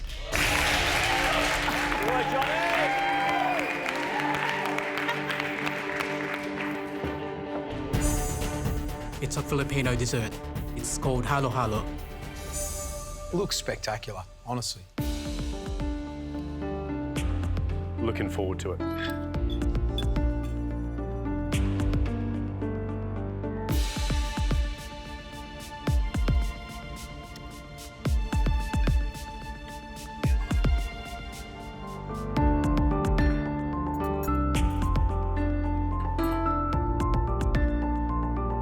You've used, other than the peanuts, nothing that would go in a traditional halo halo. Yeah. That's why I love this dish. Love it. I absolutely love the dish. I think it's clever, it's creative, it's interesting, particularly that little dense custard, the ginger, the sweet syrup. The question is it going to be good enough to take out the challenge? Thank you. This morning I've learned to basically cook from the heart. It's food that I've grown up with and the judges love it. And I think moving forward in this competition, I'm just going to cook from my heart, follow my instinct and cook food that I love. We basically need... Don't stop talking, keep going. Yep. Gary gives us a bit of a spiel about doing a carbonara. The pennies dropped, it's triggered the fight or flight reaction, and we decide to fight. We crack on. We're just so caught up in our momentum that we don't even think to change it. This is the king of the dish. It's a simple dish. You've got to get it right. You've got to get it perfect. Carbonara. It should be easy enough to make. Hopefully we've got enough time. How are you guys going? We need more people. More people? I'll get on to rolling this. I'm feeling terrified. This reinforces all of the fears that I've got, but I also feel like we've committed to this dish and we just need to make it happen. Red team, you are I feel so sorry for them. I would never, if I had to do this, choose the fettuccine, because to serve for 40 people, it's crazy. Sure. Oh my. Oh my. I love a team challenge, especially right at the start of the competition. 15 minutes left. You've got 40 guests about to walk through those doors, and you're not really ready. Come on, you've got to go faster. You're not moving fast enough, Marcus. Come on. Get a fire up your butt, babe. We really should be on dessert by now. What am I doing? Which setting am I going to? Both the other teams have already started and we can't get past this stupid pasta. I'm concerned about what shape the pasta's going to be. What are we doing? We're going to do the thinnest one because that's the fastest cooking. I think we need to do it wider. That one I think we need fat ones. Okay, that one? Yeah. Okay, cool. The long pasta is just taking way too long, so we've decided to do a little short twisted noodle. Hopefully be able to get it out of the kitchen way faster. Jesus. How much have we got done? How far are you through? So slow. So we're just rolling it out like this and we're going to roll it. The words of Massimo are haunting me at this stage. We should have pared it back and kept it simple. I kind of get too focused on what can I cook to impress this guy. I've completely forgotten that we've got to impress 40 other people as well. This was pretty much my idea. Silly, we bit off more than we could chew. We'll get something up. I don't think it'll be the best dish, but I'm hoping dessert will save us. Right, guys, you got 10 minutes to go. That means main courses are in 10 minutes. Come on.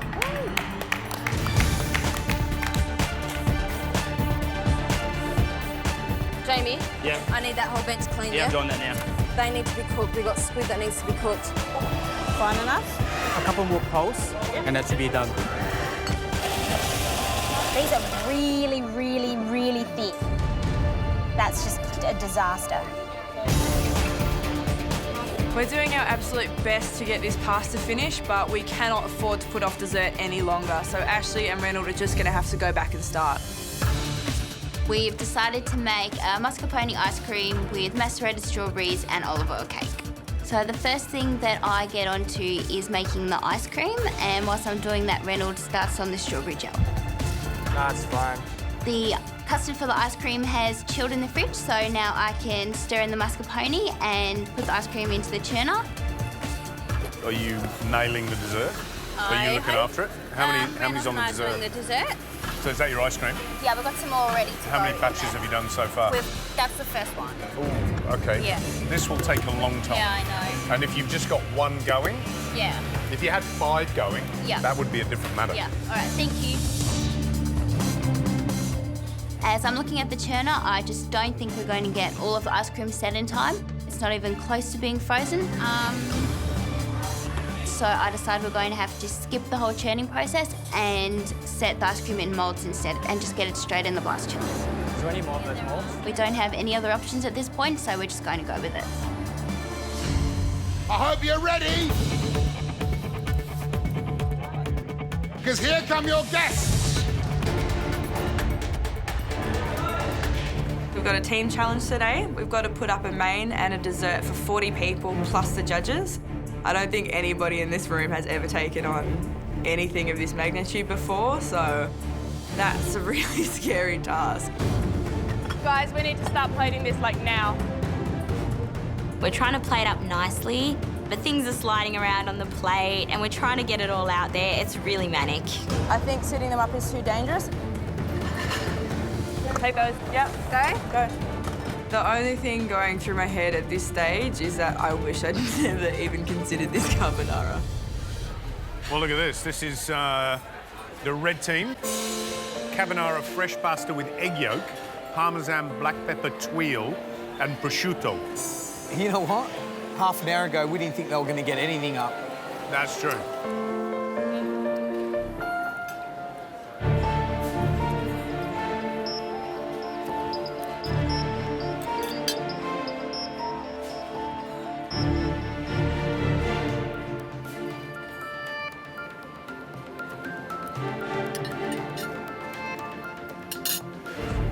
Yeah, it's a fail.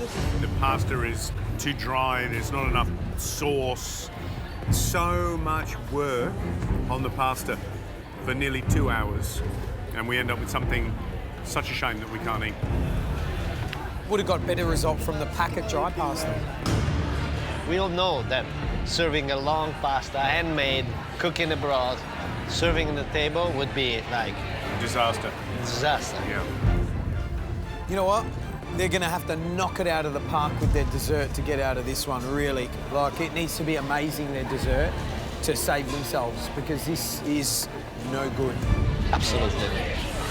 It's really important when you're making a panna cotta that it's set just right. If it's got too much gelatin, it'll be really hard and rubbery. And if it hasn't got enough gelatin, then it'll just collapse on the plate. Whoa, lots of gelatin. I know it's the right amount, but it feels like so much. I have never made panna cottas in this quantity before. I'm hoping that we've calculated the gelatin right when we multiplied in such big numbers. Looking okay, I hope. Hopefully it's going to set perfectly. Excellent. There's 80 Italian people coming for lunch. 40 of them are from the Pizzini family and 40 are from the Del Zotto family. The fact that the people who create the wine, they're going to be eating the food today, so it makes it extra special. But the pressure is on. You got 15 minutes to go. Come on. Yes, George. This is the bit we love, yeah? Not the prep stuff. That's the boring stuff. It's this stuff now. It's energy. And if you love this... What a catch. You'll be in this industry for a long time. Let's go. Yes, George! Yeah. You're not coming out.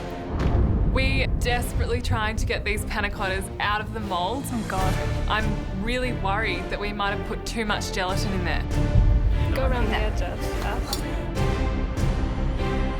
there we go. Let's go down there. We finally get the panna cotta out of the mould, but we've got to get another 40 desserts ready, and it's going to take a long time. On top? Yeah, on top. Let's do it. Look at how amazing they are. They're amazing. We're finally getting some plates out. I've put all my trust in Ashley and Billy. They've just built this amazing dessert all on their own, and I couldn't be prouder to help them plate up that beautiful dessert. They're perfect. Here are my angels. Working in the King Valley today is really an honour. You're running meals, carrying little newborn babies with those plates. I'm really proud for all of our team. So it's a chocolate panna cotta. Today what we have is the Prosecco jelly. How good does that look? We've all just done an amazing job today, so I think everyone's really stoked with how it's turned out. Right, ladies, what do we got? Red team have produced a beautiful chocolate panna cotta with a Sangiovese and plum syrup and a roasted plum.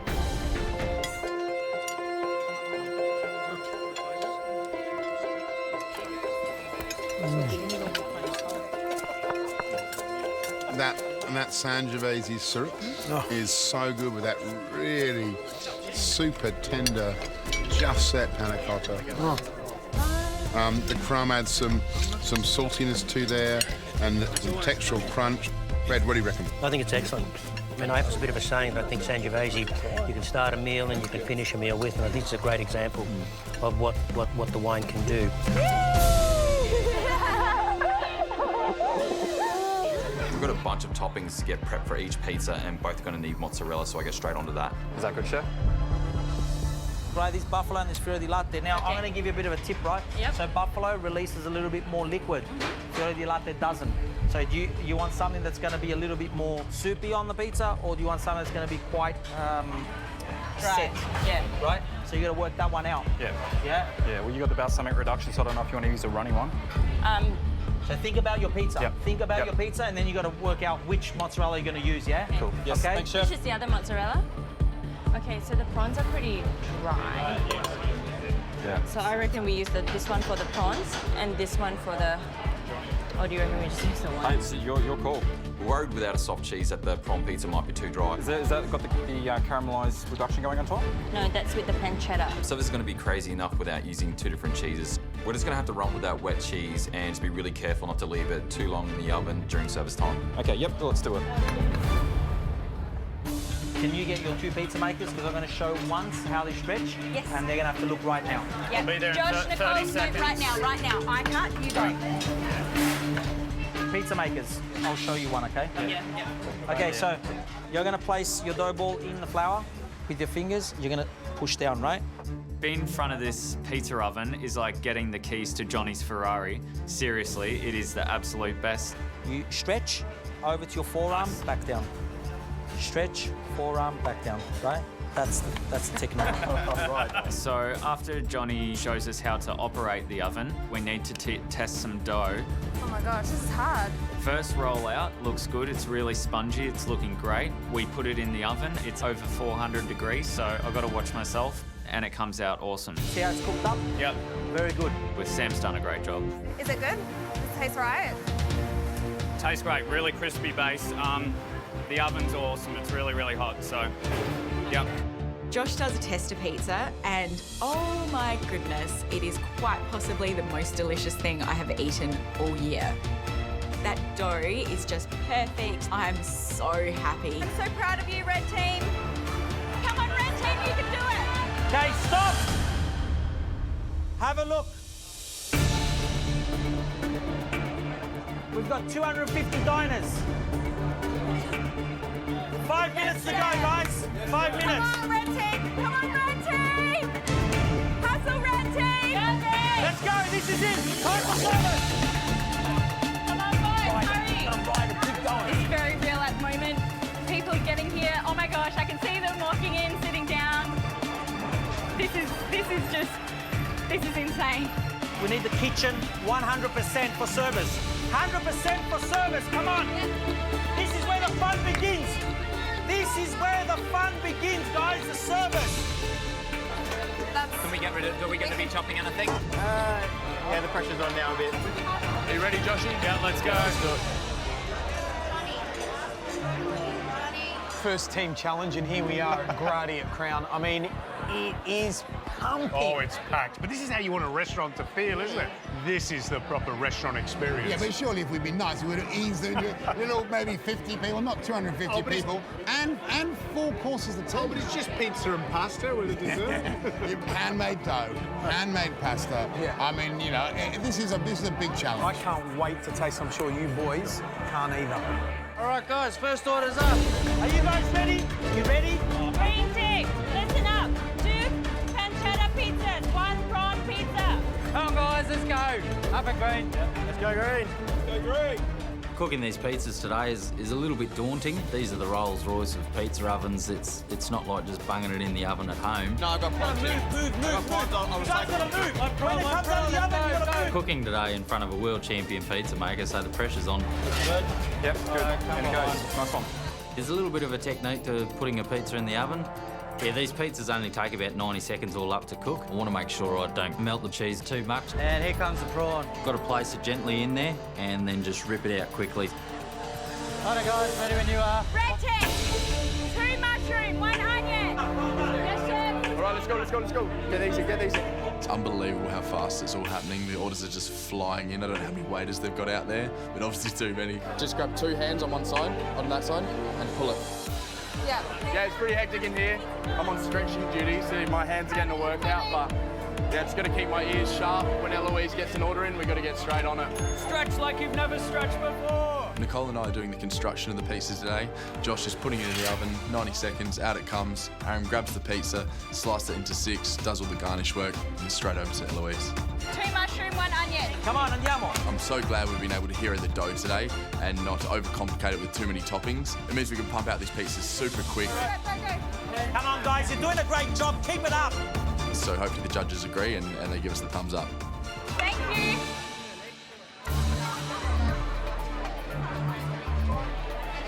We got the mushroom pizza and we got the onion pizza. Buon appetito. Okay, thank you very much. Grazie mille. So this is the red team, yeah? So red team, yeah. So we've got caramelised onion, talaggio and rocket, and we've got portobello mushroom, olive and espresso.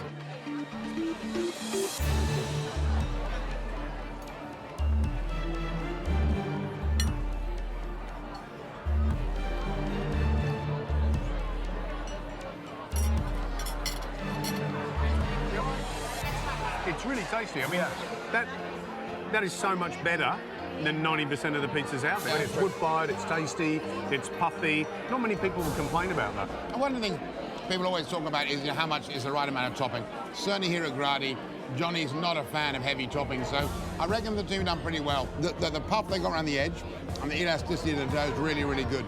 There'll be dough with toppings, not topping with dough, and that's what they've achieved. This is their first team challenge. Yeah. 250 people in the building, and pizzas like this are coming out.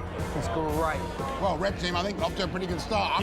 I'm certainly happy, and you know what I always reckon? You know it's good pizza when there's no crust left on the plate. We're like pretty much nailing it. Shall we get the green teams in? Green team, listen up. I need 3 prawns and 3 pancetta. This one's waiting for a while. Let's go. All right, keep them pumping, boys. We're about halfway into pizza service now. Redo, it's too much. Unfortunately, a couple of these pizzas have come back. I've been so cautious about not melting the cheese too much that the bases are actually a little bit blonde. Behind. I don't think Johnny's real happy on this. If you are not happy with this at your table, you don't send it out, yeah? I don't want to see pizzas like this ever again. I've just got to soldier on, adjust me cooking times, and make sure I'm doing it properly. Watch the topping, guys. Watch the topping. And I just hope the cheese turns out okay. Let's go. That's good. Yep. Oh, here we go. Look at that. Oh, that's good. Prawn pizza, pancetta. Thank Brilliant. you. What do you reckon? Chili and garlic prawn pizza. That was the first one. So the second one is pancetta mozzarella, rocket and balsamic. First impressions? Maybe not quite as much puff in the dough as the red team got, which is, you know, again, a key thing about the pizzas here at Gradi. Actually, now looking at it, it's the only odd thing, isn't it? See how wet it is in the middle there? It's really wet. It's not quite right, is it?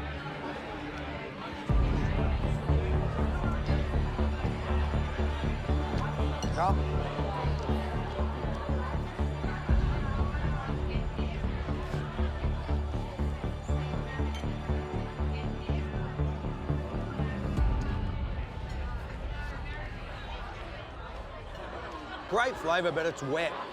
Like, it's really wet. Yeah, look, you know what they've done? They've got 2 ingredients that are wet. They've got the fresh mozzarella, and that by nature it just will, especially if you overcook it too, it just weeps all of that moisture. And then they put balsamic on. So really, I mean, look, that's a big problem for me. Could put the green team in a little bit of trouble if there's any more mistakes on the menu. I feel myself being quite nervous and really conservative about adding the stock. So I just add a little bit at a time and let it evaporate and then add some more. Just so you know, everybody, Maestro Marchese cooks his risotto in 20 minutes. You've been cooking for 20 minutes. Really? Holy crap. I honestly am just freaking out. I'm just freaking out. Like, this is scary to me. I don't know why a pot of rice is so scary. At the moment, this is not fun. This is terrifying rice. Unfamiliar territory for me. Out of my comfort zone. I taste my risotto and I feel that I've put too much salt in there. I can taste it, and I'm not sure whether that's going to absorb by the end and taste okay, so I really need to get another batch going. This is my 3rd crack at it, and I hope it turns out okay. Cooking for me is normally something that makes me excited and, you know, I want to taste, I want to be interactive with my food. Today, cooking this risotto, I'm doing it mechanically and I'm doing what I think should be going into it. I know it's a ladle full of stock at a time, but there's no extra thought going into the process, and it's just the strangest sensation. And I look around and everyone else is the same. Bo has 2 pots going at once because he's not sure which one's better. Deborah's just stirring and stirring and stirring and she's got no liquid in there.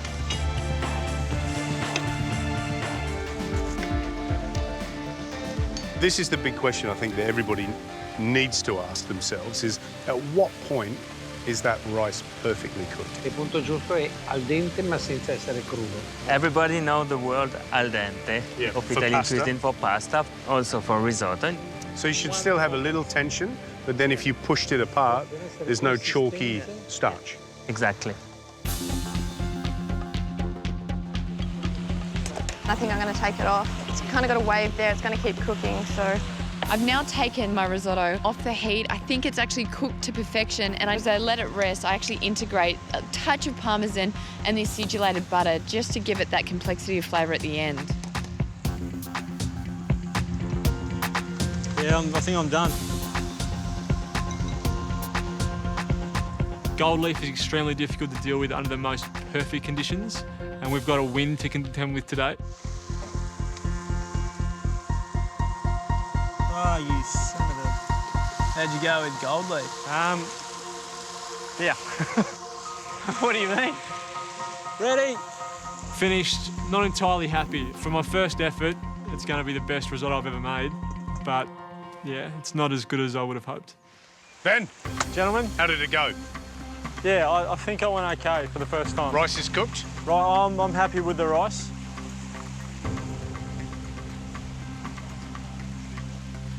Troppo crudo e senza sale. Hand cook and without salt. E senza anche il resto per niente. Undercooked, no doubt about it. Yep. And it just needs more salt. Yep. Yeah. At least it's pillowy and flat. Yep. Well done. Thank you.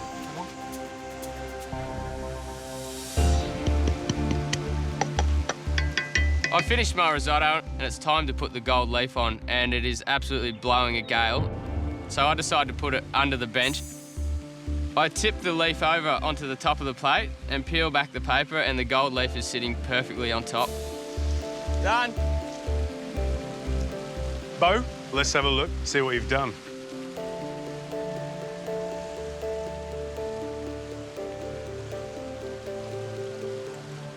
This one is a little bit better.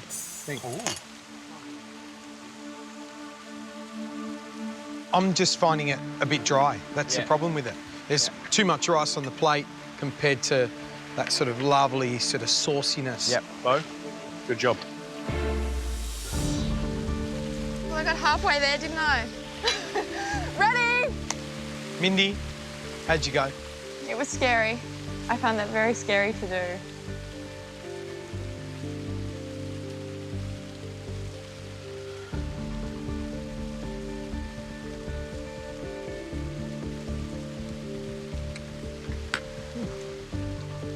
di cremosità e poi... Yeah, a little bit more creamy, and that's the right way. I think the flavours are good. Plenty of saffron. I taste the butter. I taste the parmesan. Grazie. I think I know what my risotto is like because it's not soupy. So it's probably a bad risotto. Deb, first of all, lift the lid up. Let's have a look. Come on. Ah, nice.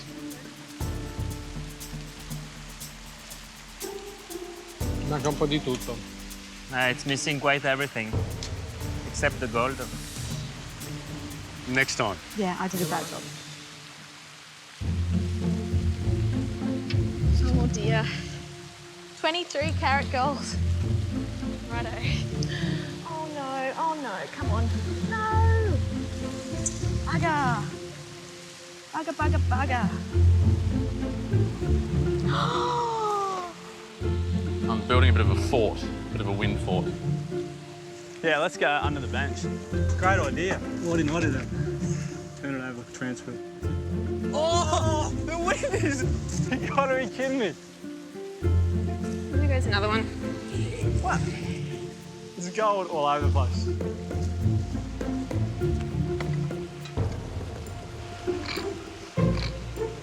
Ta-da! Oh, no! I've had enough. Yep. Ready? Yeah. Overall, I'm pretty happy with it. The gold leaf was a total disaster, but I think I've got enough flavour in there to hit the mark.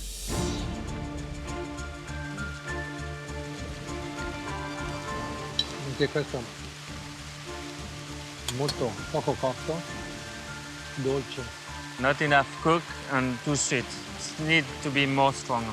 Look, I think in terms of the saffron, I love it. I love the fact that it's nice and flat, it's loose. At least it's got some viscosity to it. But the rice is just not cooked. It's chalky in your mouth, and it takes time for it to all disappear. It's still there. Julia, happy? Yes, I am. Ah, we did have a bit of a problem with the gold. It just went everywhere. Fantastico, bello.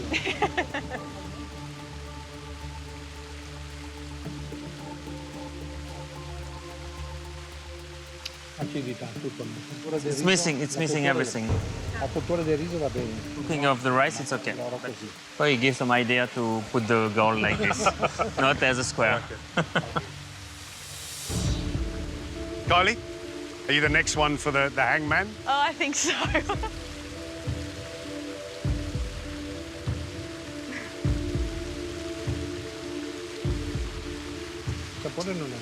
Need to be a little bit creamy, but the taste is not bad. Thank you. Alice, lift the lid.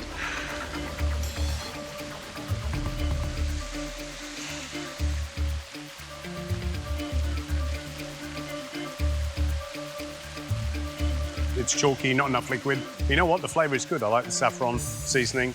You know what to do now. Yeah. Practice. Cool. That's it. Audra? Yeah, just balance of flavours and things like that I found quite challenging. Ah, che bello. Audra, looks good. Yeah.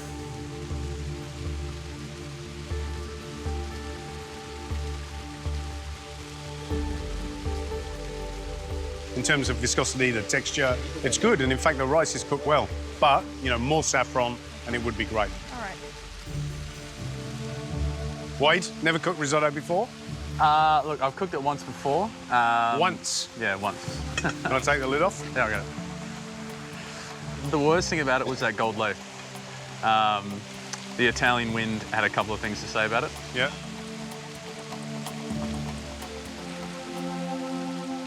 Strong taste. Yeah. Wow. It's good. I'm getting cheese, I'm getting parmesan. And actually, the texture of the rice is probably one of the best on the line. Oh, wow. Out of all the contestants. I reckon that's nearly to the point of being nicely cooked. Thanks, Wade. Grazie. Not bad, huh? Thank you. Hey! How are those arancini balls?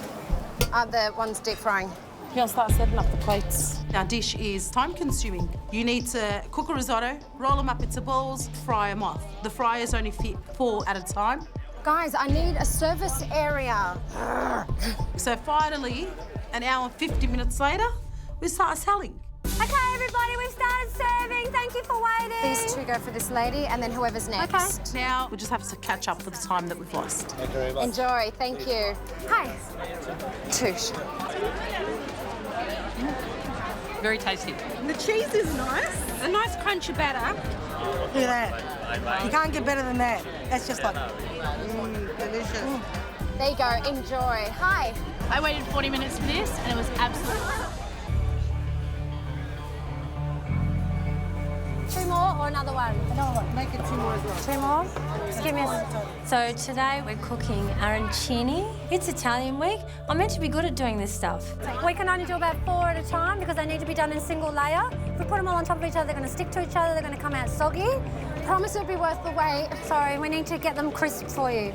We're selling $6 each, 2 for $10. I'm just getting some more out. No. They're not ready. Ready? No, not yet. In hindsight, for how slow we were getting them out, we should have charged $20 each. 3? Okay. They're just coming out of the fryer now. I'll be really upset if we lose today because not only will that mean we didn't get enough money in the till, it means we had the worst tasting. And I don't want to take that on board. I'm so sorry for the wait. That's all right. It's just a time-consuming dish, but, you know, it's good food. Good food always takes that little bit extra time. Anyone can fry up some calamari. Come on. Come on, guys. 2 more minutes. Let's just get out what we can. There you go. Thank you very much. Who is next? Red team's arancini. Value, value, value. $6 for 1 or 2 for $10. Now the oil is good, so if it's fried, crispy, it is crispy. Yeah, it's crispy, which is great. Oh, wow. Steamy, cheesy. Look. Oh. Look. Oh, look at that. Look at that. Mine is longer. The rice is okay. Could be a little bit more flavoursome. Yeah. The crispness of it is beautiful. Not bad, I would say. Value, value, value. Be interesting to see because they've got to sell a lot.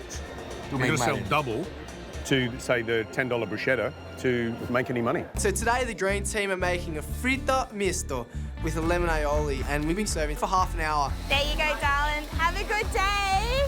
Do you want me to go draw a bit of a crowd? Yeah, that's a good idea. So I decided to check out what the other stalls are doing. Go and come back fast. You got it? Already on it? You guys are awesome. Come on, Daniel, bring the crowd. Guys, who want some amazing seafood? Green tent. Hey, pretty boy, get out of here. Are you guys waiting for food? Yes. Go to green. Why would you wait when it can just come straight to you? I look over at the red team. I can see that they're making an arancini ball. There's a lot of work going behind the bench, but nothing in front of it. The customers are there waiting, and they're all very hungry. If the red and blue team don't get something up soon, they're going to be in trouble. What's going on? What's going on? What are we waiting on? We're kicking ass. Do you want one? Hang on a second. What's going on here? We actually made risotto from scratch. How much time are you guys going to wait for? Oh, what's the matter? Don't worry, just go. We're gone. Clearly nothing better to do, that boy. You're just bringing him in with your pretty boy looks. Yeah? I'm almost out of my aioli. That's going to stop everything. Our challenge today is to make fritto misto with beautiful aioli. We've got a queue all the time. We're pushing them out as fast as we can. I'm now making aioli and I'm just, well, I screwed it up. Oh, stop. What's wrong? Are we ready? How's service going? You right? I'm just waiting for my aioli. So I just stopped service because it wasn't emulsifying and it wasn't coming together. All right, we need the aioli ASAP. Yep. I'm going to start some as well. Can you do another one? Come on, guys, we've got to keep pushing. We're lagging behind. We were ahead, but now this aioli is starting to cost us time. Can you get some plates out for us? We need aioli for them. I did get perfect aioli the first time, but it's so stressful with like hundreds of people watching you. And why is mine not working now either? We've got to get this right. It's not just about how much money we make, but the judges have to taste it as well. How's the aioli coming along? It's good, I'm pumping it out. Good. I should do 2 at once. Finally, we've got this aioli back on track. Just let's hope it tastes all right. Thank you so much. Thanks for your patience. Come on, guys, we've got to really push. We're falling behind. We just had 20 minutes of lost service. So this is the green team's fritto misto. What do you think? Fresh fish, first of all. It let's seems try. to be cooked well. That aioli, great. It's crispy. My fish is beautifully cooked. I reckon that's cracker. Valuable. For $10 for this, I reckon their till should be bursting at the seams.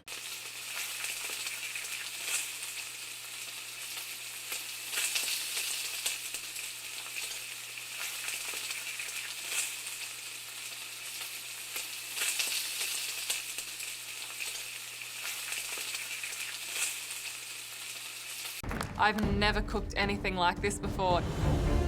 It's something that I still can't really comprehend. It's just a crazy dish, and I cannot believe that I've done it. Nice, Billy. I managed to complete every element in Heston's recipe, even the shiny golden sugar ball. Amazing, Billy. Wow. Good on you, Bill.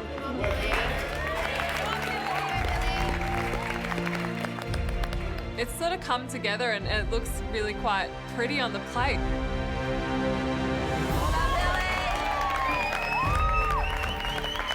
I may be 4 points behind, but hopefully I've done enough to have a shot at catching up to Georgia.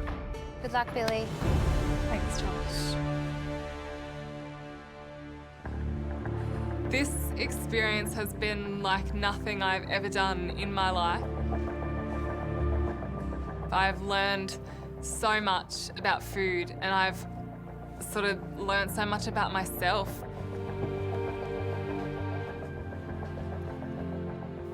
I'll never ever forget it. I'll always remember the experience. It's just priceless.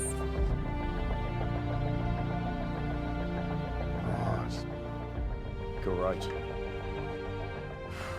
Billy, we have to say that your courage, your calm under an enormous amount of stress is absolutely inspirational.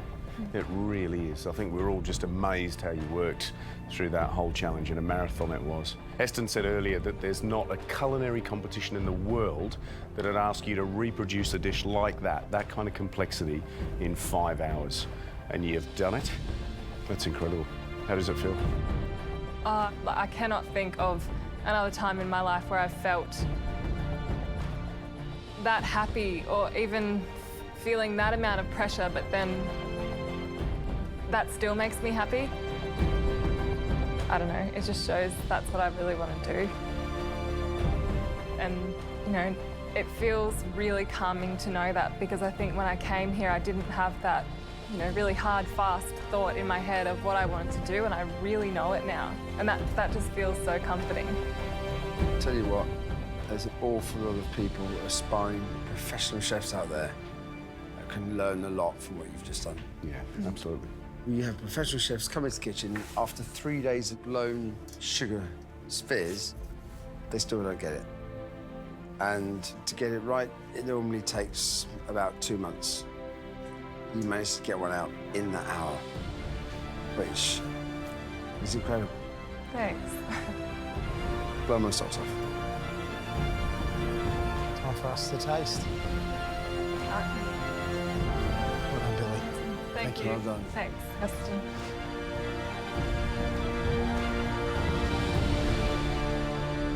Wow, wow, wow, wow, wow. That looks spectacular. So beautiful, really beautiful. Are you surprised, Heston? Yeah. Yeah. Yes, I am. Totally. And nothing missing on the plate either. Yeah, it's brilliant. I'm a bit lost for words. I'm not normally lost for words, but I just think that's amazing.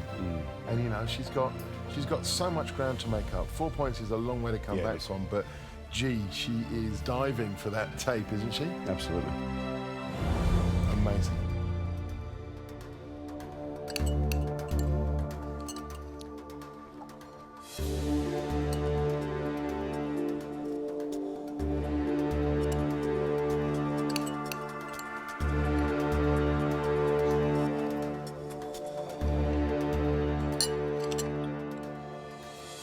I don't really know what to say. You know, with this dish, I knew that, I mean, it was such a big challenge, but for someone who's never seen that dish before, and amateur cook, yeah, a little bit gobsmacked. The fluid gels he's done brilliantly. Yeah. Note for note with yours, I think, probably. How's that sugar ball, Heston? I think she's done an amazing job. Yeah, she's some kind of superwoman. It's incredible. Whatever happens, she has a big future ahead of her. I think, given the difficulty of the challenge, that may well have been the best individual cook we've ever seen. in the MasterChef kitchen. I can't think of something where the heights, the scale have been so high and the end result's been so good. That's put her right back in the hunt for the title on today. Right back in the hunt. Right, shall we score?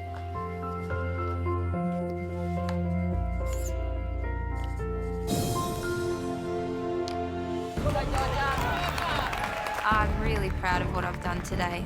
I gave it my best shot and I'm pretty happy with the outcome. Beautiful, unbelievable. To compensate for the missing sugar ball, I'm going to plate up 2 of the chocolate balls so that the plate balances and that it doesn't differ too much from Heston's. I know not having that sugar ball is going to cost me points and I'm not 100% sure how the fluid gel is going to work out, but I'm thrilled with all my other elements. I think I'm ready.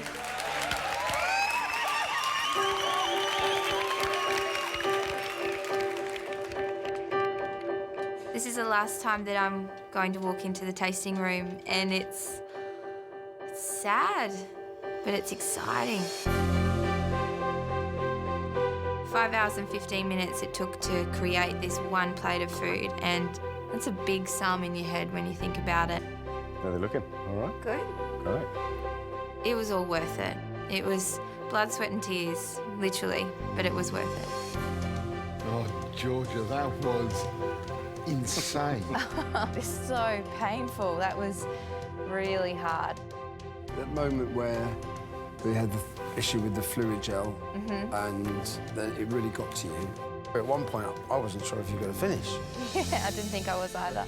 What you did was you pulled yourself out. That quality you don't see very often in chefs, in professional chefs. And it came shining through today. That was the thing that really, really wowed me. Thank you, Heston. It means a lot. It's amazing. How important was it for you to share today with your family? They've always believed in me, my family, and I love them to bits. I wouldn't be the person that I am without them. Good things and bad, and I think that I've always had a dream in my family and never given up on that. They've always said that you can do anything, and it was me that said I couldn't do it. And now they're saying, like, well, we knew you could do this. And all I had to do was believe in myself, and I did it. And it's unbelievable. Whatever happens, what you've done is, I think, is just fantastic. Thank you. It's amazing. Amazing. Georgia, time for us to taste. Thank you. Thank you, Georgia.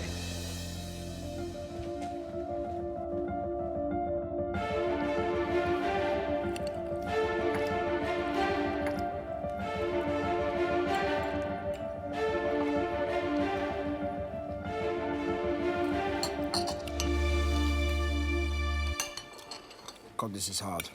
You put all those elements together, there's a balance. And a chocolate sphere, the delicacy and the thinness of the chocolate itself is incredible. But there's a couple of issues here. Yeah. She didn't put a sugar sphere, and the fluid gel is grainy. This dish is all about, for me, subtlety and finesse. And that's, the flavours are great. There's lots of, toasty, roasty, all those things that we love. But I think there are some significant errors on this plate, but there's also some really good stuff going on. Well, also at this point, Georgia was sitting on a 4-point lead. Now we've tasted it, how close is that lead? Does she have a lead at all? It's tricky. It is tricky. Whether the things that she's done really well are enough to keep her in the lead. I know what score I'm going to pop in that folder. I don't know about you guys. Let's do it.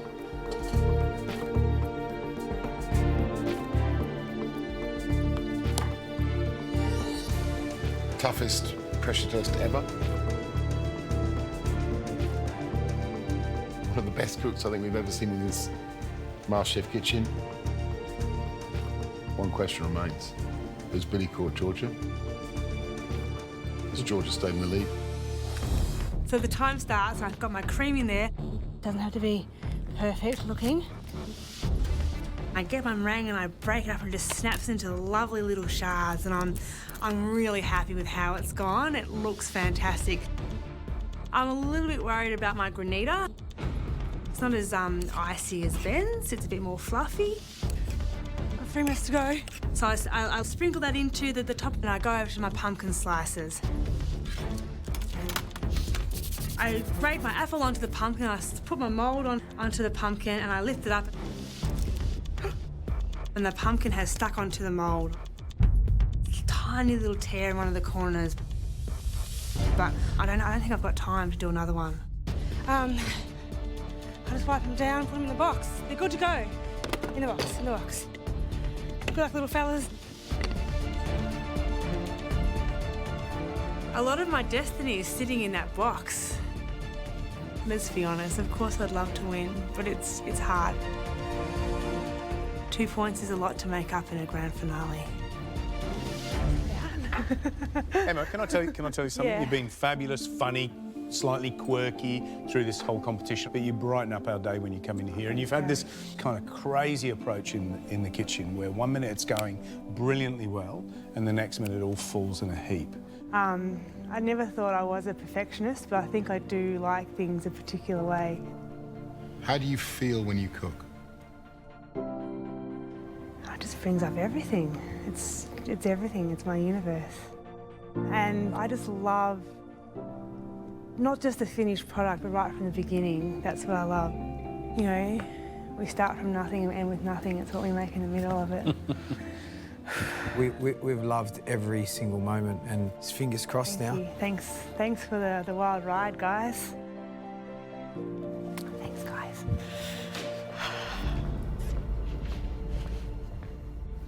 Ben?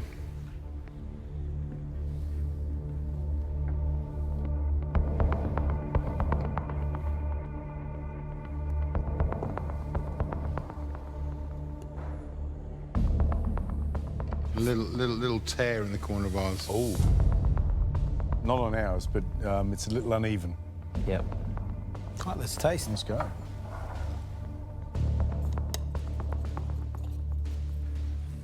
Oh yeah, listen to that. It sounds like the real deal.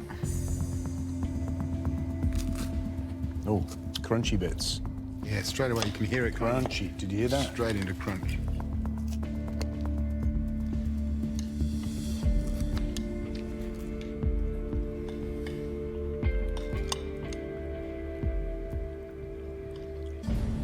Ben, what do you think? The biggest difference I noticed when I first took my first mouthful was that the meringue was excellent, and that seemed to be the right amount to me. Just that sound when you crack in and you hear the meringue cracking like ice on a thin puddle is beautiful. The consistency of that curd is brilliant, and it carries the flavour. It's that creamy feel in your mouth that then counteracts the granita, the crunch of the meringue, and it lingers. I mean, my palate is salivating. It's beautiful. The negatives for me, one, the same as Linton. The presentation when you lift the lid was not quite there. Yeah, I think presentation with this one again was a problem. The tear on the top does detract from the look of the dish when you open it. And I think that granita is a lot more acidic than Linton's. It's not a huge detraction, but we're not talking about a huge difference. No. You know, if it costs you a point across 4 people, that can be the difference between winning the title and losing it. You know what this means? Finish that goes to the wire, all the way to the wire. Can she make enough points up? Yeah. Shall we score? Let's.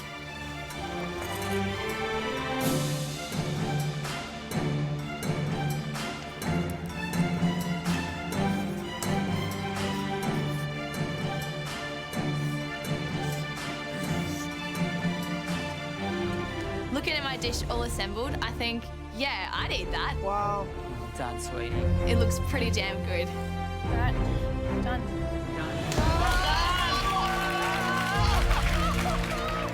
Fantastic. This has seriously been the hardest thing I've ever done. I'm seriously proud of myself. I don't know what Brent's done, but for me, I've done the best that I can, and that's all I can do. Look at that.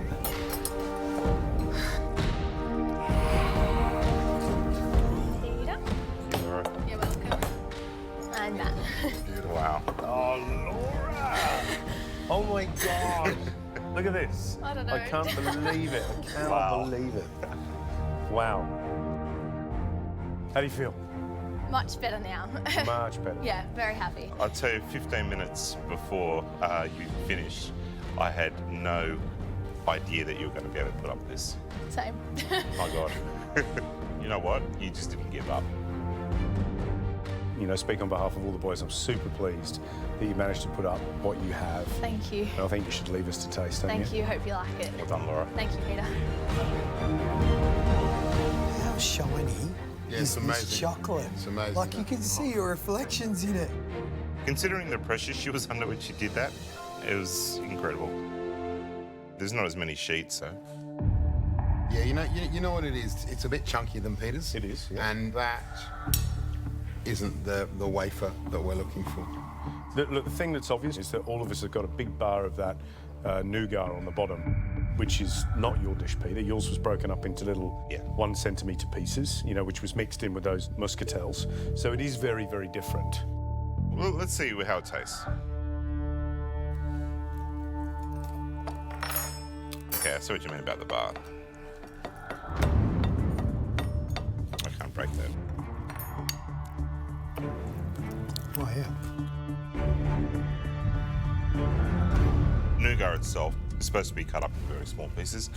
The muscatel raisins, the caramelised salted almonds with the Oloroso caramel, all of those components need to be quite loose, and the ganache needs to enrobe them so that when you cut through, you get a mouthful of everything. Look, it is different. Why didn't she just cut it up when she was putting it together? That's all she had to do. Just cut it up. Crazy, isn't it? Yeah. Well, you know, the things that ping for me are the muscatels, you know, so those beautiful raisins. And muscatels are great. I love the Oloroso caramel on the bottom. It's yummy and it's buttery and it's just super beautiful. I want to finish on a positive, and I want to say, you know, through adversity, she put up a fabulous dessert. It may not be your version, but just making it look so beautiful, I think, is an absolute triumph. As a eating experience, it's not quite the same. Yeah. It just lacks some of the lightness of touch. And then how does it eat? Yeah. You know, really for me, that's how it comes down. You know, it's like, you know, I'm swayed. I'm like this at the minute. I don't know where to go. Well, George, I'm going to be like you in a pressure test. George, you've got to make a decision. You've got 10 seconds left to score this dish. The time starts now. Let's do it.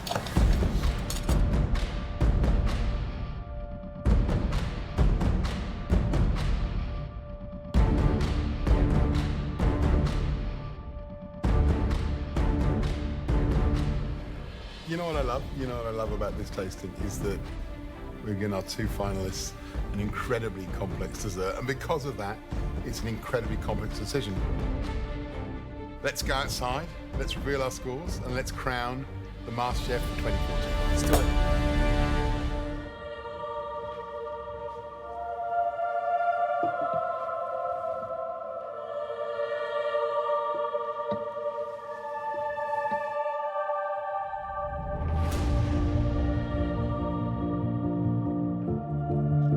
Even though I have a big lead, Ben is known for the pressure test.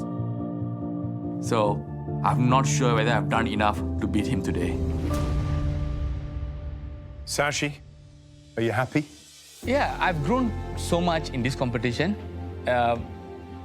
First day, I wouldn't have even imagined me putting up this dish in front of you. But on the last day, I'm so glad that I'm able to finish this. And what a day. You've got your family here. You've got one of the greatest chefs on the planet sitting in front of you. It's amazing. The feeling is so emotional, actually. Heston, you watched Sashi throughout this entire cook. How do you feel? Pretty amazed. Smashed it. Thank you so much. Sashi, for the last time, would you like to finish your dish for us? Sure. Thank you.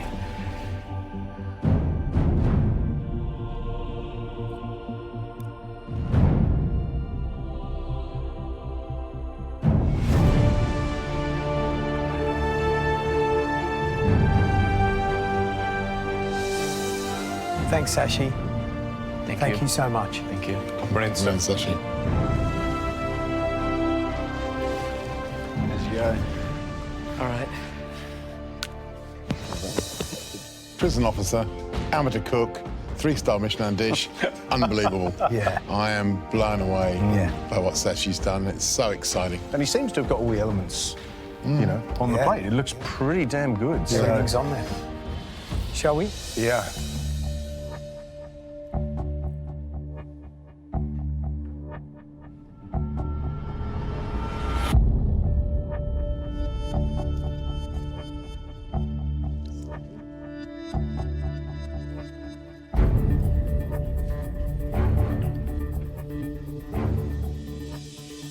Texture of the mousse looks good. Yeah, it does. You can see the little inserts in there, no?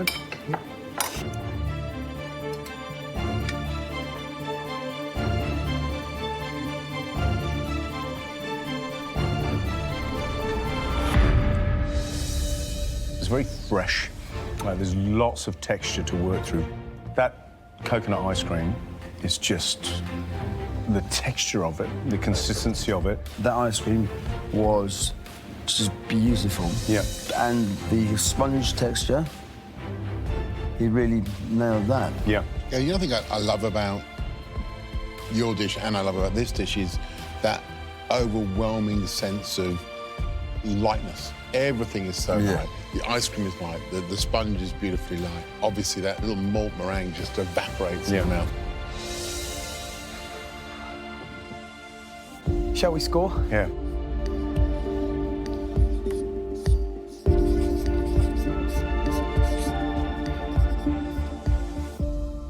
Right, let's get the last dish of 2018 in the tasting room. Let's do it. The extreme cold temperature of liquid nitrogen is going to freeze the mousse to get that crunchy coral texture that I want. You've down 4 minutes, you've got 11 minutes to go. I then need to shape it so it looks a lot more like coral. But I don't want it to break into tiny little pieces and then fall apart, so I have to be really careful.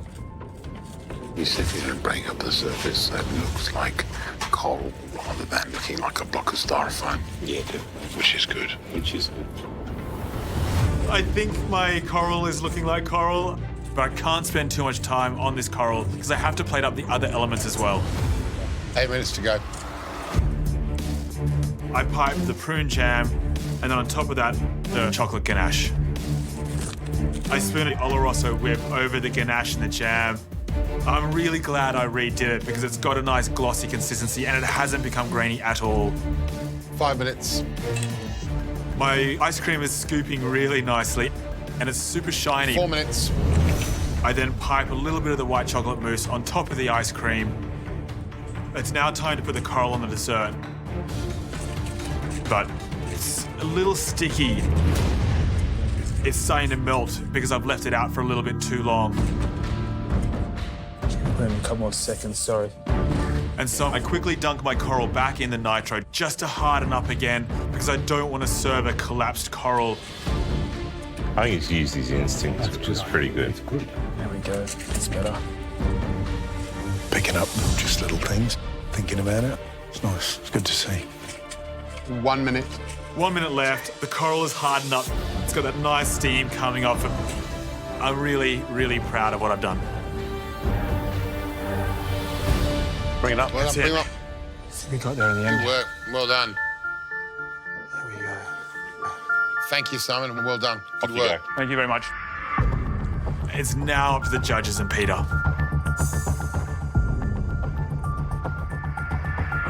I'm going to see how this smashes, guys. Oh, yes. Look how light that is. Wow. Oh, my goodness. How light is that? That is awesome.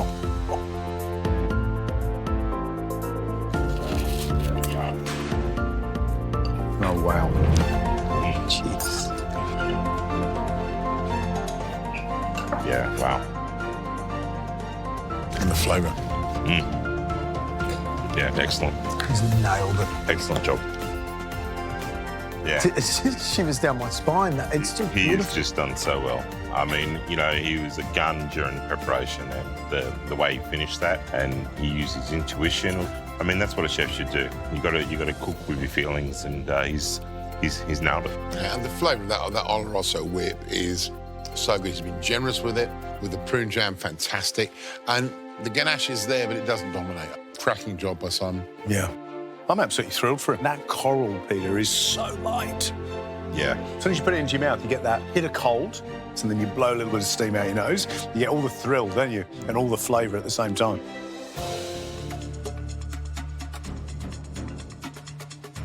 My focus is on winning, it is on doing well, and I know I can make up those 5 points in this dish.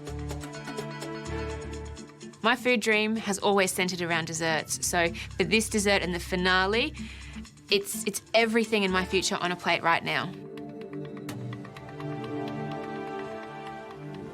I have to give the nicest one to Christine.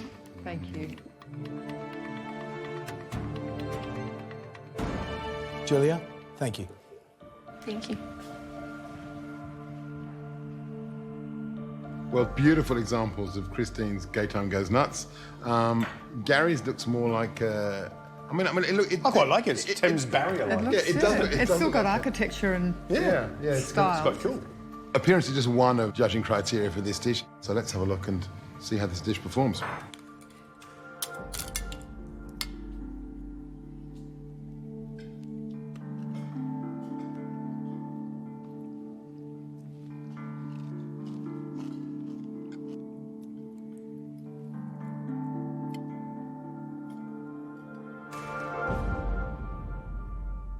Tastes delicious. It's lots of caramel flavours, little kicks of salt here and there. But referencing the original dessert, I know that the caramel ice cream isn't as powerful, it's not as strong, it's not that big sort of bitter caramel kick that there should be. But you know what, if you look at the techniques that she's shown us in there, she's done a really good job. You know, the texture of the ice cream is wonderful, it's really smooth, very light. It's that attention to detail and it's that perfect pitch of flavour and texture that we're looking for. We get them here, all the textures are here. I mean, that biscuit is thin and delicate, and I'm glad it's thin and we're not got big, thick, you know, biscuit. She really has done a great job. And it does taste absolutely beautiful, but we're talking absolute detail here, aren't we?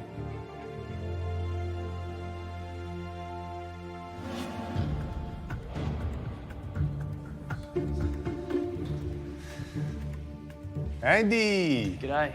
Look at him. He's buzzing. Unbelievable. Come in with a little jaunt there. You feel good? Oh, I feel relieved. Yeah, I feel good. It's that was a massive challenge for me personally. Bigger question for you. What are you going to do? The competition's done. We're moments away from revealing the results. What are you going to do? To start as, I don't know. I never thought I'd be here, but I mean, I've got here by researching and learning, and I want to do more of that. I can see my skills have developed, my knowledge has developed, but it's still not where I want it to be.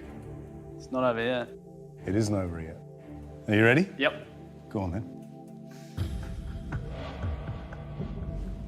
Oh, he's fired up, isn't he? I honestly think that not being someone who's familiar with desserts has helped me. I have no instincts about any of the techniques at all.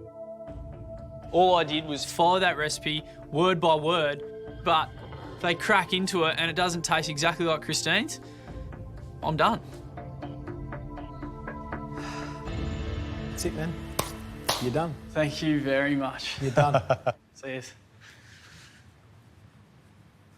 Look how good they all look when you're looking down the table. They look like little soldiers. And I love that little bulge of caramel poking out through the top going, eat me, eat me. Let's do it, let's eat it. Right, let's go. Ooh, there she goes.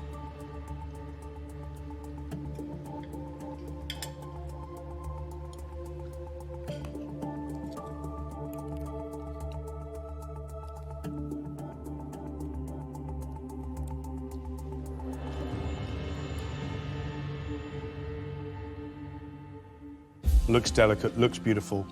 Looks like the one you put up earlier on today, Christine. Yeah. The construction of the dish, I think, I mean, he's nailed the biscuits perfectly. They were very uniform. That caramel ice cream, I could just, you know, that alone I could just sit and eat.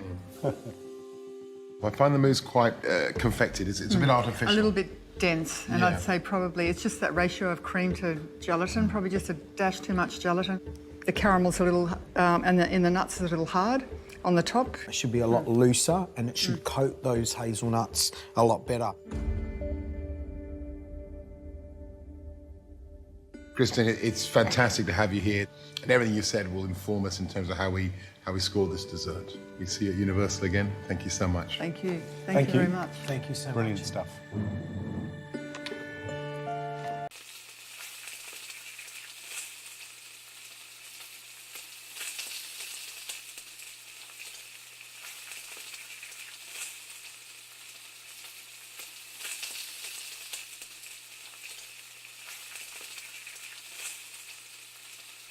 Let's get the first dish in. We've got only 5 minutes to plate up our dessert. It's going to be really hard to make it look as beautiful as Kylie did, and it's going to be a big challenge to get all of those elements on the plate. My dream is to have a dessert bar. I'm really inspired by this dish, so I really want to do my best.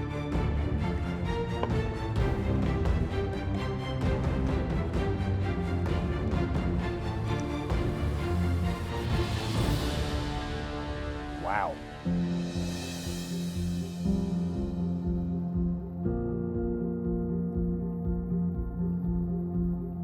You happy? I am happy. Any elements missing? No, there's everything on there. Off you go then. Thank you. Well done, Ashley.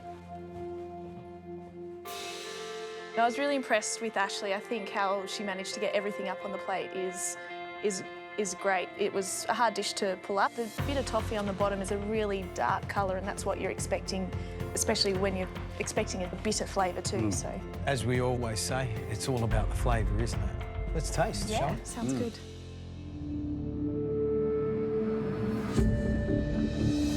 Mousse looks good.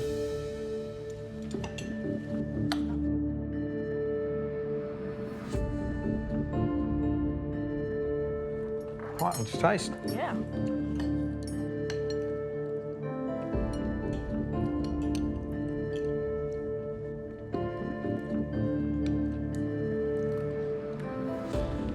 I love the consistency of the mousse. It's absolutely super light, smooth, really beautiful. And I think those spheres, the way she's put them together and smooth them off. Yeah, the mousse looks lovely, nice and even. You know what I'm loving is the apple. Yeah. There's a certain freshness about it. That's wonderful. Interesting, isn't it? Tasting like an amateur's version of your dish, you really see what's essential. And it is this attack of a 50-foot salty caramel woman that, you know, it's all toasty and creamy and salty and sweet. And it's really only edible because of how dark the caramel is and that bitterness and how fresh those apple jellies are. And those two things, they make the dish make sense. And I think that's really the big success for Ashley. Shall we get the next dish in? Yeah, sounds good. Reynold. My goal today is actually to try and impress Gary. I know that he doesn't really like things deconstructed. I've been really conscious not to deconstruct everything and lose its flavour and the essence of it.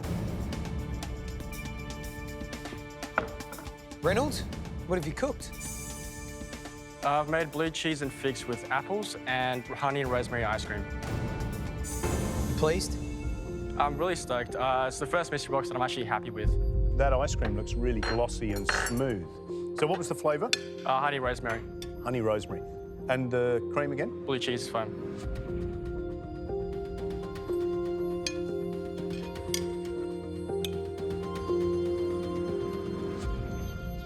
You know I'm going absolutely bonkers with your deconstructed stuff because, you know, sometimes, actually, most of the time for me, it doesn't really hit the mark. And this is another example of you just going bonkers.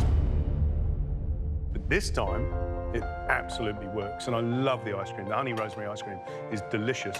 And it's that mixture of fresh and caramelized and crunchy and crispy and then soft cheese.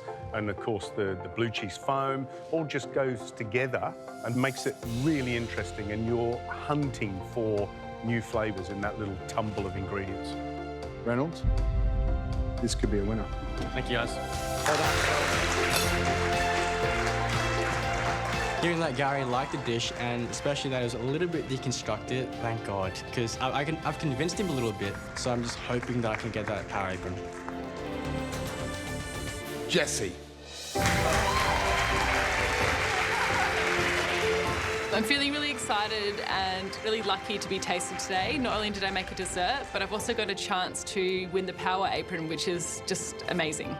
It's like you were surprised. I'm really surprised. Are you? Why? I don't know, just didn't expect it. So, Jess, tell us what your dish is. Focused on fresh figs, and then I had a blue cheese and honey parfait with a smoky star anise snow, rosemary and pecan crumb with an apple caramel.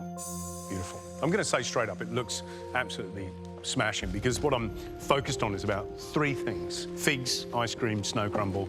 Can we taste it? Please.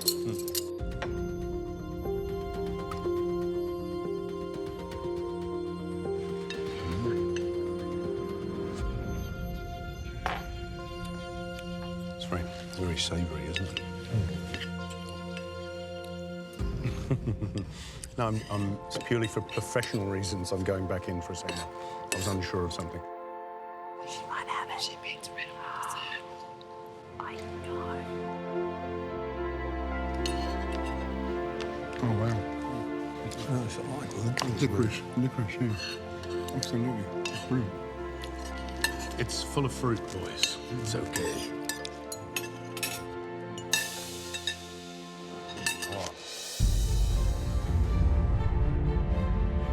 Blue cheese, that apple caramel, the fresh fig. Did you say smoke? Yeah, I just used the smoky flavour from the bacon to go in the meal. Very subtle in that snow, and it is just absolutely smashing. I don't think I've had a dish like that, certainly not this year, certainly not in the last couple of years in the kitchen. It's so savoury, but so delicious, and so quite obviously a dessert. Yum.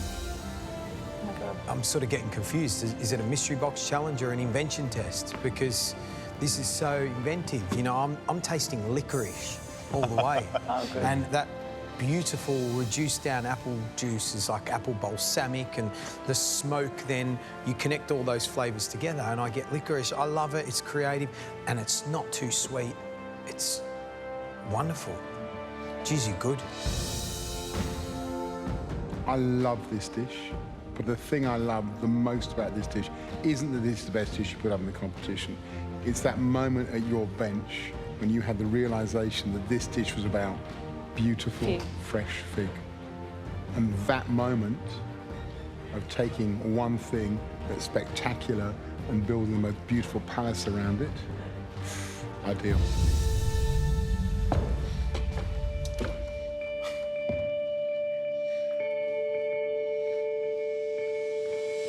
Don't Really scaring me. go anywhere. Matthew, Reynold, Ashley, we loved your dishes, but this dish here is something very, very rare and very special. And Jessie, that's why you're the first recipient of the Power Apron.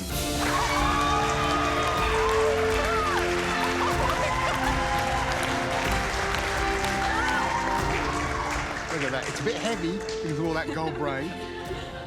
Wow, thank That you looks... so much. Wow.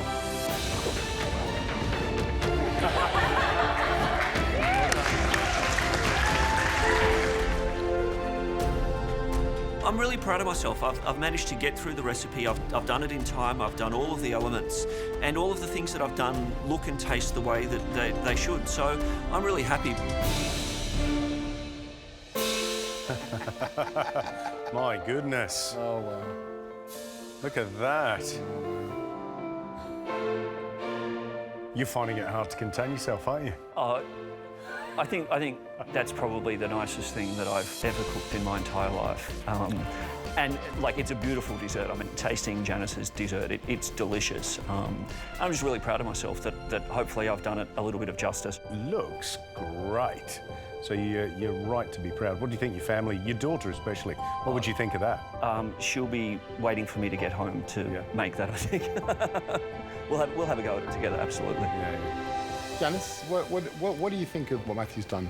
I'm thoroughly impressed. This dessert is very dear to me. To see you recreate that, it's really amazing. Thank you. I cannot wait to taste this. Yeah. Well, do you want to leave us and we'll taste? Thanks a lot, James. Thank you. Thanks. Soft. Nice. I hear a crunch. Yeah. Just get it really carefully. Beautifully thin shell. Yeah. Really impressive how thin that shell is.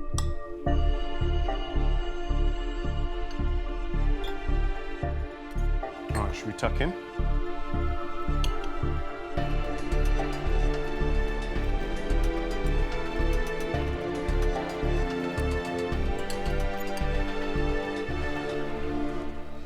Wow.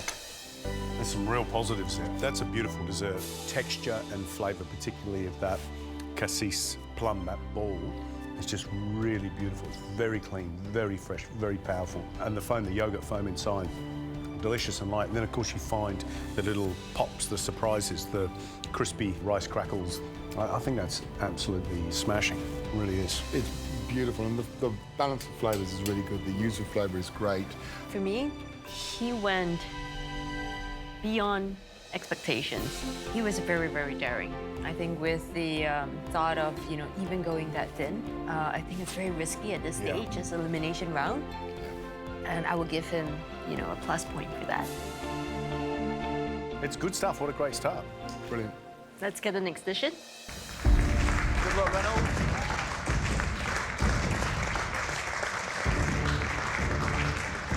Hey, look at that. I love that. It looks, interesting but weird. So I've done the chocolate three ways. It's a chocolate log with raspberry liquid center, chocolate raspberry ganache, and chocolate soil. Ooh. So is there something in the middle? Do we Yeah, just crack it open. Ooh, it is crackable too, isn't it? Oh, yeah. Oh, yeah. Fun. That looks great. Doesn't it look good?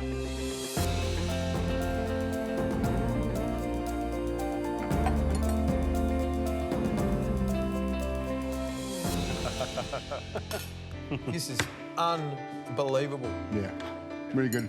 And in terms of interpreting the challenge, 3 ways, 3 stairways to heaven. Yeah. 3 chocolate stairways to heaven. Yeah, even. absolutely. I'm just smiling because it's one of those little moments, isn't it? When you smack that thing in half and it oozes that lovely red centre. Really gorgeous. You're an amateur cook. You're putting up food that is as spectacular and as restaurant quality as this. You could be in the running for the Power Apron and that guaranteed immunity pin. Thanks, guys. I'm really stoked. I'm really surprised. I haven't had this good feedback in a really long time. Oh my God. They finished. Georgia. I'm really excited about my dish now, and I'm so proud of myself. And I just want to put it down and make them eat it. I'm really excited. This is my strawberry patch. So it's strawberry frozen yogurt with strawberry pomegranate and rhubarb puree, fresh strawberries, fresh pomegranate, and a red soil.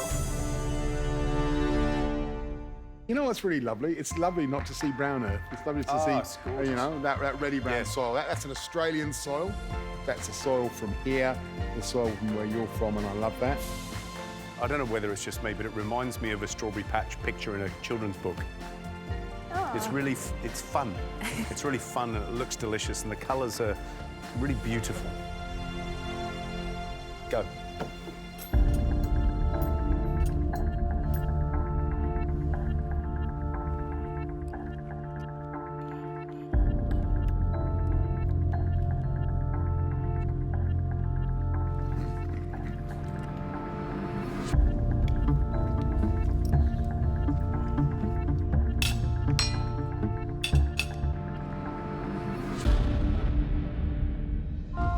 Delicious. It's creamy. It's shortbready. It's it's strawberries. You've taken me 100% to that place. Yeah, taking me to your home. I'm so glad you're back. Because I was really worried that you were slipping off the back of the pack, and this puts you right out the front again, and I love it. Love it. Love it. Well done, Georgia. Matt says, I'm so glad you're back, and I just want to yell, me too, because I'm so glad I'm back as well. I have my plate with my mousse dome and collar there ready to go. But that's really not the crucial part. The crucial part is getting the petals on there neatly without breaking them to ensure that it falls properly. I think I've done okay. I got my paint done, and I don't know that any of the others got theirs done, so I think that puts me in a little bit of a better position. But it's not over yet. I've still got to pour the sauce on, and it's still hopefully got to fall open.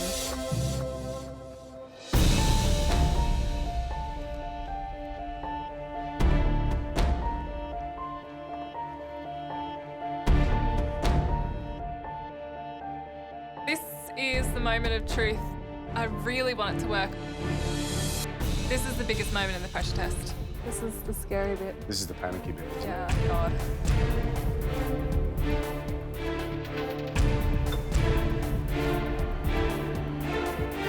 Oh, quick.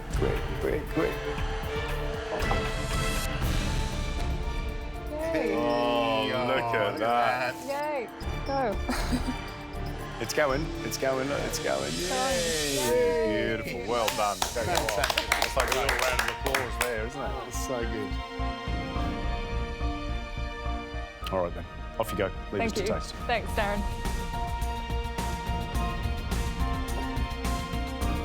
Darren, what do you think? I feel really proud that Billy's able to produce such a stunning dessert. You know, visually, it's all there. It looks the same as the one that I did earlier.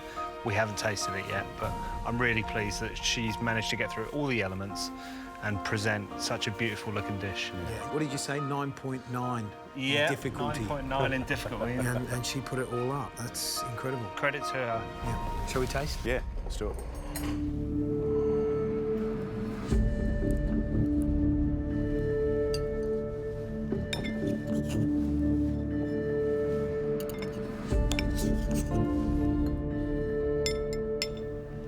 Oh, Good man. Isn't he great? Yeah, I couldn't have done that.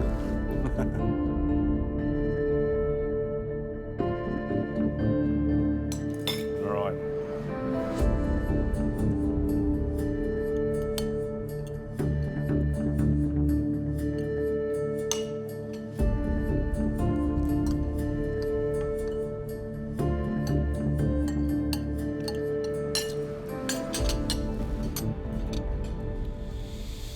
The sugar is nice and crisp, but still fine. The chocolate work is very fine, which we said was going to be really important. I'm super impressed. You don't realise how important that mint is for this dessert, because obviously white chocolate can be quite sweet, so that mint is there for a reason. You really need it. You need it. It just makes such a difference. It's delicious. Yeah. And it's rare that a contestant gives us a benchmark dish as the first dish we taste. Yeah. And that's, I think, what Billy's done, judging by the quality of the balance of flavours, the spectacular reveal, the look of the dish. I think she's probably safe. On that note, let's get the next dish in. I'm feeling really weird about my dish. I just don't know how they're going to understand my dish if I can't even explain it to them. You pleased?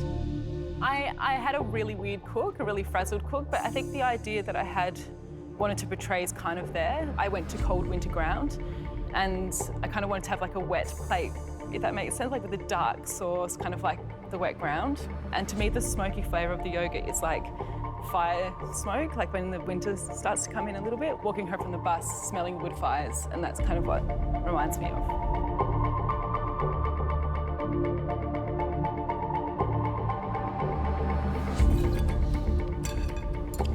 With the bakery, you know the rule.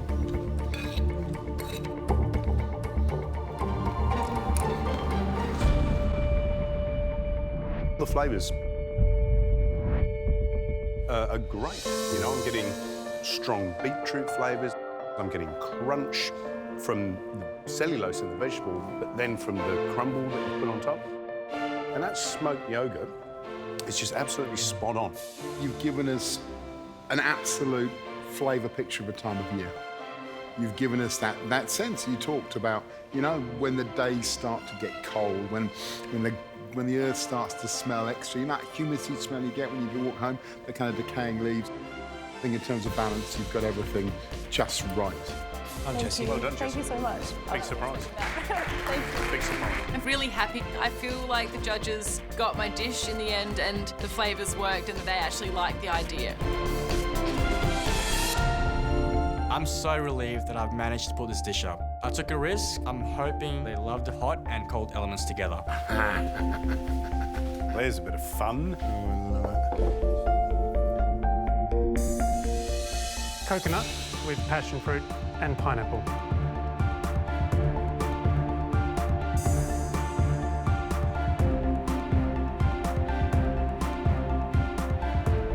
Oh, that's a hot sauce, isn't it?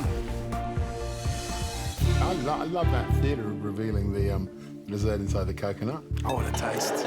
This looks incredible.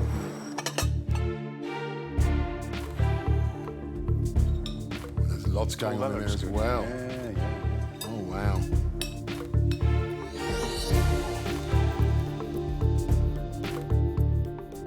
That Maltesey stuff in there. Hang on. Hold on. Don't burn your hand. And, oh.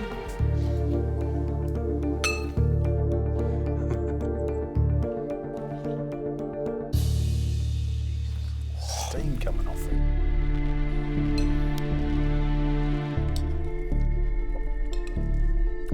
Oh, that's good.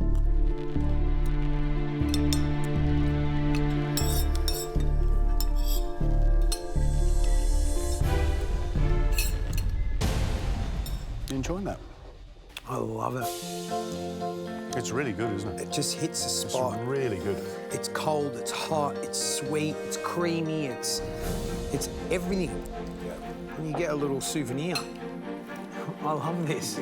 That foam, that mousse of passion fruit, absolutely smash it. And then that pineapple's chewy, and that kind of the iciness at the bottom, and that whole thing, that hot-cold combination, you know, it's so sophisticated, and just the best flavours of an Australian, northern Queensland summer holiday, isn't it? Tropical dessert. Yeah, it's fantastic. I really wish that I had pushed myself to get that cream cheese on the plate. You know, I knew it was an important step in the dish. I knew it was a really important element. And I'm really hoping that I haven't made the wrong decision by focusing all my energy on that cake.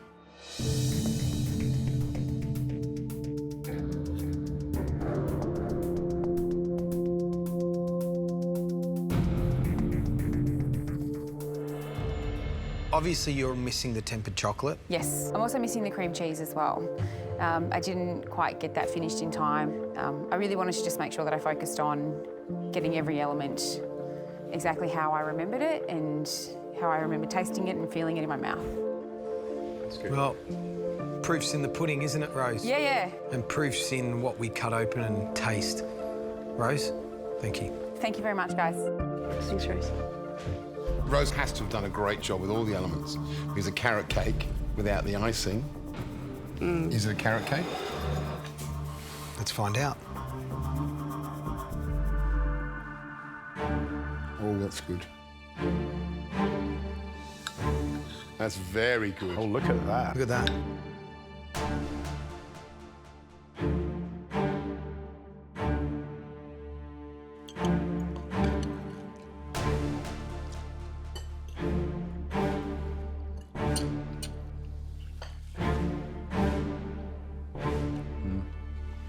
Wow. She's done a really good job. That is a very balanced interpretation of your dish. I think the flavours there are really beautiful. I look really beautiful. The sorbet and the cremo, for some reason, just pops, which is interesting. I like that. I really do.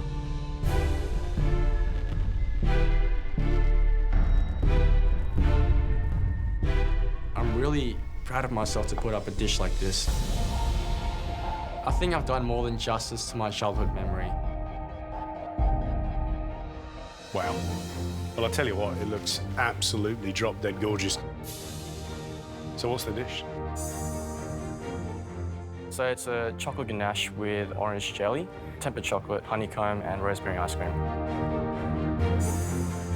You've had a very different upbringing, you know, working parents.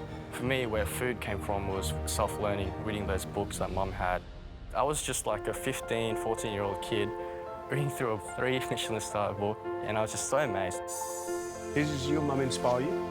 Yeah, she's a hard worker. She definitely She's a hard worker, yeah. She's run the business and supporting you guys, right? Yeah.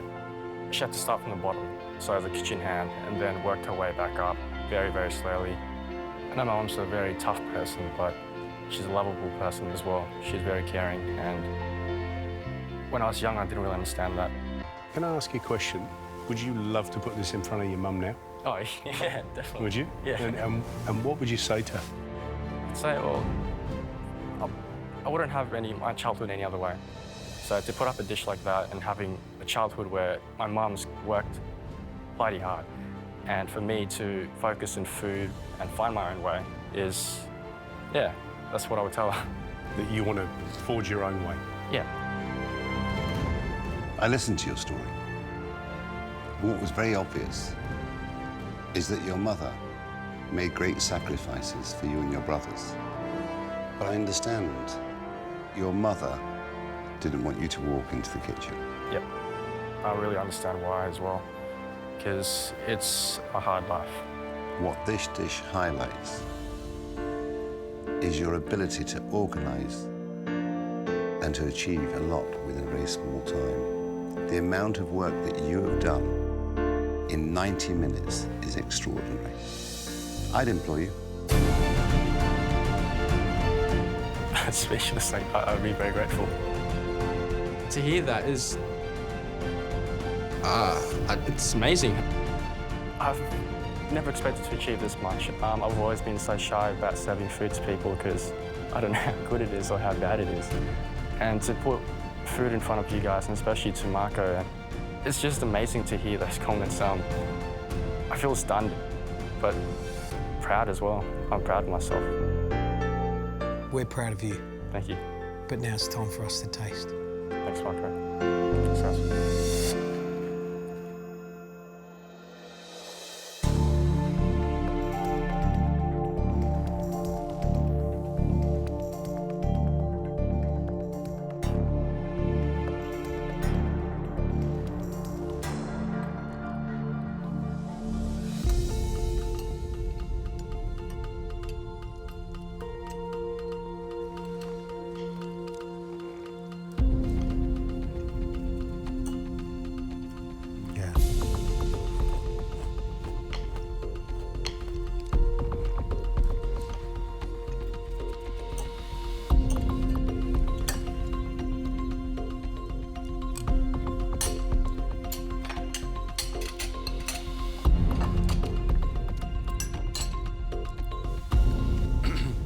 That is the best dessert, for me, we've had all season. It is absolutely beautiful. The chocolate mousse is delicious. The rosemary ice cream is just an inspired idea. The little tumble of ingredients, which includes that lovely light, crunchy honeycomb, those little pebbles, which is, was a mistake, but in fact worked out brilliantly. And the little shards of chocolate are all just on the money. He's 21 years of age. This is phenomenal. But what's interesting is that explosion of flavours. Most pastry chefs have a sweet tooth. That's why they make pastry. He's got a sauce chef's palate, which he's taken into the pastry, which is rare. And that's what will define him apart from every other pastry chef in this country, his palate. Brilliant. Absolutely brilliant.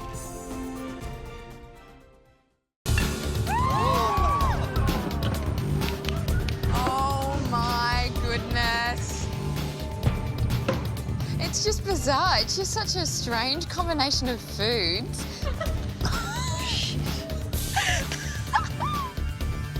I have no problem at all with the crab, or the eggs, or the peas, or the coconut, or the pomegranate, but putting it all together, it's a bit, full on. I see the crab, I'm starting to feel a bit worried.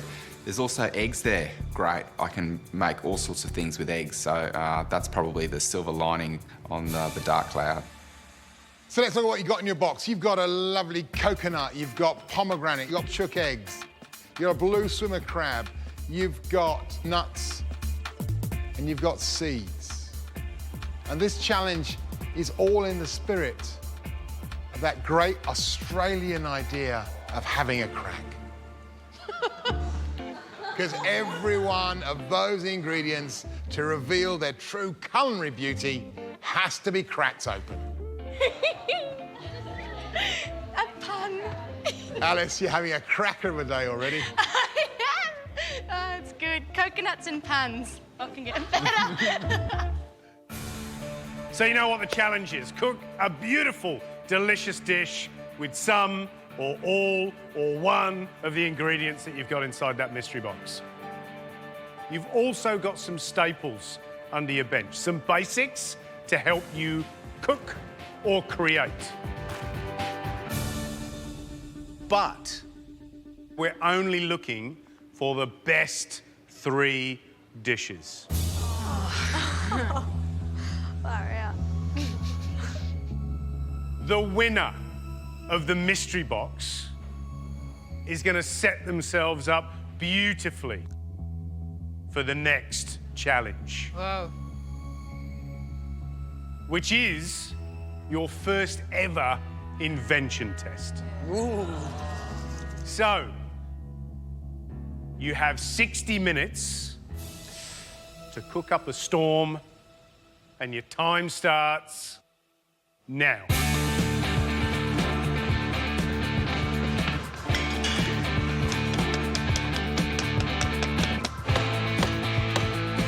Crack open, baby.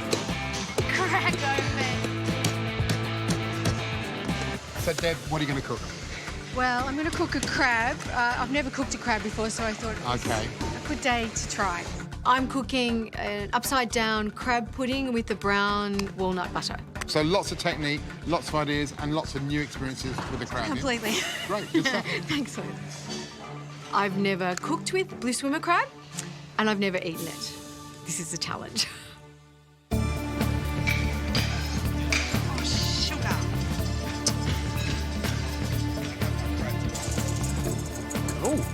Matt, how you going? What's this? It is a kind of a dessert crab custard. It's a bit weird. You told us to go for broke.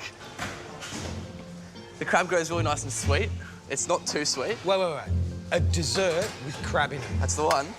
Almost as foreign as crab souffle. I don't want it to be too heavy. Matt, I've done some wacky things in my time, yeah? But this one here, I feel like I'm not going to say it.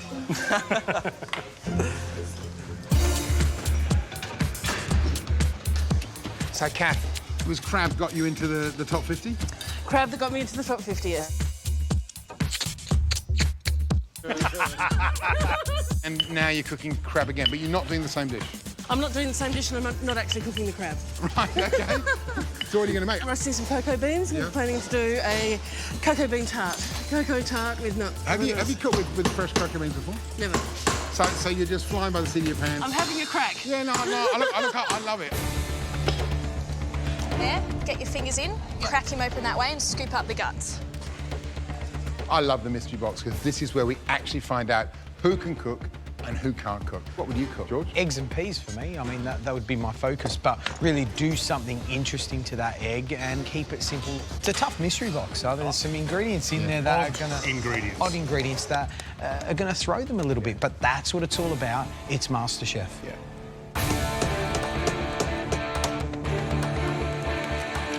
It's extremely important for me to make a great dish that's going to get me that advantage.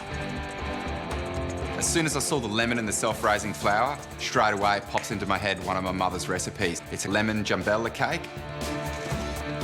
It's a very, very simple, basic cake.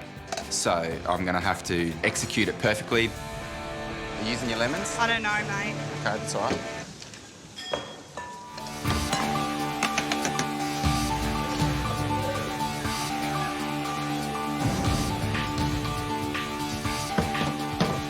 One minute to go. I had a minute. My time was pretty tight. but I knew I could do it. Come on, guys, let's go. 10 seconds. 9, 8, 7, 6, 5, 4, 3, 2, 1. Step away from your benches. Well done. Tough challenge. Well done. I'm very happy. My cake's turned out great. It's going to be beautiful inside, and I'm over the moon. There we go. Yeah, I'm happy with all the flavours. I think it could have the potential to win. It's definitely all there.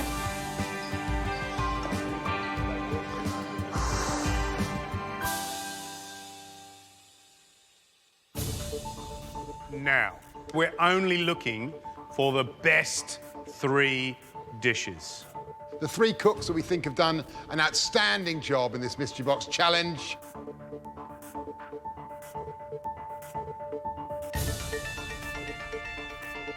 Are Deborah,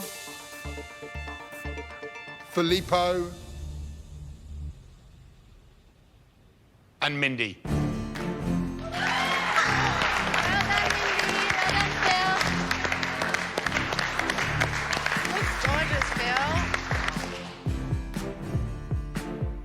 It's so funny, I think, seeing the 3 of you standing there, that you realise what an amazing range of dishes can come out of such simple ingredients. Deb, bring forward your dish. It's a upside down crab pudding with a brown walnut butter.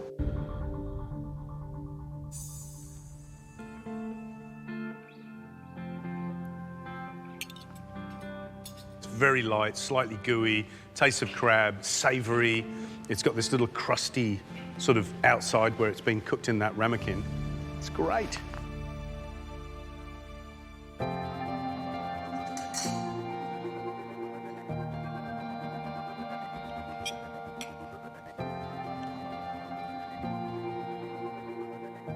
What's so exciting about this dish is it shows us that you have a sense of the food that you think Deborah should be cooking, and it's exactly the right food for you to cook because it's damn fine. So well done. Thank you, Matt. Mindy, do you want to bring it up? Certainly.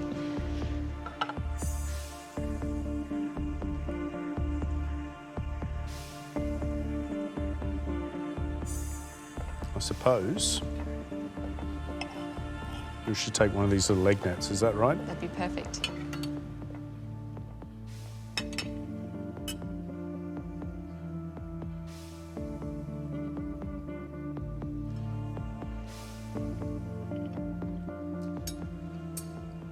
What you've done perfectly here is cook and pick the crab. The little egg nets, very delicate, and they taste nice. Very pretty and very delicate. Thank you.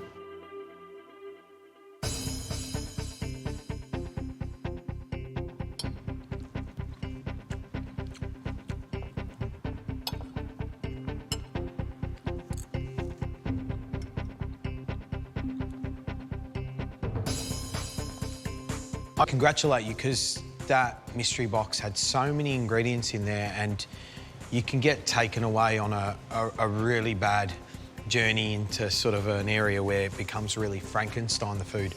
But what you've put up is a really elegant dish with simplicity. Look at that! Fire nice.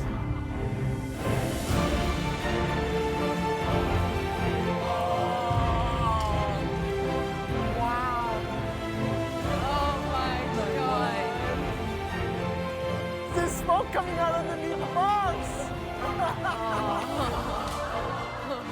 I can see 2 mystery boxes on each bench. One's on fire, and the other one has frost. I don't know what this means. I don't know what to expect. This looks crazy. I'm terrified. Oh my goodness. Welcome. Let there be light. I've always wanted to say that. Last week, we threw you out to the Wild West. This week is all about heaven and hell. Oh, no.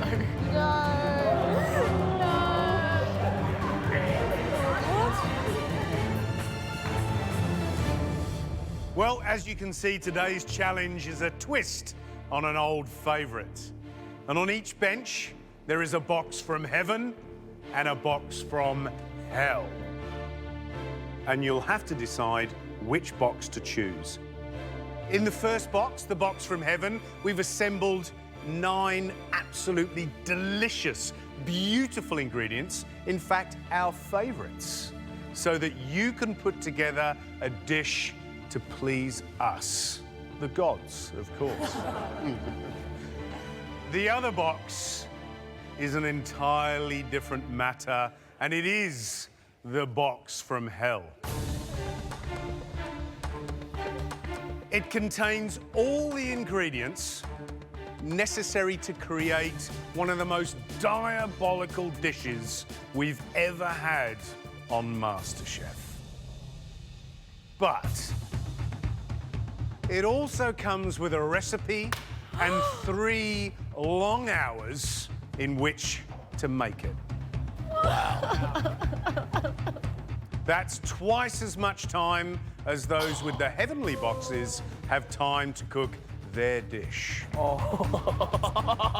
Before you get too carried away, there's one more thing you need to know. Today, you're not cooking as individuals. You're cooking with the person standing right next to you. Thank God I stood next to Samira. We really get on really well. I trust Samira and she trusts me. Wow. It's amazing. I think you serve it just like that. There is some absolutely ripper stuff there, a lot of it from Victoria. Those scampi from South Australia, that Wagyu, full blood from Alexandria, those figs from Milawa, that white cheese. Oh my goodness, George, just the idea I can hear like waves of saliva washing around. Really, you have got every single chance to make something spectacular. There in front of us is beef, seafood and cheeses. Jules made the right decision. Yeah, I find it better. You? Yeah, it's better. Hell boxes, your turn. Let's see what you've got.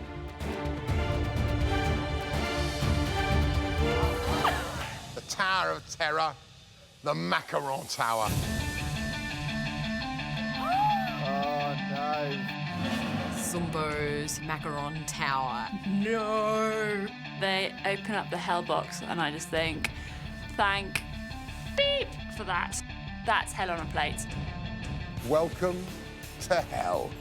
In the past, this recipe sent shockwaves of horror through your predecessors. There's a world of pain at your fingertips. Ouch. Liliana, do your kids like macaroons? You know, George, after watching MasterChef last year, my son decided he wanted a macaron tower for his 15th birthday. I practiced macarons for about a month to get them right and made him a tower. Can I tell you, any bit of experience in making a macaroon tower is brilliant. So I reckon you two are the ones to beat today. Oh, the pressure's on. Yeah, definitely is. Right, let's kick this thing off. Those with the heaven boxes, you're going to ascend to heaven and wait for an hour and a half while the boys and girls from hell do their thing. Off you go. Hi, guys. Luck, guys. Thanks, guys. I'm so nervous, Emma. Go nuts, girl. Running through my mind at the moment, firstly, it's just, ah! After that passes, it's just need to keep calm. We can do this. Right, you courageous lot from hell. You have 3 full hours to recreate Adriano Zumbo's Tower of Terror. Are you ready? Yeah. Your time starts now. Come on, guys. Just read that recipe real clear. Right, let's measure. 3 hours is really pushing it to get this macaron tower done. Macarons are really temperamental. Even if you know what you're doing, they can go wrong. I've made macarons before, so I immediately decide that I'll do all the macaron shells and Samira can do all the fillings. And that way we're splitting the jobs. We're friends, we don't clash, and we know when it comes to working, we work. We don't care who says what, as long as we're getting the job done, and that's it. We don't want to be in elimination, that's our aim today. It's time to start assembling this tower. I didn't realise we had so little time. Linton, chop it further, I think. The tower has to be trimmed down more. I don't want it to be, you know, it's an absolute nightmare. It needs to rest. We just have to get them in, you know, we don't have a choice. I'm so stressed, you know. I'm pretty much resigned to the fact that I'm going into elimination, but I can't stop. Come on, come on, come on, come on, come on. We are so buzzing with what we've done. The tower is working really well. We can see it's all coming together and we're feeling really excited. And then I think the cornell just goes on the top loose. With 2 minutes to go, Lucy and I are having a great old time plating this up. We're quite happy with what we've done. And then George comes around. You know, I talk about dropping things on the plate organically and not placing it like it's not manufactured. Get another plate and redo it. Yeah. Okay. I'll go and get a plate. Yeah. We've now got 1 minute to replate our entire dish. I reckon the butter should go on it, please. We're just shoving things on the plate, and suddenly, in the confusion, Pip's wrapping Wagyu around lumps of butter. I'm just like, OK, yep, just chuck things on the plate, chuck things on the plate. 1 minute to go, final touches. 1 minute. Careful, mate. Emma and I are freaking out. Time is running out really quickly. We need to get these macarons on and we need to get them on now. Go. 10 seconds to go. 10, 9, 8, 7, 6, 5, 4. Come on, Emma. 3, 2, 1. That's it. Time's up. Well done, time.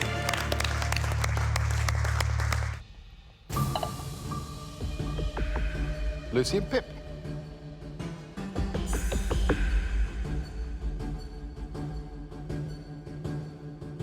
I think this dish is a surefire way into hell. Slices of Wagyu, a herb salad and figs. What were we thinking?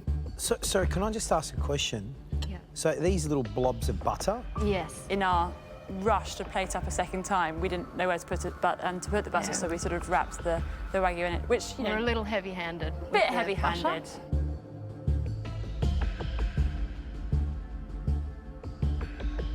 My question is, did you need to destroy that Wagyu when you've got something as rich and buttery in its own right as Wagyu?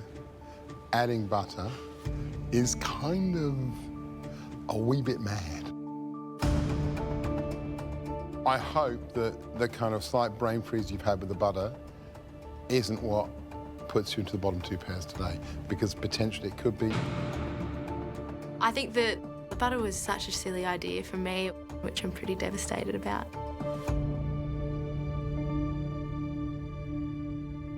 So the first of the pairs from hell. Samira and Liliana's macaroon tower. Yeah, look at that.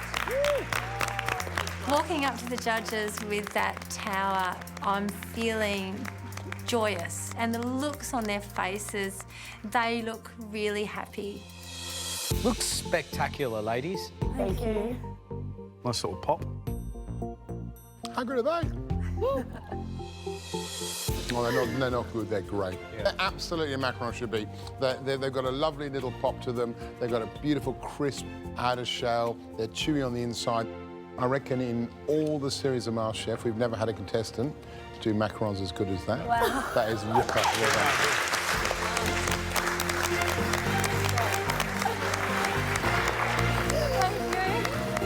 It's really important to me to do this well. Thank you so much. Wow. And to hear that from the judges was just amazing. We like them sweet or savoury. But today, They must be sweet.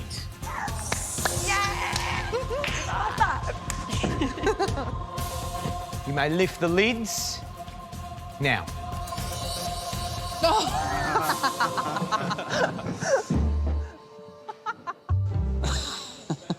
Cool. Woohoo! Flour, eggs, butter, sugar. Not a lot of fun there for me. Yes, that's right. Today, your challenge is to make biscuits. We stand before you, the 3 founding members of the Australian Biscuit Appreciation Society. We love our biscuits, so this is our dream challenge to taste. I'm gonna treat your biscuits just like I'd treat a dish in a really good restaurant. They can be really, really simple if they are the best I've ever tasted. How are you gonna take your biscuit and make it stand out from the crowded aisles of benches that we have here? Because that's your challenge. You've got all the things that you need to make a basic biscuit in front of you under that mystery box. But to add the sparkle, you need to pick your ingredients from this pantry. There's nuts and dried fruits, fresh fruits, there's flavourings, there's syrups, there's jams, there's icing, there's yogurt, there's cream. Everything that you need to make a wonderful biscuit. But remember, we are only looking for the best 3 biscuits. If you win, you get to choose the core ingredient later on today in the Invention test. You have 60 minutes on the clock, and your time starts now. Let's go, team. Straight for the good stuff.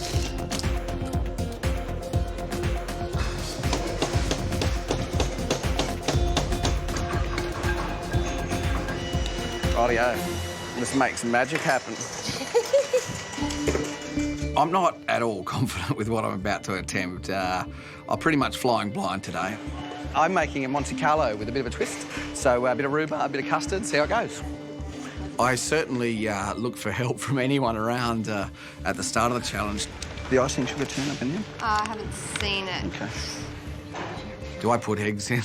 Do I put cream in? I don't really know.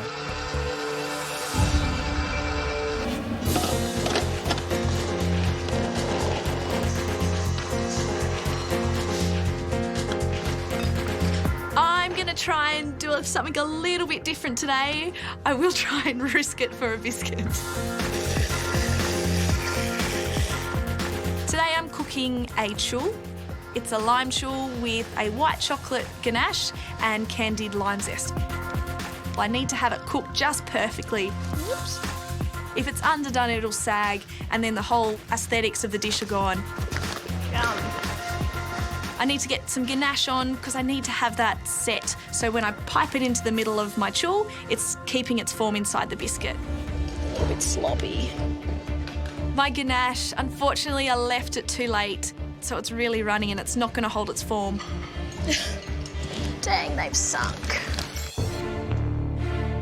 Lock the doors, because the Cookie Monster might get in. You've got 1 minute to go.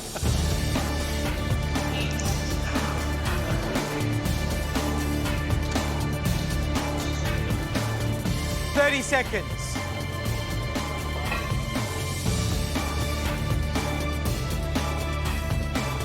Make it a quickie for your Bicky. There's only 10 seconds to go.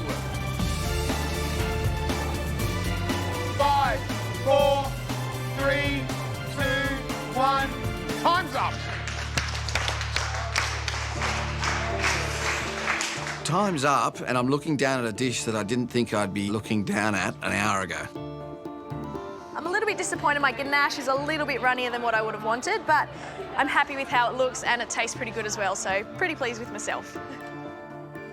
I'm feeling pretty happy, actually. The only thing is that they're still warm, so the icing sugar's going to start sticking to it now, but hopefully, yay, a winner. The first biscuit we'd like to taste belongs to Amina. Amina, booyah! I am happy. Put me out of my misery, announce my name. I want you to eat my biscuit. Julia.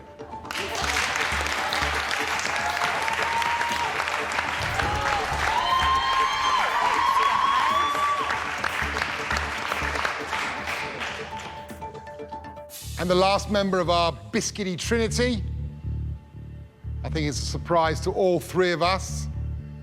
And I think maybe a surprise to them as well. Someone who hasn't made a biscuit since they were a kid. And that's Ben. I'm shocked, surprised, and so proud of myself. I feel a little bit inadequate standing here, but couldn't be happier. When the judges don't call my name out, I'm pretty disappointed. OK, Julia, step up. Put your bickies on the counter. Love it. So what are these? Melting moments. Wow.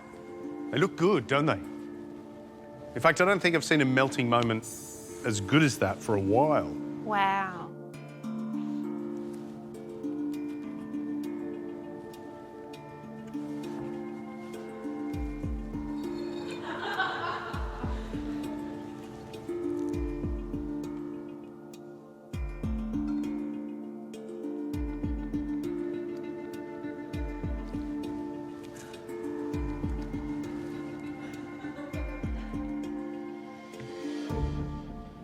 Wow. I don't know if I speak on behalf of these guys, but if I don't, I'll be utterly gobsmacked because they are absolutely dead set delicious. Melting moments, they do exactly that. They just, boom, disappear in your mouth. It's delicious. And then you've got that fresh raspberry jam, you know, it's punchy, slightly acidic, and then it's all backed up with a hefty wadge of that vanilla buttercream.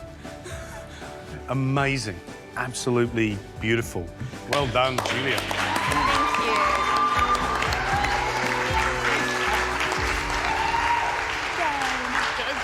you. Amina, please step forward.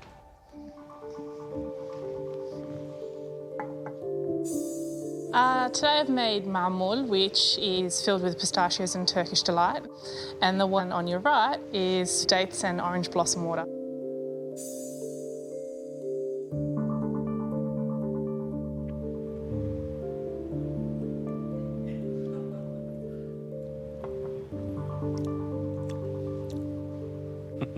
You all right over there, George? You look like you're about 3. Wow. I have a lot of Middle Eastern friends, and I've eaten these before. And they're the best mahmoud that I've ever eaten.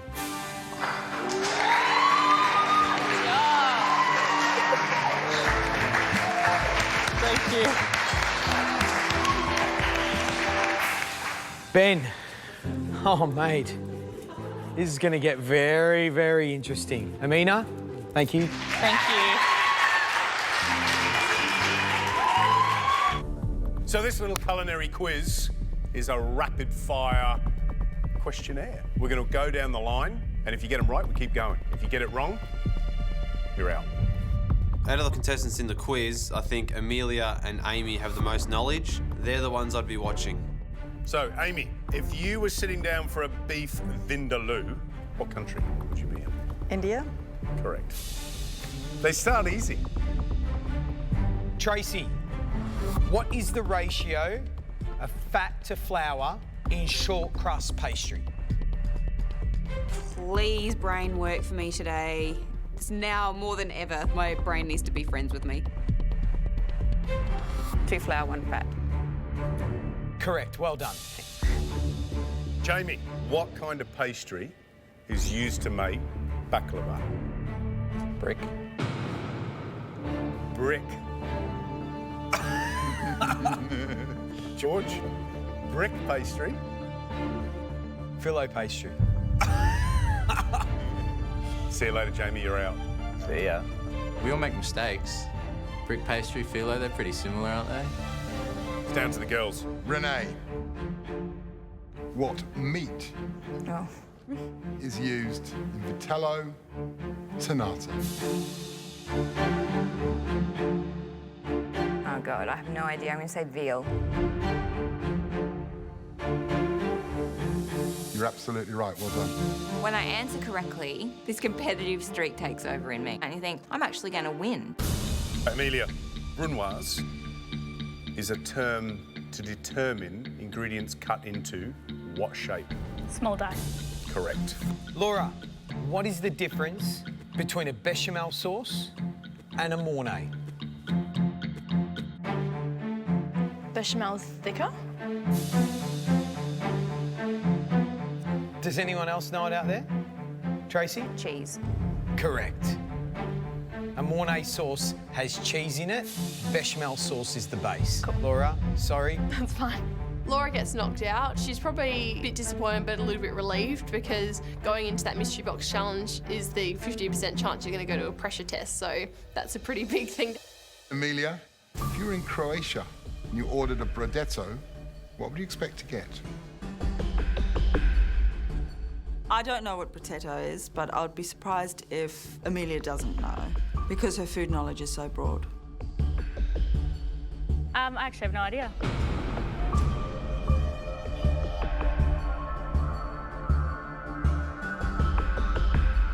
The correct answer would have been a fish stew or a fish soup. Thank you, Amelia. I'm not surprised with Amelia getting knocked out on her question. I mean, it's a tough one. Ooh. So it comes down to Renee, Tracy and me. I'm very nervous. I'm starting to question why I took this risk, but I'm prepared to back myself today. Renee, what ingredient defines a bisque? Shellfish? You unsure? Yeah. He's trying to keep the tension. It's a good guess, well done. Tracy. Yes. What is a squab? A pigeon? Yes. Well done. Amy, what is injera?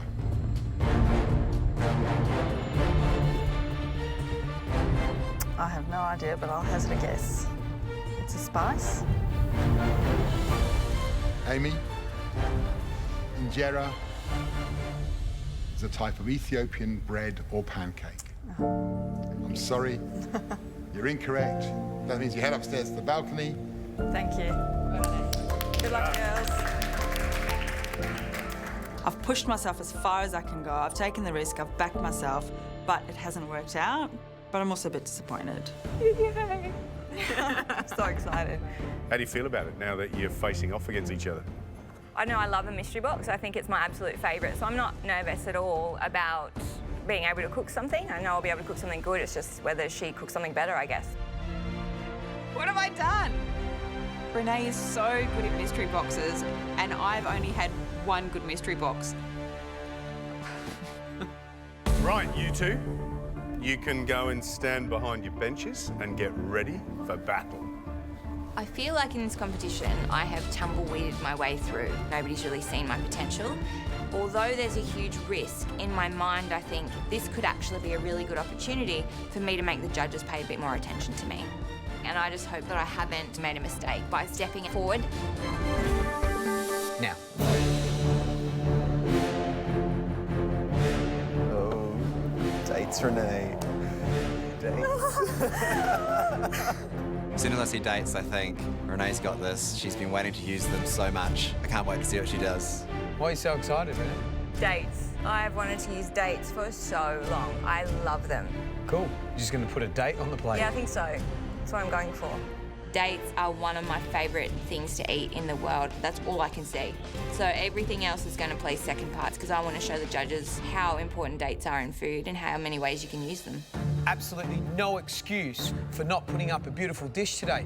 With those ingredients, oh my gosh. You've got dates, corn, watercress, blackberries, chicken wings, a little yabby, sweet, beautiful meat. We've got zucchini flowers. We've got goat's curd. I'm really excited to see the zucchini flowers and the goat's cheese. There's ingredients here that I'm really happy about. I love zucchini flowers, yeah, goat's cheese, all quite happy. You'll have 45 minutes to produce a spectacular dish. There's a lot riding on this. Can't wait to see what's going to happen. Your 45 minutes starts now.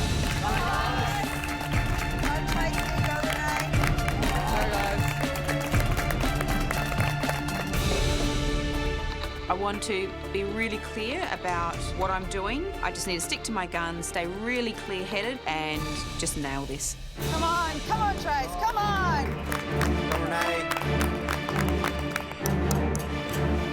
I'm feeling really confident. I immediately get a vision in my head of what I want to make. I'm just so focused that it actually just feels like a normal mystery box for me. Absolutely fascinating seeing who stepped forward. Isn't it? Tracy's done some good food. Renee's been a bit more consistent, but she's never quite reached the heights that Tracy has with that cook for a immunity. It's a beautiful mystery box, though. Some gorgeous ingredients, you know, watercress, yabbies in them. Just those two ingredients, you can make wonderful dishes out of. Interesting to see what they come up with and how different they are, whether or not they're drawn to the same ingredients. I'm going to do a stuffed zucchini flower with the goat's cheese and maybe some date puree, and then a watercress salad with a berry vinaigrette. Water's boiling over. Come on, Tracy, let's go. I'm plating up and I've got George over my shoulder going, come on, Tracy, come on. That always adds more pressure and I can feel the adrenaline. Come on, guys. Come on, Renee. This is the dish that's going to save you for the week or put you in elimination. 10 seconds. 9, 8, 7, 6, 5, 4, 3, 2, 1. That's it. Time's up. Well done, you two. Well done, guys. Good job, well done. I'm so happy with my dish. It looks like a masterpiece. It's a salad, but it's just so much more than a salad. I think this competition is about getting noticed, and I wanted to prove that when I am pushed to fight, that I can do it and that I can win. So hopefully that's true. I'm feeling really great. I'm happy with my dish. I'm really happy about my zucchini flowers. I think they're the star of this dish. 45 minutes to cook us a delicious dish. But there's a lot to be gained and a lot to lose from this tasting. Tracy.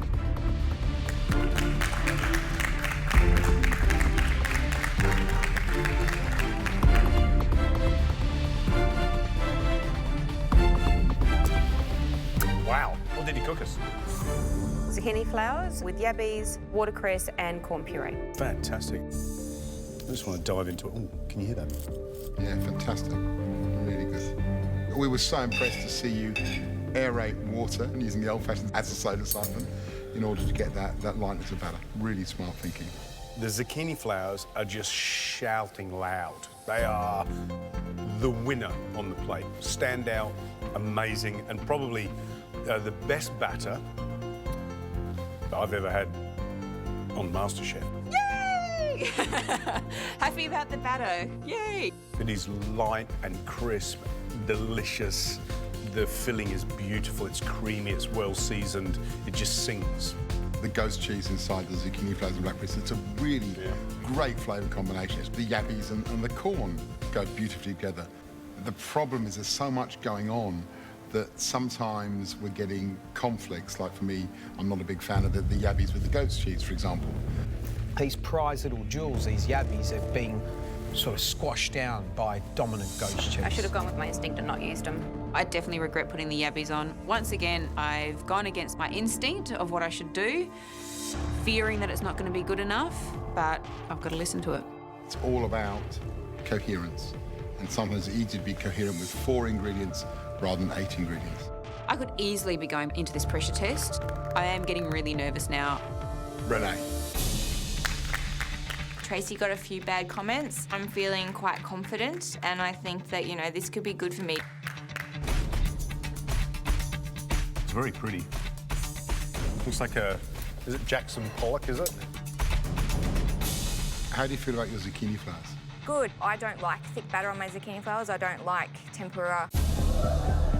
I cook it the way I like it. It looks fantastic, and I love this date leather. Is it going to be very sweet? Well, the acidic berry vinaigrette, that's going to balance it out because it's still quite tangy. The vinaigrette is so tart that I think, although the salad might be too sweet on its own, if you mix that vinaigrette with it, it's going to be balanced, so I'm not too concerned.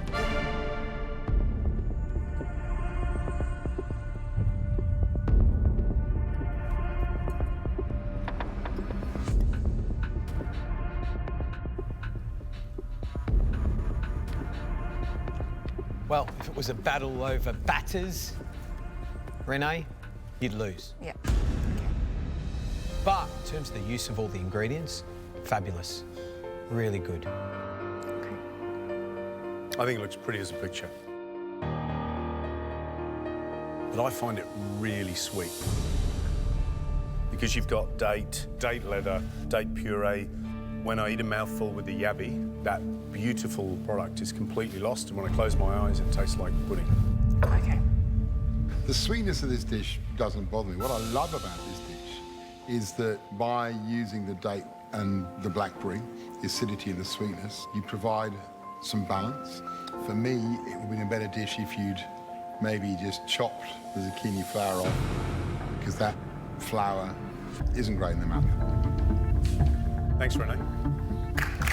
He says he doesn't like the zucchini flowers and I should have chopped them up. Yeah, maybe I should have. They were done in a way that I like them, and if I could take back time, I would take their advice. So, what do we have? For sweet, muscat wine and dates. I feel so relieved when I see the dates and immediately have an idea come to mind. I know I can make a really nice dessert out of those. For sour, lemons and yogurt.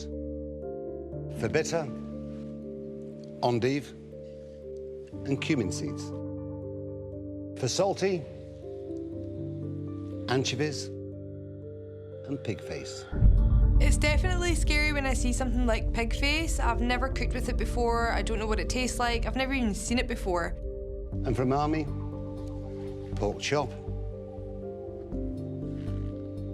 and parmesan. Umami is this kind of crazy definition of savoury is what it's really after. So you get it in, you know, things like cheeses or meats. Yeah, I can work with that. Okay, so here are the rules. There's lots of ingredients. You must use at least one of those, but what we're after is a perfectly balanced dish. You'll have the regular pantry of staples under your bench: sugar, olive oil, butter, cream, milk. The time? You'll have 60 minutes to give us that beautifully balanced dish. And what you also have to know is we're only tasting the top 5 dishes. So if you want to impress Marco, then pull out all the stops. Now, the winner gets the advantage in the Invention test later on today. And you want that advantage.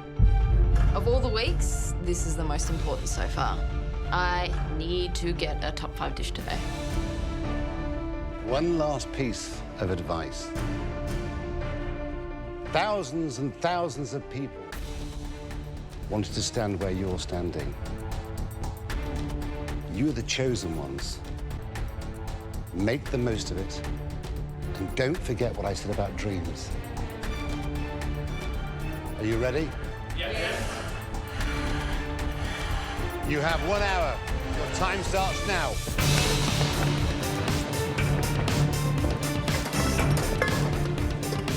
Thermometers. Where are thermometers? I always want to put up a good dish when I walk into the kitchen, but there's just added extra pressure today having Marco here too. Oh my God, Marco Pirouard. Yeah, with him there, it's an extra bit of pressure, but it's also an extra sort of motivator to put up a good dish.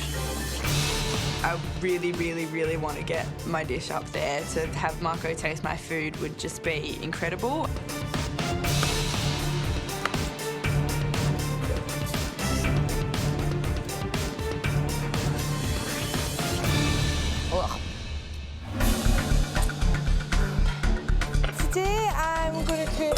pork with a date puree, some braised endive, some of the pig's face. They're actually quite nice. They taste very salty, and there's a weird kind of aftertaste. Pig face isn't the nicest thing to eat. It's kind of this weird combination between salt water and aloe vera. So I decided to sort of do it a few different ways. I parboil one, I saute the other, and I pickle some other stuff. So I'm doing it 3 ways to see which way is going to be best. Really, really hope I do well today. Today I'm making a frozen nougat. I combine whipped cream and I fold through the dates, then I pop them into the moulds and stick them in the blast chiller. It can be really easy with desserts to make them too sweet, considering that the focus of the mystery box today is on balance. Okay, what next? Praline. To get my savoury element to the dish, I'm going to use the cumin seeds to make a cumin seed praline.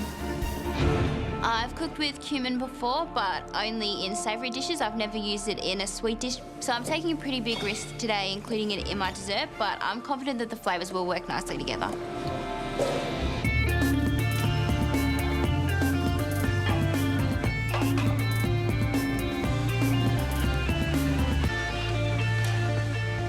Hello, Sarah. Hello, Marco. How are you? How's it going? Fabulously. You? So I'm far? enjoying watching, Really? but I'm looking forward to eating. Are you shaking, Sarah, in the presence of Marco? Just a little bit? A little bit. I got a bit teary when you were like, have a dream. Make sure every day you have a dream. What are you making? A date and muscat glazed pork chop with cumin salt, some pork crackling, and a refreshing yogurt. I like that. Good luck. Thank you. He just gives you so much clarity and he excites you. So I'm using that as my inspiration today.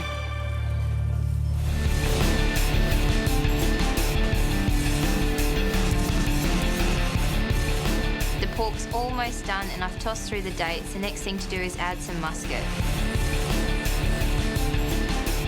My crackling comes out of the oven and I tap it with the knife. And it is sensational. So delicious. I'm running out of time. I need to plate something up. A bit frantic at the moment. So I'm like multitasking. I've got like the pork, the endives, and I go back to my pig face to try it in the pickle. I turn around, turn my pork over. It's black, it's charred, it's not what I wanted. And then I look up. Fiona, Yes. can I ask you a simple question? Yes. Did you scorch it or caramelise it? Caramelised it. What am I saying? He knows it's charred, I know it's charred. Good luck. Thank you. My pork could be ruined. I'm totally devastated.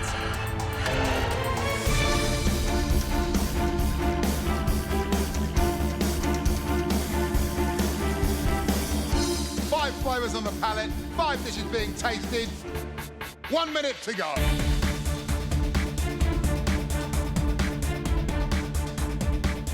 I'm plating and I want the plate to look delicate and effortless, I guess. Hope that Marco sees it and likes it. Final little touches, 10 seconds to go. 9, 8, 7, 6, 5, 4, 3, 2, 1. That's it. Time's up. Well done. Hi, Rosie. Well done. How's it going, buddy? Oh my God.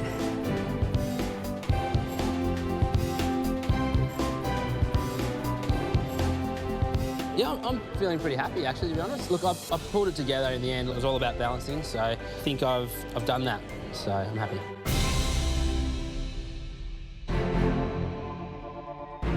I'm sure in the backs of all of your minds today, it was please, Marco, taste my food and notice me.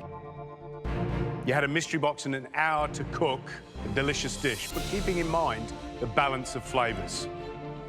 That umami, the sweet, the sour, the salt and the bitter. Our job is to pick 5 dishes that we're going to taste. First dish we'd like to taste belongs to Georgia.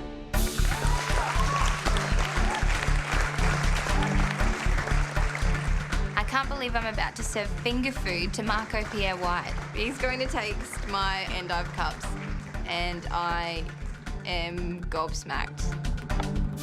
Is this actually about to happen to me? Today I've made endive cups with pickled pig face, a pork crackling, a pork and date sticky sauce, and an anchovy mayonnaise. You pleased? I am. I really hope you like it. It's quite simple and free form. Why don't you take a whole one? Because It's designed to eat with your fingers. Yeah, I know. Is that designed to eat with your Yes, fingers? yeah, There just you to are. pick up Why are you trying to be posh? There's no rules. There's no rules. You're trying to be No way posh. you Well, there is.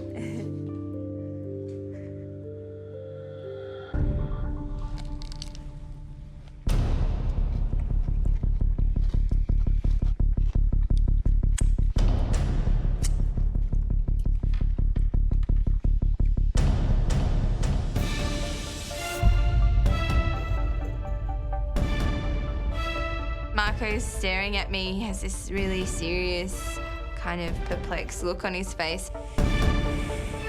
I don't know where to look. I just don't know what he's thinking right now. Like it? I just don't know what he's thinking right now. Like it? I'm thinking about it. Okay. I'll tell you what I do like. Okay. I like that explosion of textures. Can pick up on those individuals' flavours. The bitterness, the sweetness, the saltiness, the pig, the crunch. It's clever, it's tasty, there's creamy, there's crunchy, there's freshness. It's all in one little parcel. And you know, not many people could have created so many flavours and so many textures in one mouthful like you have. I like that dish. Thank you. What an honour. Thank you so much. I made the top 5 out of 21 cooks, and he loves it. That's pretty amazing. The core ingredient is Oh! chocolate. Wow. That is unbelievable. That's like heaven. So I see chocolate and I'm just so excited. Like, I love chocolate. I'm like in heaven right now. It's amazing. Awesome. Any type of chocolate I'll eat, but you know, if dark chocolate's there, then I'll just demolish the whole block.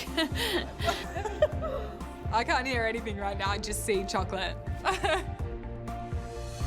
The challenge today is for each group of 3 to cook a sweet and a savoury dish featuring chocolate.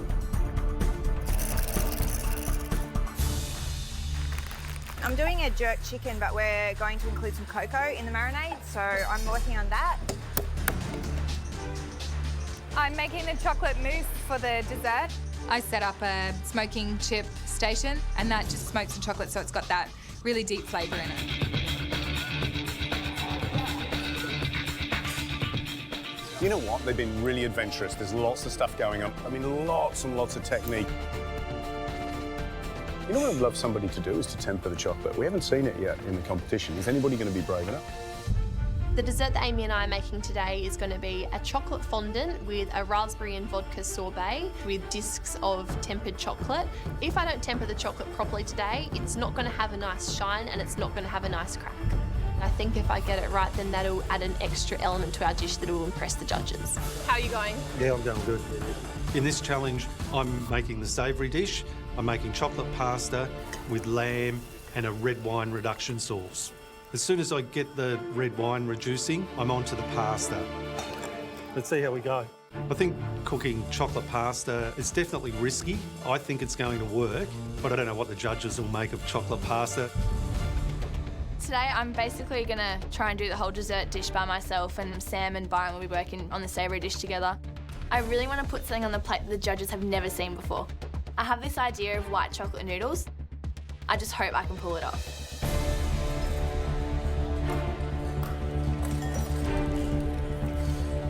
Sweet. Sam. Yeah. Do you like my noodles? Oh my God, that's awesome. I'm so happy with the white chocolate noodles. They are perfect. It's pretty simple. You just have to melt down some white chocolate. You have to start off with an ice bath and then literally just pipe the chocolate into the water. And once the hot chocolate hits the cold water, it just sets down the bottom. That works so well. Oh my God.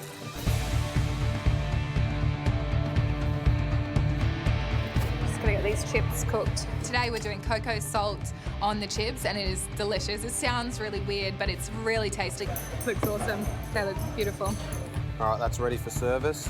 We've got so many elements. It's a pretty technical dish, and I'm really happy, and I think that we'll be up there. Sorry. Are the fondants in the oven, Amy? Yep. We're going to be pushing it, aren't we? How you going, Cole? Ready to plate up? Just about. I'm so nervous right now. It's a team challenge. It's all about teamwork. Is it coming together? I hope so, because you've got 1 minute to go. Come on. Come on, guys. Come on. Let's cook. Let's get the chicken on. I'm worried about the roulade because it's unravelling a little bit, but we've got to get it on the plate. I'm really not sure about this chocolate chutney. It tastes like straight chocolate and it could completely overpower the dish. So I'm just going to put a few small dollops on the plate. Yes, that looks beautiful. Last moments, 10 seconds to go. 9, 8, 7, Come on, got to do it now. Just put it on. 3, 2, 1. That's it. Step away from your benches. Time's up.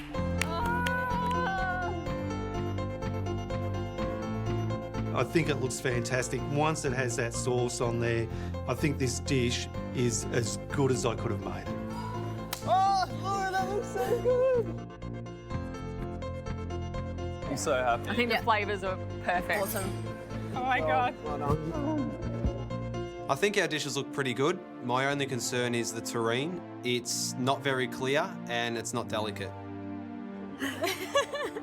Well done, girls. So happy with you guys. My venison dish looks beautiful, but I'm really worried about the chocolate chutney. I still think we are the best team, but I know Amelia didn't do everything she wanted, but I look at it and I think I'd love to eat that. The savoury dish is a jerk chicken with cocoa chips. Oh, a little chip. I'm curious.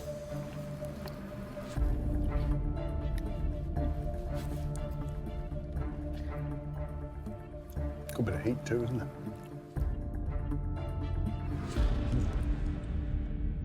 I love that, chocolate jerk spice because there's lots of layers of flavour that hit you.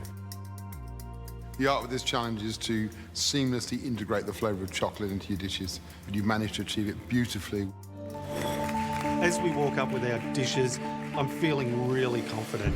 I can't imagine how we could possibly be the bottom team with this food. Wow. It's chocolate fettuccine with pan-seared lamb and a red wine chocolate reduction. Have you any idea how much I really don't like chocolate pasta? Oh, Have really? you- I have no idea. Given the choice, I avoid it like the plague.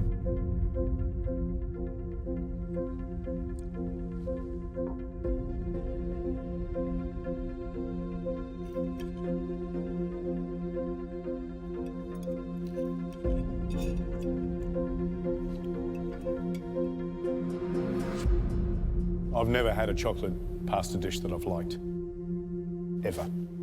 Hate it. But that, I love. And this sauce is meaty, red winey, it's spot on, can't criticise it. Perfect balance of bitter chocolate. No joke, I can drink this stuff. In fact, No, Gary. I think I will. Great dish. Colin, man, whoa. I'm thrilled not to have let my teammates down. Hopefully their dessert gets as good a rap and we might be over the line for a win.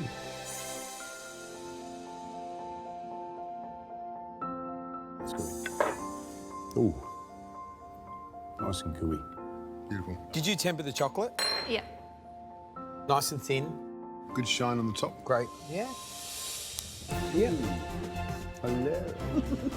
And this is why this series is unbelievable, because you don't need to teach you how to temper chocolate. You're doing it. Yeah. Well done, guys. Well done.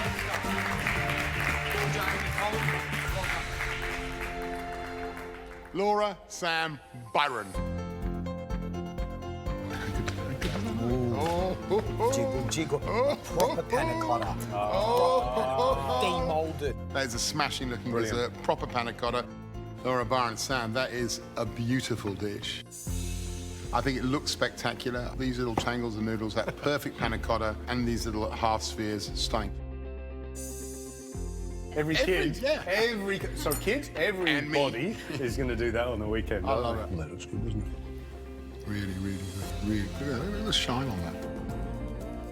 The absolute standout for me is the basil panna cotta. It's delicious. The texture of it, the consistency of it is probably the best we've had. It's absolutely spot on. The techniques you've shown with this dessert make an absolute winner for me, so well done. Thank you. All right, you should be proud of that. It's a really good dish. Yeah. Thank you. So, Amelia, tell us what the dish is. So it's smoked white chocolate mousse in a cocoa nib tuile with some berries. I lost the plot a little with my dessert. Things weren't working well for me, and I just had to bring it together within the last 15 minutes, and it's not what I had planned.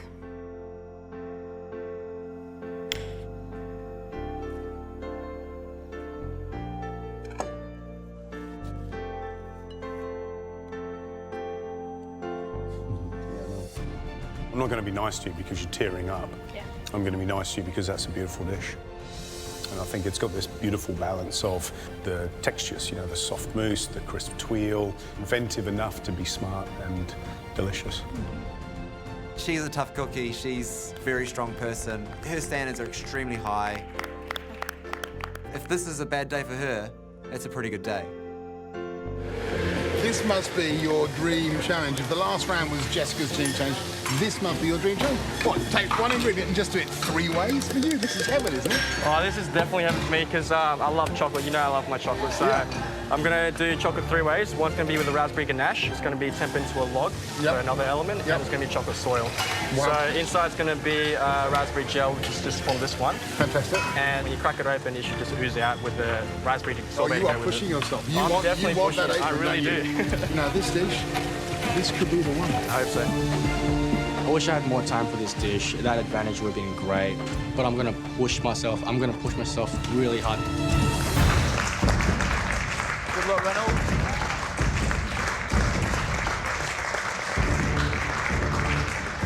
Hey, look at that. I love that. It looks, interesting but weird. So it's I've done the chocolate 3 ways. It's a chocolate log with raspberry liquid center, chocolate raspberry ganache, and chocolate soil. Ooh. So is there something in the middle? Do we? Yeah, just crack it open.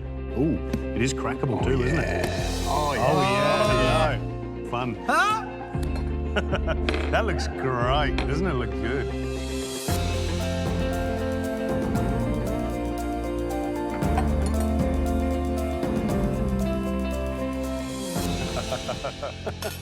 This is unbelievable. Yeah, really good.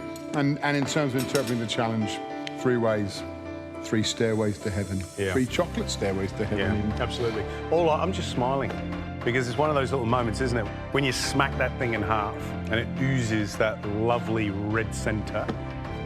Really gorgeous. You're an amateur cook. You're putting up food that is as spectacular and as restaurant quality as this.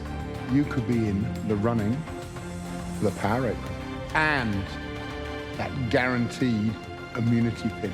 Thanks, guys. I'm really stoked. I'm really surprised. I haven't had this good feedback in a really long time. Oh my God. They finished. Scott. Gary, hi Maggie. What are you doing? Pastry? Yeah, I'm doing a ganache tart, and I'm gonna cook down the plums and try to get the right consistency, maybe with some of the vinacotta, and have that as a sauce. Okay. I like some whipped cream. Yeah, I don't mind that. Yeah, I'm gonna try my pastry today, step outside my comfort zone. But not as far as the octopus ate. Nah, I don't think I'm gonna do that. There is no way I'm cooking that thing. I'm a carpenter by trade, but food is my love. Pastry is probably not one of my biggest strengths. A good pastry needs to be a right consistency so that when you do cook it, it crumbles nicely and it's not too tough. So getting that recipe right and everything correct is really important. I have made the chocolate ganache tart before, but my pastry has never been a real hit, so I really wanted to go for it today. Got my tart in the fridge, that's just cooling. The majority of everyone today has done octopus, but I'm really happy and I've gone with the dessert. I think I've done a really good dish today. It's a chocolate ganache tart with plums with the vinacotta and caramelised pears. Is pastry a strength? I mean, I would be equally as scared putting up pastry in front of Maggie Beer and Gary Mehigan as I would be putting up octopus in front of George Calombaris, because these are two of the great pastry makers in Australia. I'm scared putting up anything in front of you guys. Yeah. All right. Ooh, that's a good-looking tart. It is a good-looking tart.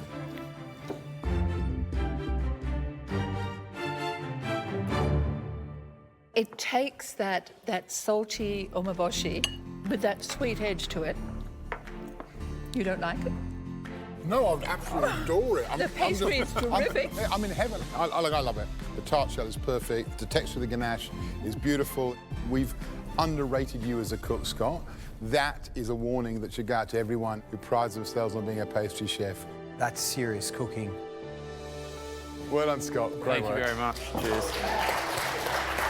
To have that feedback really reassured myself that I can cook, and yeah, blown away. Very, very happy. Well done. Thank you.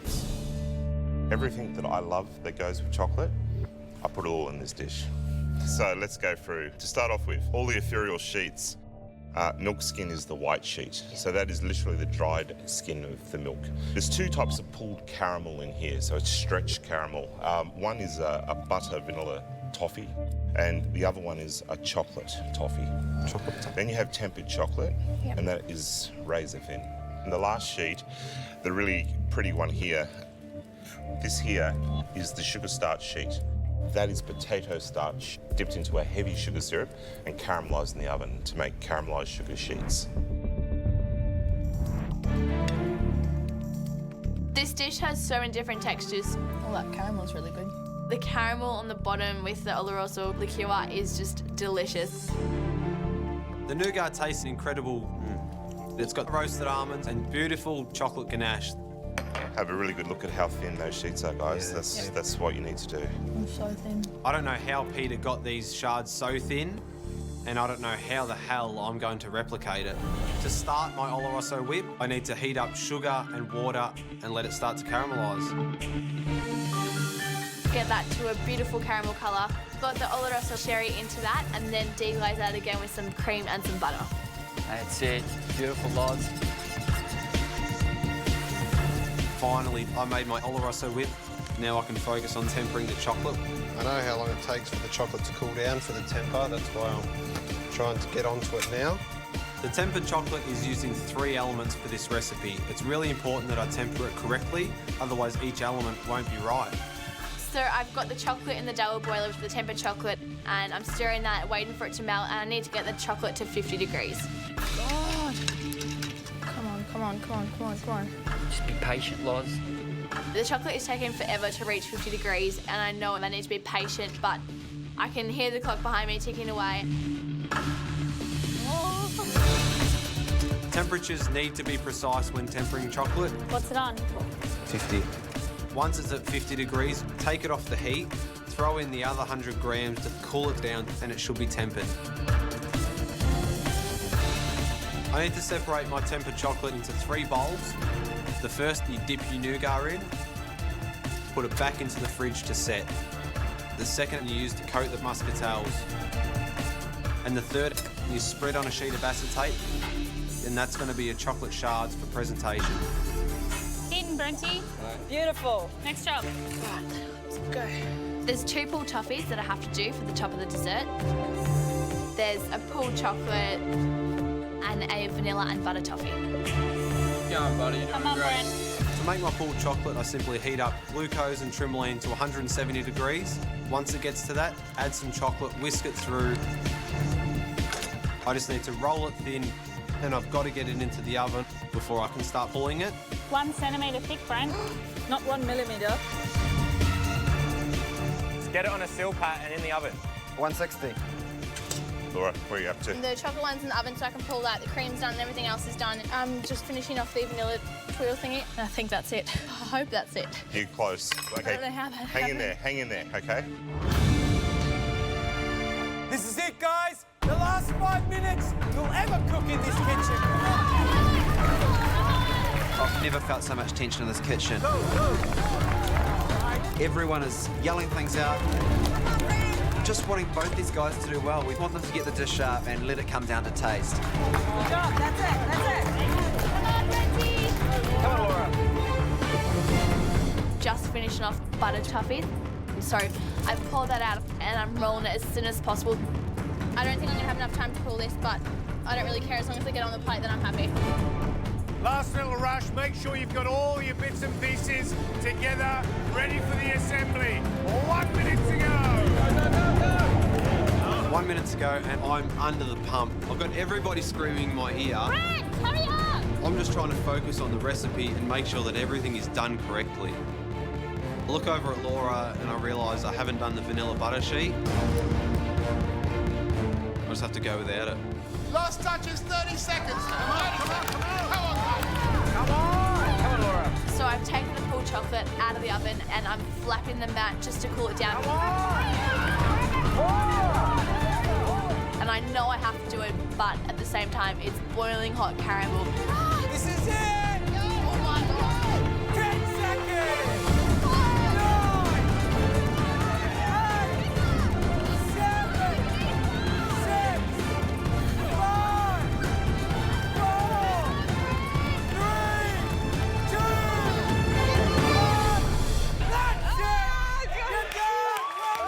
Time starts and the first thing I need to do is chop up my nougat. Next thing I need to do is get 4 bowls ready. Put the almond praline, the nougat and the soaked muscatels in each bowl. Then I need to fold through the chocolate ganache so I can plate up each individual portion. Oh, nice bread. Really nice. I can't watch this part. This is getting intense. I'm trying to be very delicate with the shards. It's important that they stand up straight or the dish won't look like Peter Gilmore's. Well done, bread. Take your time, you've got plenty of time. Don't rush. You know what? I think this dish looks really good. I've worked so hard to get to this point and I can't believe that I managed to do it. We've got to get this going. All right, so 8 whites. Yes. It's time to get on to making the meringue for my souffle mix. To do a good, perfect souffle is really about whipping it nice and firm. Yep. It needs to be perfect, and there's a reason people are intimidated by souffles. They're not easy. I'll fold the meringue through the creme patissiere. Yep. Whisk it in, put it in the pipe bag. Once I've got the souffle mix into the bag, I need to pipe it into the molds. And it's all about making sure those molds are full. Okay, so scrape it down. Scrape it down with the spatula. If there's any air pockets, it's going to affect the way it rises and either it'll be lopsided or you'll have cracks around the edges. Mains are still going out, but my first dessert orders are going to be called away any minute.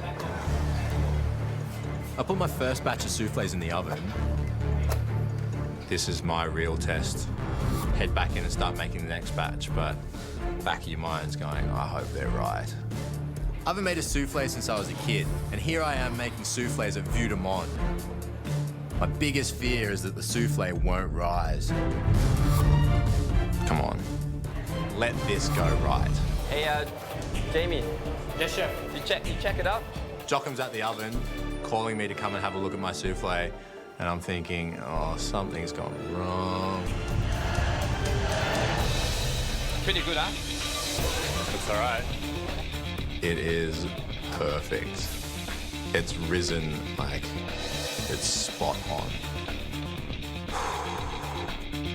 The loft of the souffle is definitely lifting my spirits. Hey, Jamie, you got 37 souffles right now on order. Now I prepare myself for the looming onslaught. Jamie, yes, chef. 3 and 14 away. Yes, chef. You have to take the cooked souffle, pipe a little bit of the warm chocolate mousse in, top it with grated tonka bean, then that goes to the table along with the smoked ice cream. Table 9 dessert away, Jamie. Table 9. Table 9, Yes, chef. mark it, please. As we're working through this first batch, more orders are coming in. I've got 10 souffle away now, 10 yeah? souffle, yes. Just crack on, keep making souffles. Everything has to be perfect that goes across this pass, otherwise it won't go across the pass. Okay, see the cracks in the side of the souffles? See the cracks in the side? 5 of them are cracked and ruined. They're not good enough. Swap it over. Some of them are disasters. At the end of the day, Shannon has his reputation on the line.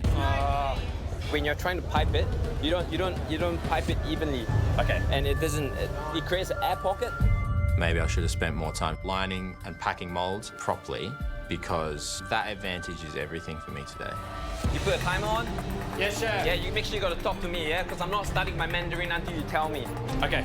I'm making souffles, I'm trying to time it with Jochum, but I don't have time to cook, serve, and prepare souffles and line molds. Come on, Jamie. Jamie. Yes, chef. I'm only one guy. 13 souffle? Yes, chef. 3 of them are for the judges. Yes, chef. Okay. How long? 12 minutes. Huh? 13 minutes. No. Get someone to help you. What do you need, Jamie? Maybe a bit of delegation now, mate, and you can start running the pass. Yes, chef. Okay. Luckily, I get Amelia in and start getting her lining and packing molds. You right with this? Yeah.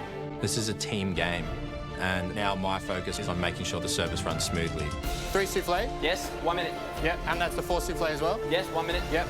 And I need another 4 souffle on top of that. Yeah, no problems. This is what Shannon wanted me doing. I'm learning on the fly, I'm moving quickly. Jane, do you want these straight in? Yes. 2 minutes before Mandarin. I'll have Brent helping me plate these dishes. Chef, once these go out, I got the next batch to go in. Yeah, straight up. I'm making sure dishes are going out as they should be. This is what the industry is. Now to complete, you got 6 Mandarin. Okay. 8 souffle. Let's go, guys. Let's finish up. So table 4, thank you. Oh, wow, they look good. Hey, that looks very good. We can smell the smoke on the ice cream as well. It's fantastic. Thank you. Love it. As I saw those 3 souffles coming towards us, being so tall, so handsome, I forgot what we're here for. I assumed, we're just having one of our normal dinners. And then you have to picture them and go, this is an amateur cook putting out a dessert that looks like the sort of tonka bean souffle you get here at Vita Mall. Can we stop talking now, Yes. Nick? Yeah.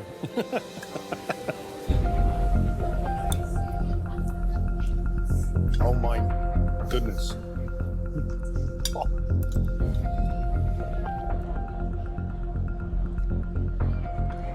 Yum. Well, having tasted that souffle, the illusion is complete. That is delicious. It's light, the chocolate mousse is rich, the texture, the cooking of the souffle is even all the way through. I'm trying to find something wrong with it, and I just can't. Everything's just bang on. Jamie's done a cracking job. Amelia picked the entree because she didn't want to do the souffle. I think it's Amelia's mistake.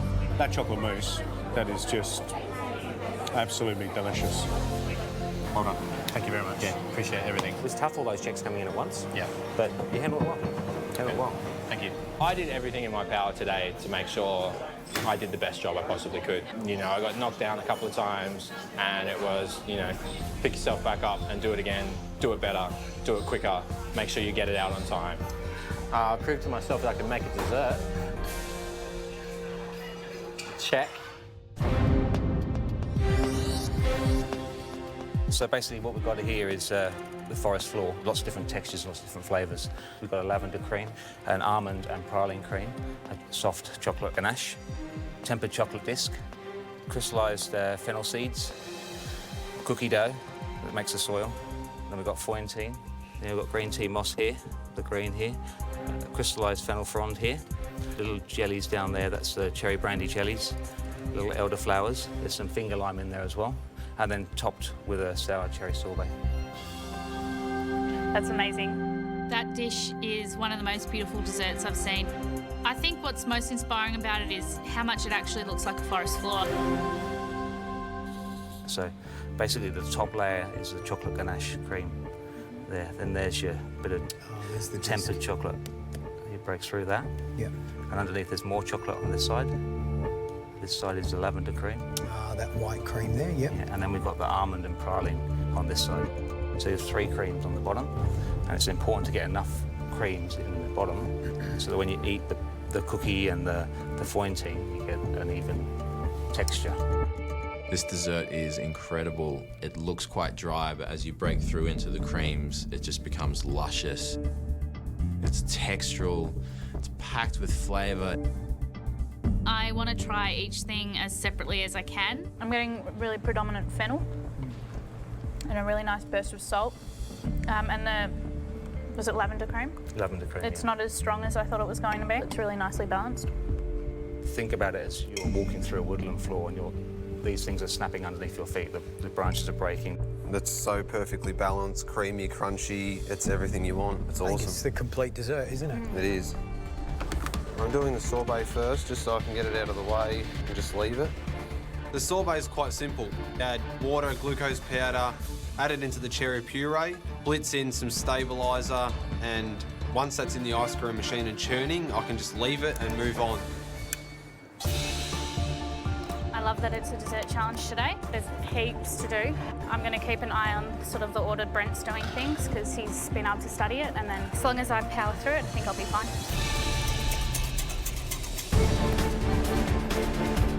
Yeah, another dessert. It's all right. Got through the last 4, so I suppose another one can't hurt. I'm not going to read the whole recipe. I don't have time. I've done enough pressure tests to know where I can catch up time. Read a few steps ahead, make up time at the beginning, and if anything does go wrong, you hopefully have time to bring it back at the end. Pressure test is all about pressure. And if you've been in 5, like Jamie's been in, this is a lot easier than, say, Brent, who's never met one before. And, you know, it seems quite normal now, but when things start going wrong, if you don't have the ticker, it can all fall over. What are you up to, Brent? I've got my sorbet chilling down. Now I'm just doing my almond praline cream. As soon as that's in, I need to get on with my soft chocolate cream. I want to get the 3 creams out of the way early so I don't fall behind. Last time I had the recipe early, I really stuffed it up, so I don't want to do that today. For the praline cream, I've roasted the almonds, slowly add the icing sugar, add the praline paste and salt, then the cream milk gelatin mixture. The icing, sugar and small batches, praline paste, salt. I'm going to get started on my 3 creams. These creams are essentially the whole dish. All the rest is just garnish, so these are the most important elements. It's been about an hour and I've made my creams and my sorbet, and I now need to make the crumb, which is going to be used to garnish.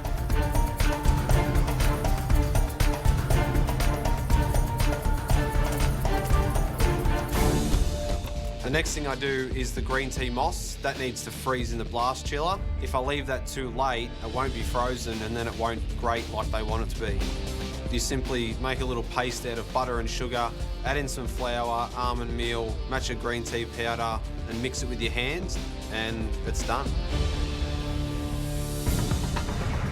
I'm feeling okay. But we have an hour 50. I'm feeling okay. Next, I have to make an almond brittle, which is going to add a really nice crunchy texture to the dish. I think I've come way too far to not get into the semis and the grand final. If I was to leave now, it would be really upsetting. Okay, I'm going to temper my chocolate now. It does give me confidence to be the first to start my chocolate, but I'm not sure if I've done everything else right, so. I've taught both Jamie and Brent how to temper chocolate in the past, and it could come back to bite me now. Amelia's showed me how to temper chocolate before, and I had a practice last night, but I'm no expert, that's for sure. Tempering chocolate is quite finicky. It has to be set at certain temperatures to really activate the crystals within the chocolate. 29.2. Yeah, that's good. What are you trying to get it to? 29. Yeah. I'm actually starting to catch up now.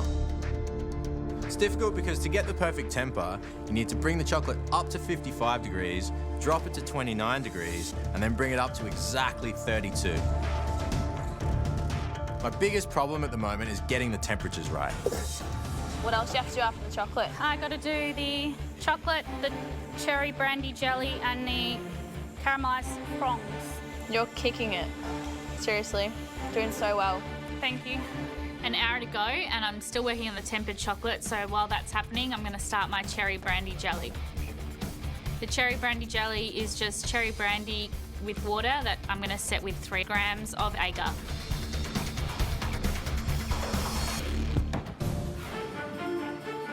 I'm just laying out the chocolate, which I'm then going to cut into the discs. I need to let it set just for a minute or so before cutting out the circles. And then get that setting in the blast chiller.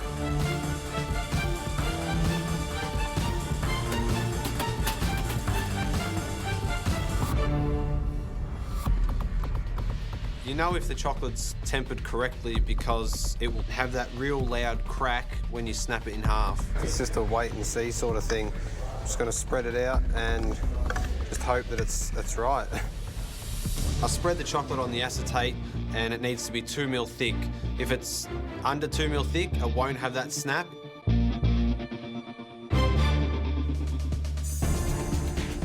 Martin's plate had twigs on it as well as sort of straight chocolate sticks. This dish is all about the presentation, so these twigs could really set me apart from Jamie and Brent. So I'm taking a lot of time and care trying to get them right. These twigs need to be quite crunchy so that you have that feeling of crushing twigs as you walk on them in the forest floor. I want to make sure they look pretty realistic. I need to get my jelly cubes quite perfect.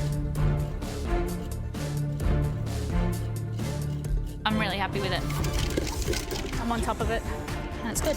I had a little issue with the almond cream, but I've brought it back by whipping it over the ice bath.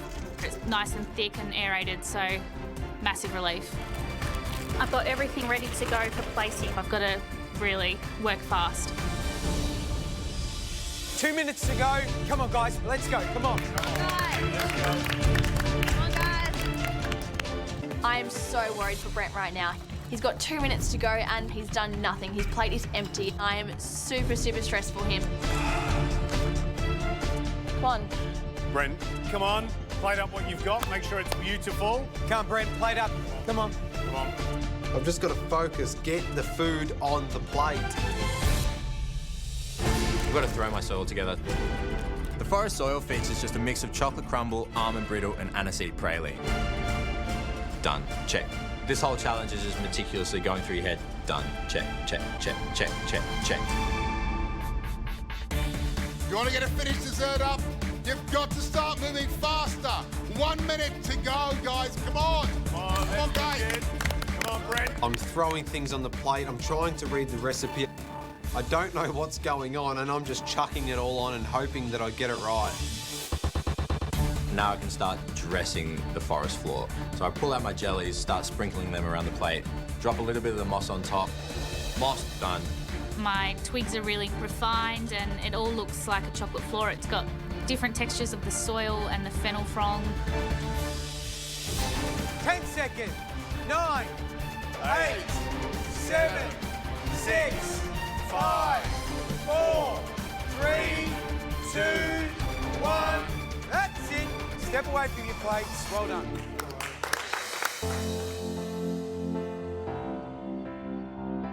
Yeah, I feel good. I'm a little bit disappointed. I'd love to have knocked it out of the park and just known I was safe and going into semi-final. I left one element off the plate, and it was the only element I didn't have to make. It was the finger line. I feel really good after that cook. I think I got everything on the plate and I think it looks pretty good, so I'm really happy. That was an intense cook. It all came down to the wire as usual. This is my last chance to get into the semi-final. The book could close here and that could be it. What are you doing, Brent? Changing it. My new dish today is called Digging in the Dirt. I've been in a bobcat since I was 18 years old. So I've been digging dirt from under my fingernails. I've been cleaning dirt off my clothes every night of the week, and it's a bit of a tribute to that. Oh, Brent, talk to us. What's the dish? Completely changed it. Yep. I'm going to go with the pile of soil. Which represents? Driving a bobcat. That's how I live. Great. Have you ever driven a bobcat? No, I've got power tools envy now. You want one? I want a, yeah.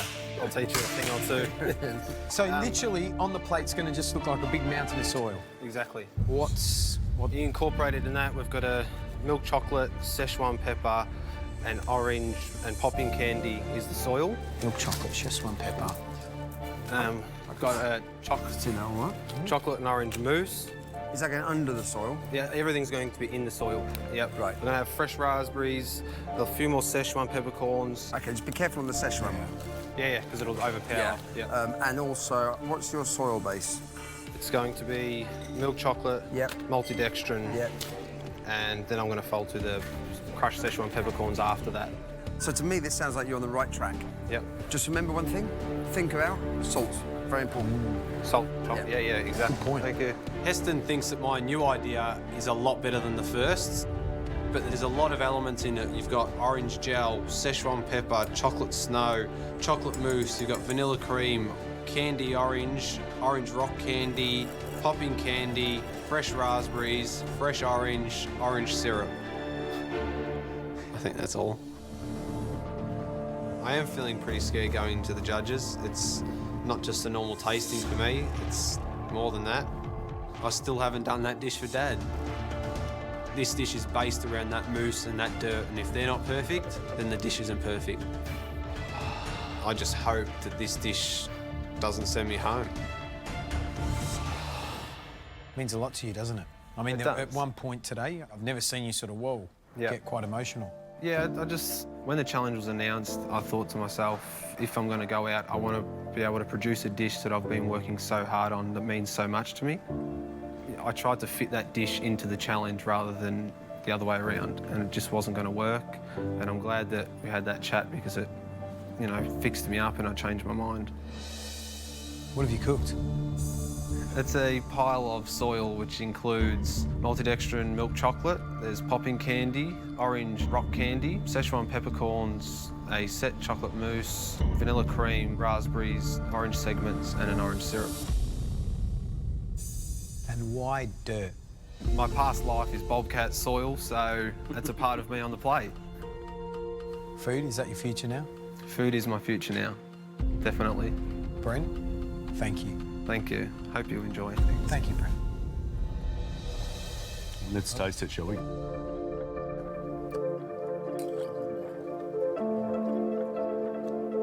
Look.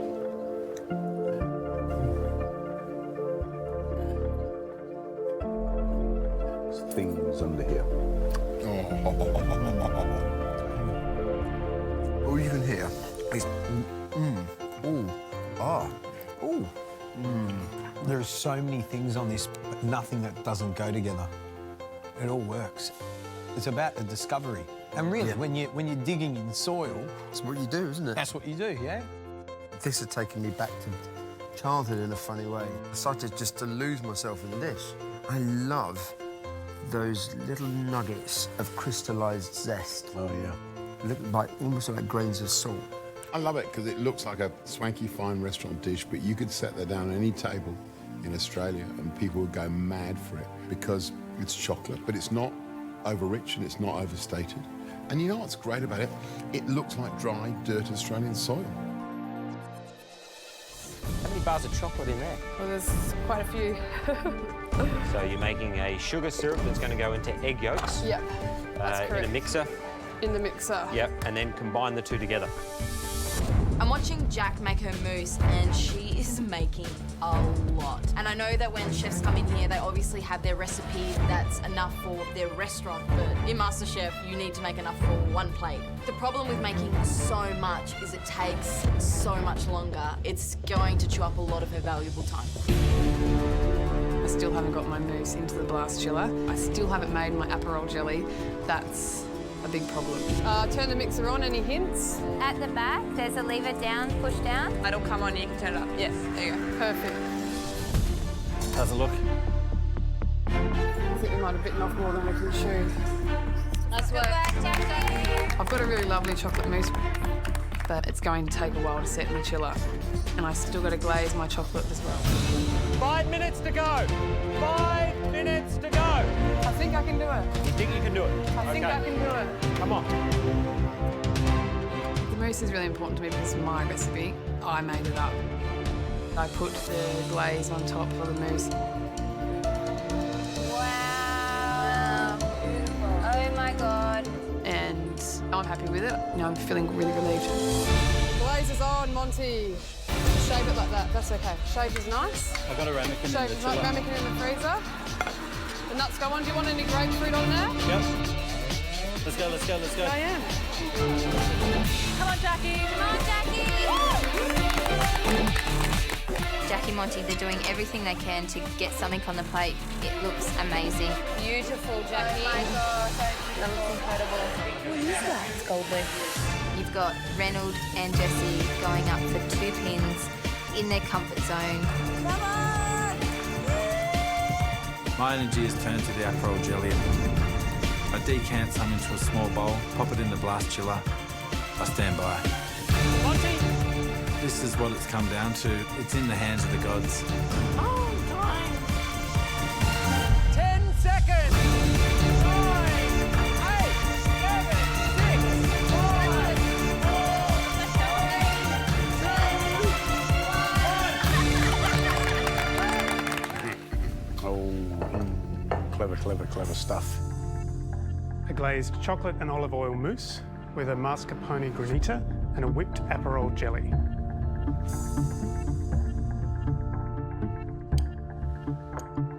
Oh, it does look good, doesn't it?